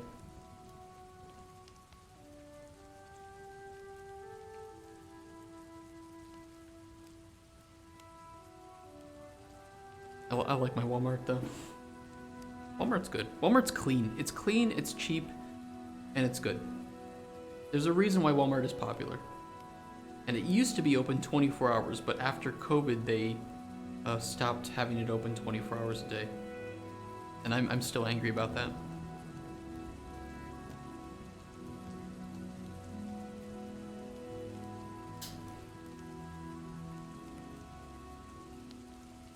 Okay, guys, I might get running unless we want to do one Tim Kaine video, just one. Why I hate okay, he just released one 1 hour ago of why I hate cultural references. Do we want to watch that? How the US is destroying young people's future. I don't want to watch that. I don't think we want to watch that one. We'll watch one Tim Kaine video, why I hate cultural references.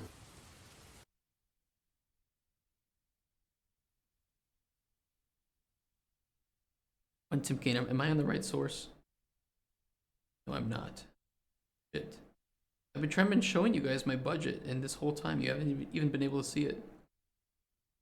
Or did I switch after I showed you the budget? You know what? Maybe I didn't. Somebody roll the tapes. Where's my VOD?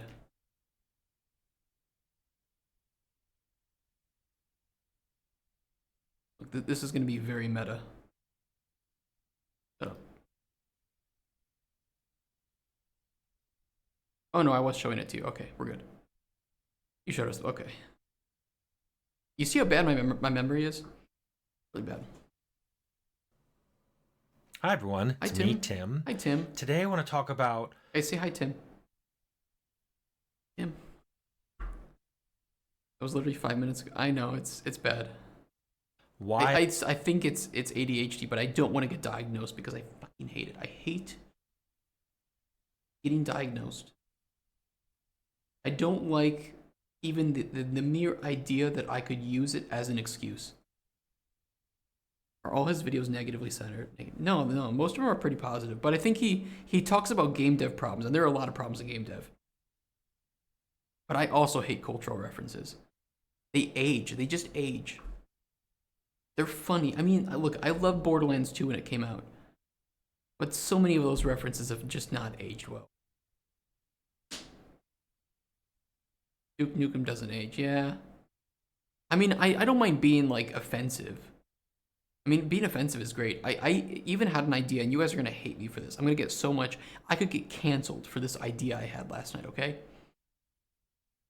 People will call me racist for an idea that I had for Cauldron Chronicles.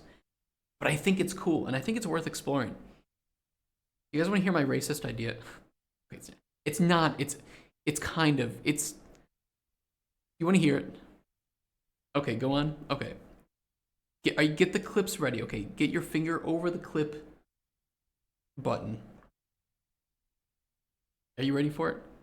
Okay, so this was the idea, and then we can watch Tim Kaine. I wanted something revolving around the moon. Somebody brought it up yesterday. Maybe it was you, Disthrone. I don't remember. Of a cult. And I want a cult that worships the moon. And I think that's pretty cool. And maybe they've sensed this corruption, and they can sense that during the new moon, there's a spreading of this corruption, right? So my idea was that this is a cult of Muna. Was the name that I gave them while half drunk last night on mulled wine. Vinogrzaniec, if you're Polish. And I was thinking, okay, so we have this cult of Muna. They are this maybe hardcore cult that worships the moon, and maybe does some like sacrifices and stuff. Okay, so what are their members made up of? I was thinking it might be interesting to explore the idea of a group that sees skin color as. I told you. Just listen. Don't cancel me. I'm not saying that I endorse this. I'm saying that this is a world where we can create anything we want. So this is a cult that sees. It's a cult too. Okay, cults are bad. Okay, cults do bad things. We can have cults doing bad things.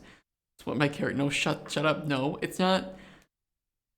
So we have this cult that sees white-skinned individuals, lighter-skinned individuals, as being purified by the moon. However, they realize that the darkness that a moon, during a new moon is part of the moon cycles. And so they allow one dark-skinned individual into their cult at a time who acts as the, what did I call it? This sentinel. It was like the sentinel of purity or something. It was, I don't know. I just, like I said, half drunk. I just gave it a name. And so the robes have different ranks. Okay, so all the robes are white with silver trim, and the hoods are based on their rank, and the hoods are different moon phases. So a full white hood. Oh god, the visuals. Oh, the real life implications of what I'm saying right now are so bad. The full white hood is the highest order, and the full black hood is the second highest order.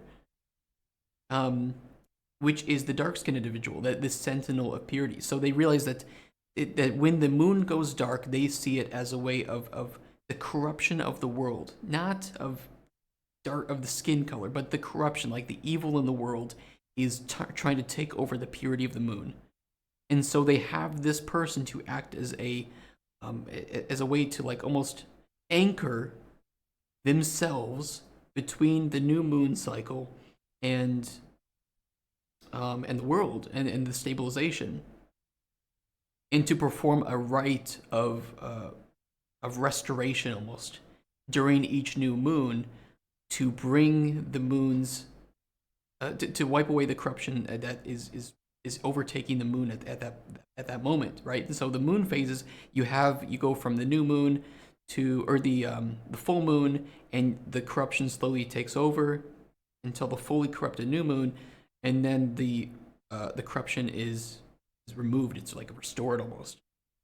And one thing you need to remember about religions, they do not need to make sense. Trying to make sense of their dogmas, and they do externally to justify their actions. Yeah, I mean, look, it is a racist cult almost. They think. Actually, the way that I was thinking about it this morning in the shower was that they don't look down on people because of skin color, but that they see that the corruption, it's overtaken these individuals. They see that skin color is a representation of the. I'm not saying that they can't be in this game. I'm not trying to say we can't approach a racism in the game in some way. But that this cult isn't necessarily racist, but they do prevent members of. They see them almost as cursed individuals, which I guess you could say is racist, but I want to make it make sense with like the moon and the way that they see the changing of moon cycles. And so one of the characters you meet, I think you guys kind of understand the general idea. Of course, it's very basic right now, but one of the characters you meet is exactly what's the gameplay. So one of the characters you meet his name is Andros, who is the sentinel of purity here. He is the only dark-skinned member allowed in. He holds the second highest rank in this cult, and you can learn more about this cult and the rites that they do, and how they function, and what he thinks of being the only member of his type.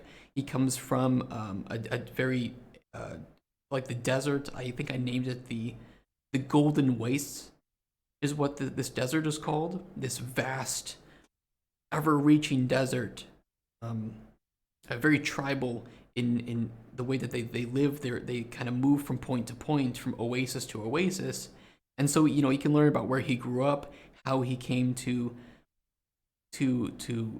fall in with this cult, and what he thinks of his position and the cult as a whole. I think it would just be cool to meet this one guy who's almost he stands out amongst the rest of these members, and comes from of course he comes from a different area because of skin colors. He's dark skinned. He doesn't come from places where light skinned people grow. So it's like you can almost approach it from a real life belief that he is going to feel maybe oppressed or out of place amongst these people, but he holds the second highest rank. They need him. They need him to perform these rites. They might think that he's a representation of the curse that is overtaking the moon every new moon cycle, but it's more of a. They believe that they're trying to purify the world by performing this rite, and every time they purify it, of course it's working because of the moon cycles, right? They just believe that they are the cause of the moon cycles, that they are the reason why after a new moon you can start to see the moon again. I don't know if that makes sense. It's not like they're a racist cult, but that they are very selective of the members they have, and they have a very weird view of why skin color exists, because they don't understand that it's relating with the sun, right? And cross-eyed halfway through. Yeah, it's weird. I mean, I need to think about it more, but I like the general idea of this cult worships the moon, and they just have a weird understanding of how the moon works. Of course they do, because it's a fantasy world. They don't have the science to understand it yet, and you meet this one guy who is just. I would picture him as like this.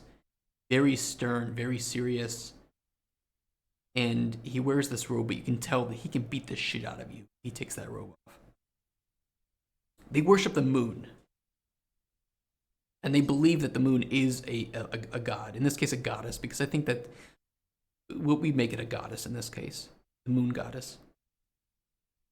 So I'm certain you'd say that the sacrifice, no, they don't sacrifice the dark-skinned guy. Maybe a siphon for their own impurities could be interesting, but I mean, I don't know if the moon goddess is real. I don't know. I just had this idea of this cult, and I don't know if it sounds cool. But I want the people that you meet, of course, to be very memorable. And meeting this guy from this cult, who is this one outside, he's not an outside individual, but he is a high-ranking but unique individual of this cult, makes him very memorable. And he can tell you about the Golden Wastes where he grew up. He can tell you about the cult because, of course, he knows a lot about it. So you can learn about the lore, and I think that this cult might tie in pretty heavily with your understanding of the corruption, why it's occurring, and maybe how to fight it too. So maybe this cult does know of a way to try and purify the land, because they don't want the spread of corruption either. That is what they fear, is the spread of corruption. But you may not agree with their methods, so do you want to work with them? Do you try to figure it out on your own? Do you work with them and maybe they can help you purify the corruption? I think that'd be pretty cool. Or they want a god that's made of cheese. Yeah, true. Whether or not the moon goddess is actually real would highly impact how the cult would work. Let's say for right now, I didn't think of it being a real goddess, but that they think it's a goddess, and they think that the moon phases are being caused by this attempt from some source to spread corruption onto their goddess, the moon, and they perform this rite of purification, this whatever, every new moon, and they believe that causes the corruption to leave the moon, and for it's essentially they think that they're causing the moon phases, that they're healing the moon, and that's why it starts to come back into focus, and they see the full moon, and maybe every full moon they perform a sacrifice or something. I don't know. Whatever they do, I think that it could be a pretty interesting way to tie it into the lore of the corruption and the way that you interact with the moon as an alchemist. Of course, the moon being a very important symbol in alchemy. And yeah, if we can tie it in with race, why not? Like, I think it's pretty cool. Maybe you could like tell him like, hey, don't you think it's racist? And maybe he gets offended by that notion. Like, of course not.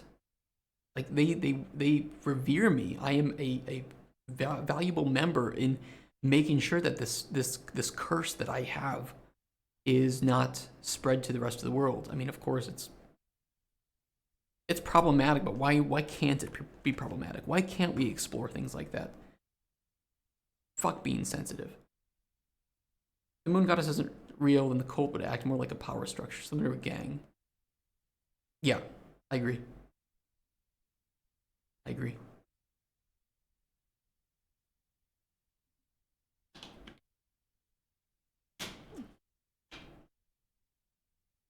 So I don't know. That was just like the idea. I don't think it's good to explore those things.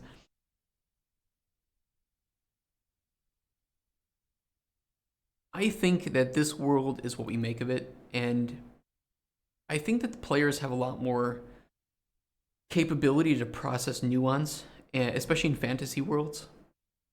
I think it's okay to explore problematic aspects, especially with a cult. And I think we need to integrate ideas into the game that the player may not agree with.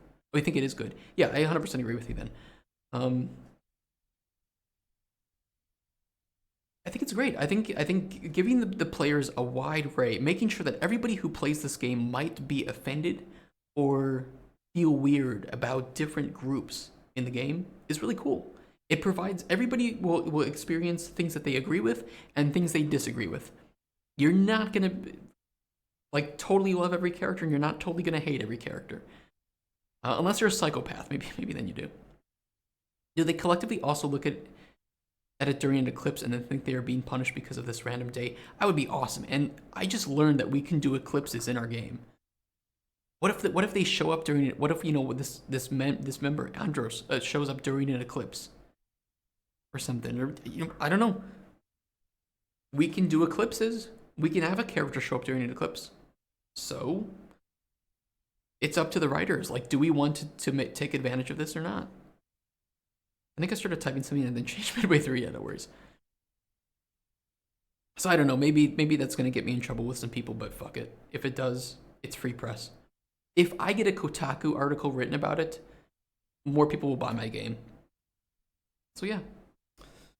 The worst thing that can happen to me is that Kotaku doesn't write an article. Because nobody likes Kotaku. Or if they write a good article. Uh-oh. If Kotaku writes a good article about me, maybe I'm doing something wrong too. Yeah, I don't know what you guys think of this cult. I mean, maybe I just need to write some more about it. Expand on the lore and the ways that they worship, the rites that they perform. And this member, Andros, who comes from the Golden Wastes. I think I wrote something about it. It's like,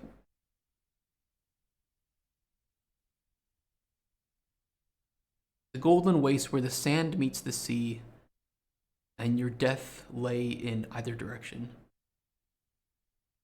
I think there was like something I had like, I was like, I'm really smart for thinking of this cool tagline that he's going to say.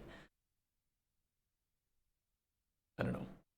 I'm not opposed to having cultists as bad guys, yeah. I mean, maybe, and it's maybe not that they're bad guys, but that they do weird things for good reasons, right?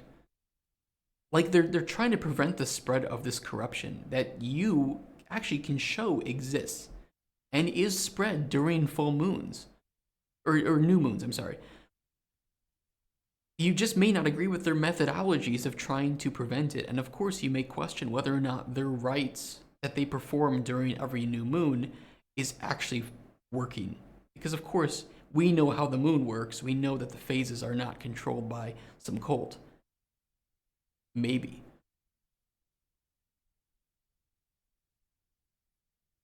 Maybe you can get him killed, and they don't perform a rite that month. And maybe the new moon lasts for longer.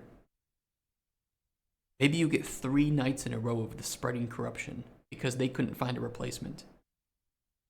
Because you killed Andros. Now there is an idea. And you're like, well, shit, maybe they do control it.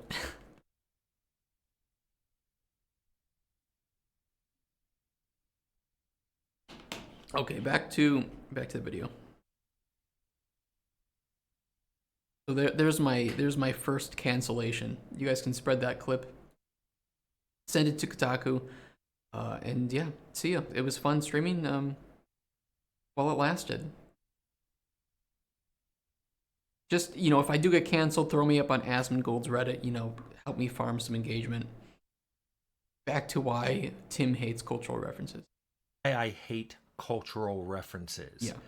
Now, I almost said why I hate them in games, but I also hate them in TV shows and movies, pretty much any of my entertainment books. I kind of do too. So let me talk about what I mean by the references and why I don't like them, even just not in games, and what my advice would be for you to do if you absolutely cannot bear not having a comment about something. Okay. So when I mean cultural references, I just don't mean you making reference to a song you like or a movie you like or a book. I'm talking about anything, anytime you reference anything cultural, a famous person, a band, a movie, a book, a TV show, an event.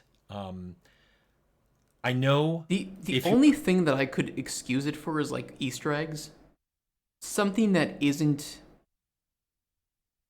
The thing is, you have to realize that if the single moment you include a cultural reference, like a pop culture reference, yes, the moment you include that reference, somebody's not going to get it, no matter how popular it is. And you could throw in a popular song. You could throw in like Rick Astley, right? You could throw in "Never Gonna Give You Up," and most people will get it. Some people will not. So you're just alienating people for the sake of something that you think will get a few chuckles. And it can work. It can work. But it is going to age.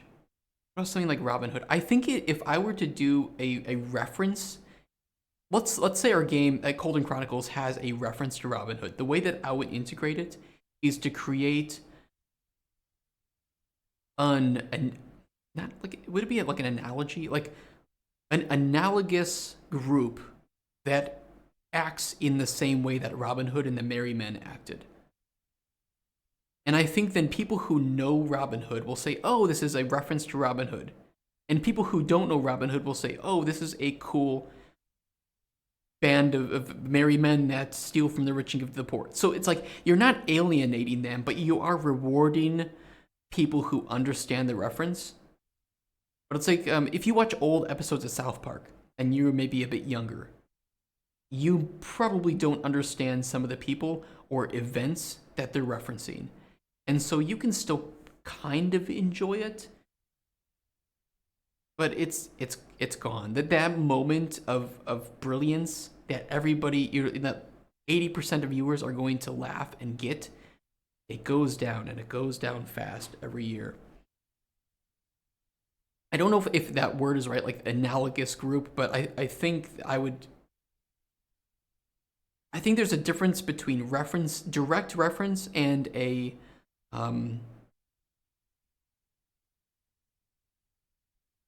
whatever the other word is that I don't know what it is, to create something that is similar, like a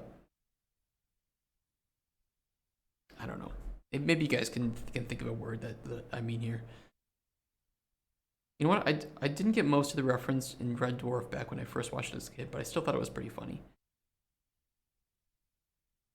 I think there's also like innuendo, which I guess you could say is almost a reference to experience or wisdom in a way. I mean, he 100% means like pop culture references, right? But I guess there's a lot of ways you could look at references. Including a Robin Hood hat somewhere next to a rich guy that had just had all his money stolen is different from creating a group in my game that would act in a similar way to Robin Hood's Merry Men, which is different from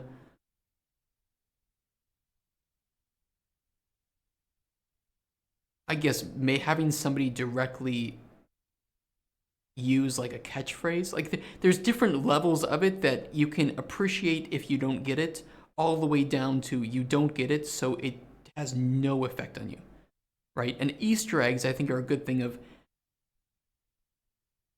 a lot of the time you won't get it, but it's not going to have a major effect on you because it's meant to be like a, I don't know, like if there was a desk in a game, you're playing a game, playing new Final Fantasy game, and it's set in like I guess a modernish futuristic world. And on one of the desks in the game is a tiny little companion cube from Portal. If you see it and you know what it is, great. If you see it, you don't know what it is, probably doesn't mean anything. If you don't see it, it doesn't have any effect anyway. But if you're watching like an old episode of South Park and they reference Streisand, right? Mecha Streisand in I think first season, and you just don't know of the event that caused that, it's not as funny. Like if you don't know who she is, or you don't know the people that are referenced being in hell in earlier seasons. Like of course everybody knows Hitler, right? But you know, it's like, yeah, I agree. I don't like that, where you've alienated the audience and it had an active effect, or it was important to making them engage with the thing, and now they don't get it, so now whatever thing you tried to accomplish is useless. If you watched my video on why I left Fallout 2, I think Fallout 2 went overboard with these. They had an awful lot, and there's a link below about it. It's about 8 minutes into that. I think I talk about why I thought it was too much, and there are people who go, but wait a minute, Fallout made references 40s era to pop culture. events. Let's not call Hitler pop culture. But almost everything we had that was super obvious was put into one of the random lucky special encounters, and that left the rest of the game feeling like, okay, it's more timeless. Yes, like I said, exactly. I'm glad Fallout New Vegas hid all of that stuff behind a Wild Wasteland perk, so you could decide if you wanted it. So those of you who like it can get it, and those of you who don't they just don't have to be there for you anymore. And the reason I don't like making cultural references is it suddenly roots your game in a particular time.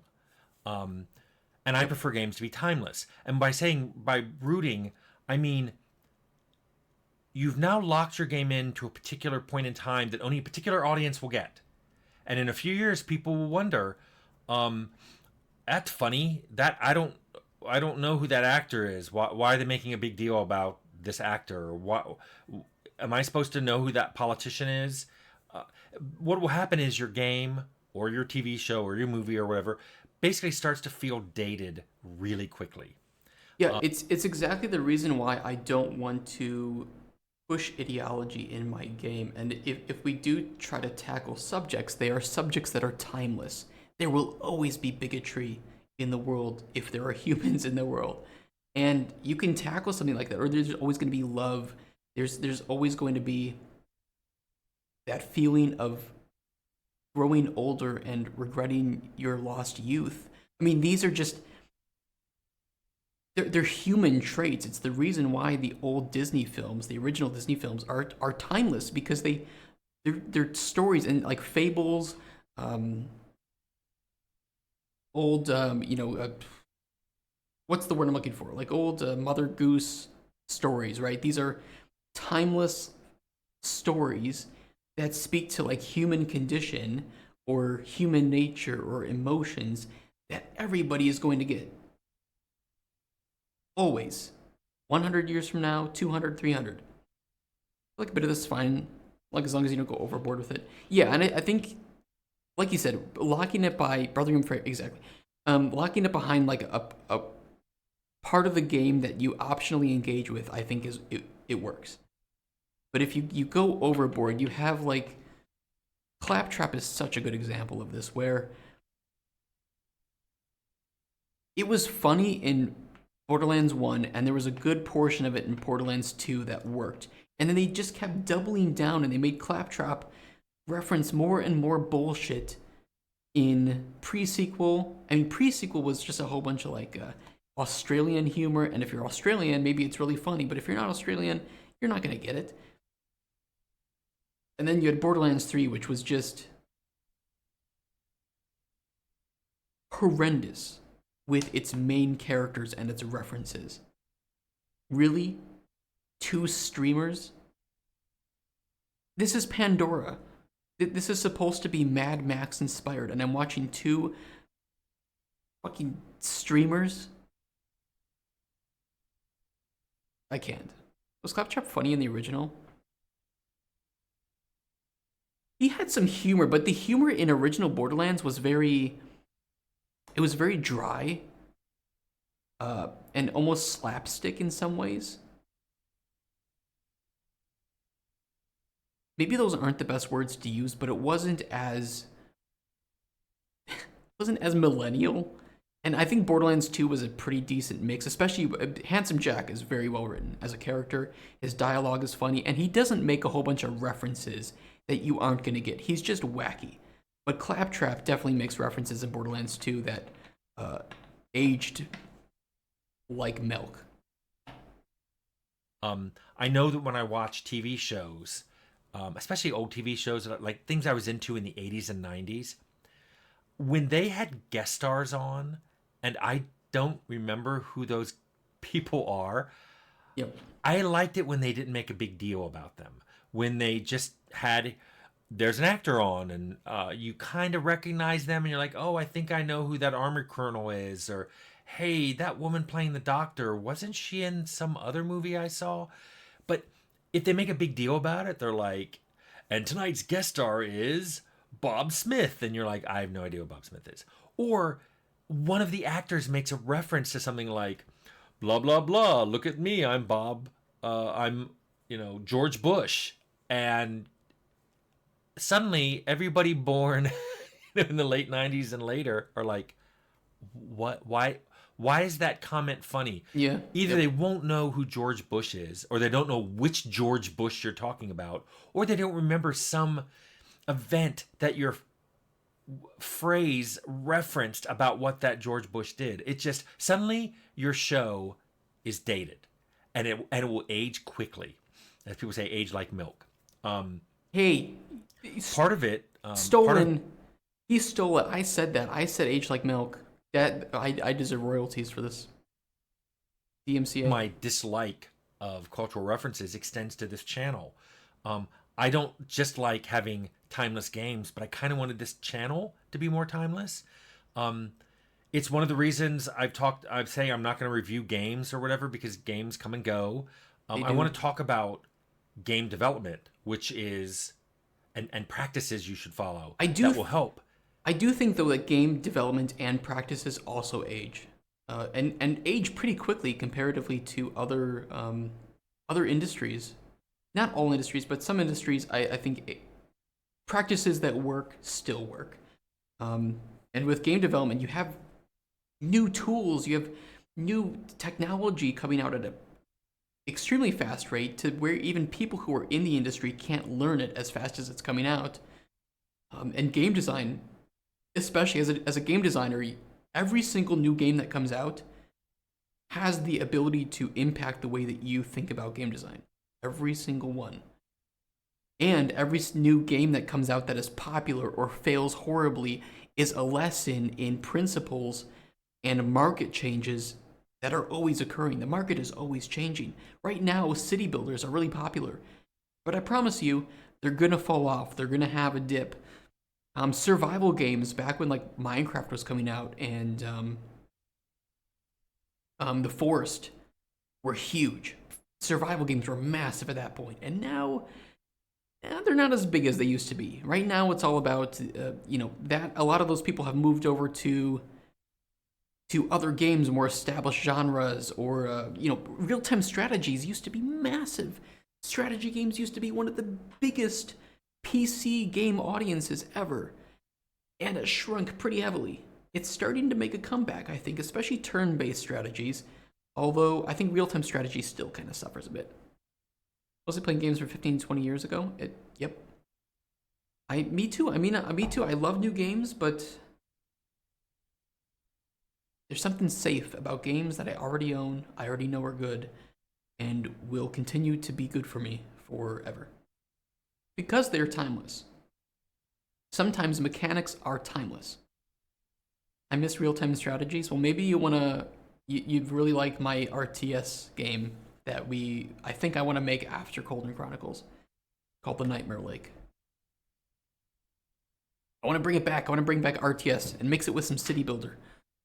And a little bit of simulation. A little bit of like the Sims aspect to it. A little bit, just a little bit. A little bit of some Sims. A lot of them just don't have the budget to make big stuff, it's true.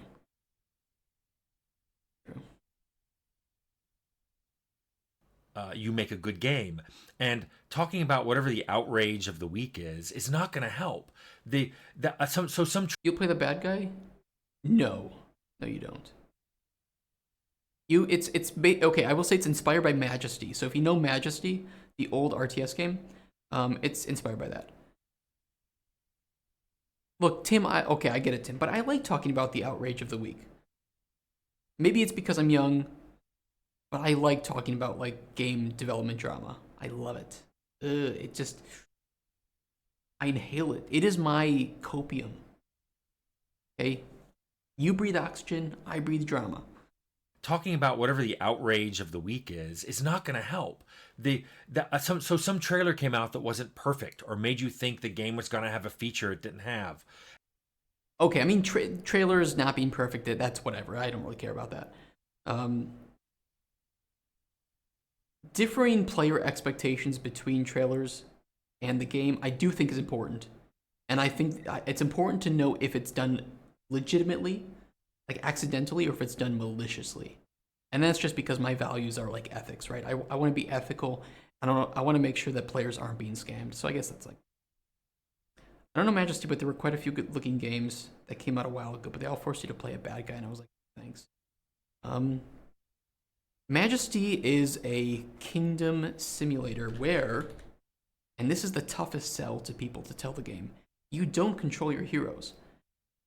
They have a life of their own. They determine what they want to do, what they want to fight. If they would rather drink in the tavern than go fight, go to a dungeon and destroy it.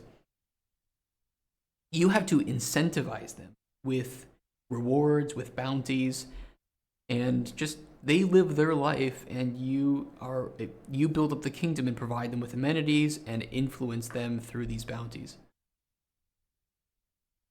It's a very good game. I think it still holds up really well today, and it's very cheap. I love Majesty. My dad right there. Yeah, I know. I want to make a game that is inspired by Majesty, but in a Lovecraftian world. I'm excited. You always join when I'm done working and I'm just reacting to videos. God damn it. Now, you're just going to watch my streams and think that I don't get any work done. And now you're angry. Or maybe a game had a shocking cutscene in it, and you think everybody should be outraged at this. Or you want to talk about Sweet Baby or Brexit or whatever you think people are going to. I do want to talk about Sweet Baby Inc. is like, that's old drama now. I didn't have much to say about Sweet Baby, other than I think that if you don't want it in your games, don't buy games associated with it. And I don't think there's anything wrong with players not buying games that any company has worked on. That is your choice. It is your money. Don't let anybody tell you what you can and can't do with your money. Simple. Simple. And if you do it for political reasons, if you do it for personal reasons, that is up to you and nobody else. I just don't think Sweet Baby Inc. are the main culprits here. Again, they are hired as a outsourcing firm and a consultation firm. I think some of their games that they've worked, you can't, it's hard to know what they've done, right? Because you can say, we consulted with Sweet Baby Inc. and we didn't implement any of their changes. Simple. So they didn't have any impact on the game, but we still consulted with them. And that's an example. We haven't consulted with them. I can guarantee you if we did consult with them, that idea of the cult of Muna, they probably wouldn't like that. They probably wouldn't like that. And I don't really care if they like it or not. But I think that it's up to you as a customer to choose. I think that the people who were attacking Cabrutus, I think was his name, who made the Sweet Baby Inc. group, they were dumb. I mean, first off, they were actively being racist and attacking people on Twitter and trying to get a mob together to get his account removed. They were clearly in the wrong. But it is kind of died down now at this point. I think it's good that people know that groups like this exist. And if that's something that you don't want influence in your games, you now have more information. I think they'd be against your cult idea if you were portraying the cult in a positive light. I think I want to portray them in a neutral light. That there are good things and bad things about them, and there are good things and bad things about each member. Maybe some things you agree with and disagree with. And if you want to support them, you can. If you don't want to support them, you don't have to. New Timvid, yeah. What about cultural references? And we're getting off track now, but it is what it is. Care about, they're not in a few years. Now, if you're younger than me, this is something I hate saying, but you're just going to have to trust me, that 90% of the things that you think are important, you yourself aren't going to care about or even remember. He's right. In 10 or 20 years. He's right. And the 10% that you are, good luck telling right now which of those things, which are the 90% and which are the 10%. Because you're going to be pleasantly or unpleasantly surprised in a decade or two what things you thought were just so desperately important. Don't say it like that, Distron. It's not the enlightened centrist. I don't think I'm enlightened for being a centrist. I just am a centrist. I don't think I'm enlightened. Well, I will say I've been called some very bad things by extremists on both sides for being centrist, and I don't like that. Important that you now think are stupid. So good luck on guessing those. I'd recommend that you not try, or if you do try, don't do a public guess, which is you putting something into a game you're making so everybody can see it, and then hoping people still think it's important in a few years. Because seriously, forget years. No one's going to care next week or possibly even tomorrow. Things just change so fast. They do. I've tried to make videos here that something... Especially, and the faster the thing changes in real life, the faster it's going to age, right? So people who make games that are political in nature, that they're trying to put their ideology in it, right? And it's something that is important today to them and to their market. But I guarantee you, think of it this way. Were people caring so much about... God, I don't know if I want to bring it up. Let's just say, think of current political events, either in your country or globally, or that are very popular to talk about, that have to do with maybe people's individuality, people's choices, certain parts of the world. Were those things the center of attention 1 year ago? 5 years ago? No. I mean, maybe. That is possible. Some things maybe you can't be a centrist on. It's possible. I at least know that I don't want to be... Look, I'll put it this way. I live by my values. And I value peace and individualism. I want people to be happy in their life and not hurt others. That's all I can say. I guess that's all I can say about myself. At the end of the day, these are the things that I live by. if someone watches them next year or 10 years from now, they may go, oh, that's something I'm working on my game. I'm going to try to make a loot table like that, or I'm going to try to organize my code like that, or I'm going to try to make load and save games like that. That will help you. If I start mentioning, oh, remember that cutscene with the bear? They'll be like, I have no idea what this guy's talking about. So. Yeah, and I love the talk, like just like I love the philosophy, right, behind behavior, behind life. I'm not saying that I'm a philosopher. Oh, I'm gonna go study philosophy at university, but more just I really enjoy talking about it. And think it's a good coffee table conversation, right, for people who who want to talk about it in good faith, even if you disagree on different points. I really like ethics for that reason too, right? So ethics and like philosophy as a coffee table talk is great for me. And if we ever want to talk about that in the channel, I love it. Like, are there some things you can't be a centrist on? Are there some times where you can't be pacifist? Or, just like things like this, like where do you draw the line, and what does it take to push somebody to their extremes? It's very interesting stuff. Try to have the same goal for your game. Try to make something that, even though you're making it now, people will still want to play it next year, and they'll understand it, and they'll get it. Now, there are a whole bunch of other things you should worry about making a video game timeless or seem timeless that I'm not going to get into because it's not really my area, but I'll give you just to throw one out there so you know there are other things. Making games with super realistic artwork. The level of realism that we can do, it's always changing, gets better and better every year. Yeah. So if you try to be super realistic in a video game, really quickly your game will look old and dated. Direction always trumps fidelity. Always. And I'm not saying that you can that direction will always be a perfect bandage on top of low fidelity. But direction will always mean more at the end of the day than fidelity. Always. Because your direction... Let's think of it this way. A game with good art direction can survive being put on the lowest settings and the highest settings. And certainly there's going to be a difference in opinion of how that feels on different settings.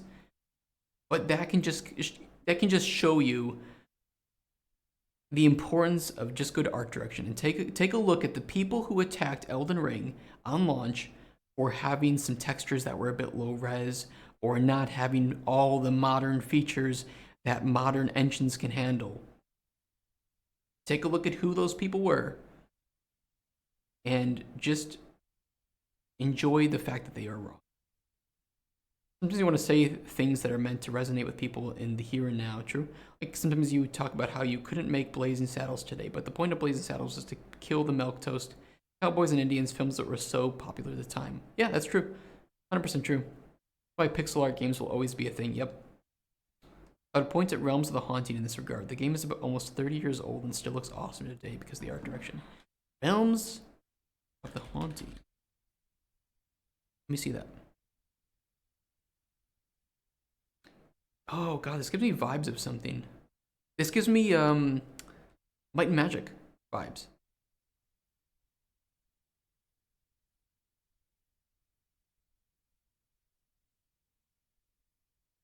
Yeah, this looks nice. Oh, I like that. Like Might and Magic. I don't know, like 7. 7 was good.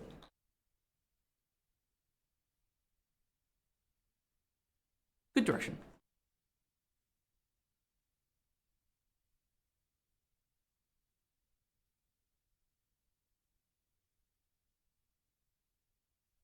The cutscenes, the environments, and all that will look really, really badly dated. If you don't believe me, go back and try some really realistic 90s games, especially the ones where they had actors record themselves in front of blue screens in front of a virtual environment, and it just looks It looks ridiculous. It does. But back then, that was super realistic. So anyway, this isn't my specialty, so I'm not going to go into that. What I'm talking about is what you can do narratively to make sure that your game stays timeless. And what I would recommend is if you absolutely positively are not convinced and you must add a cultural reference, I recommend that you follow the same rule that I use in my games for humor.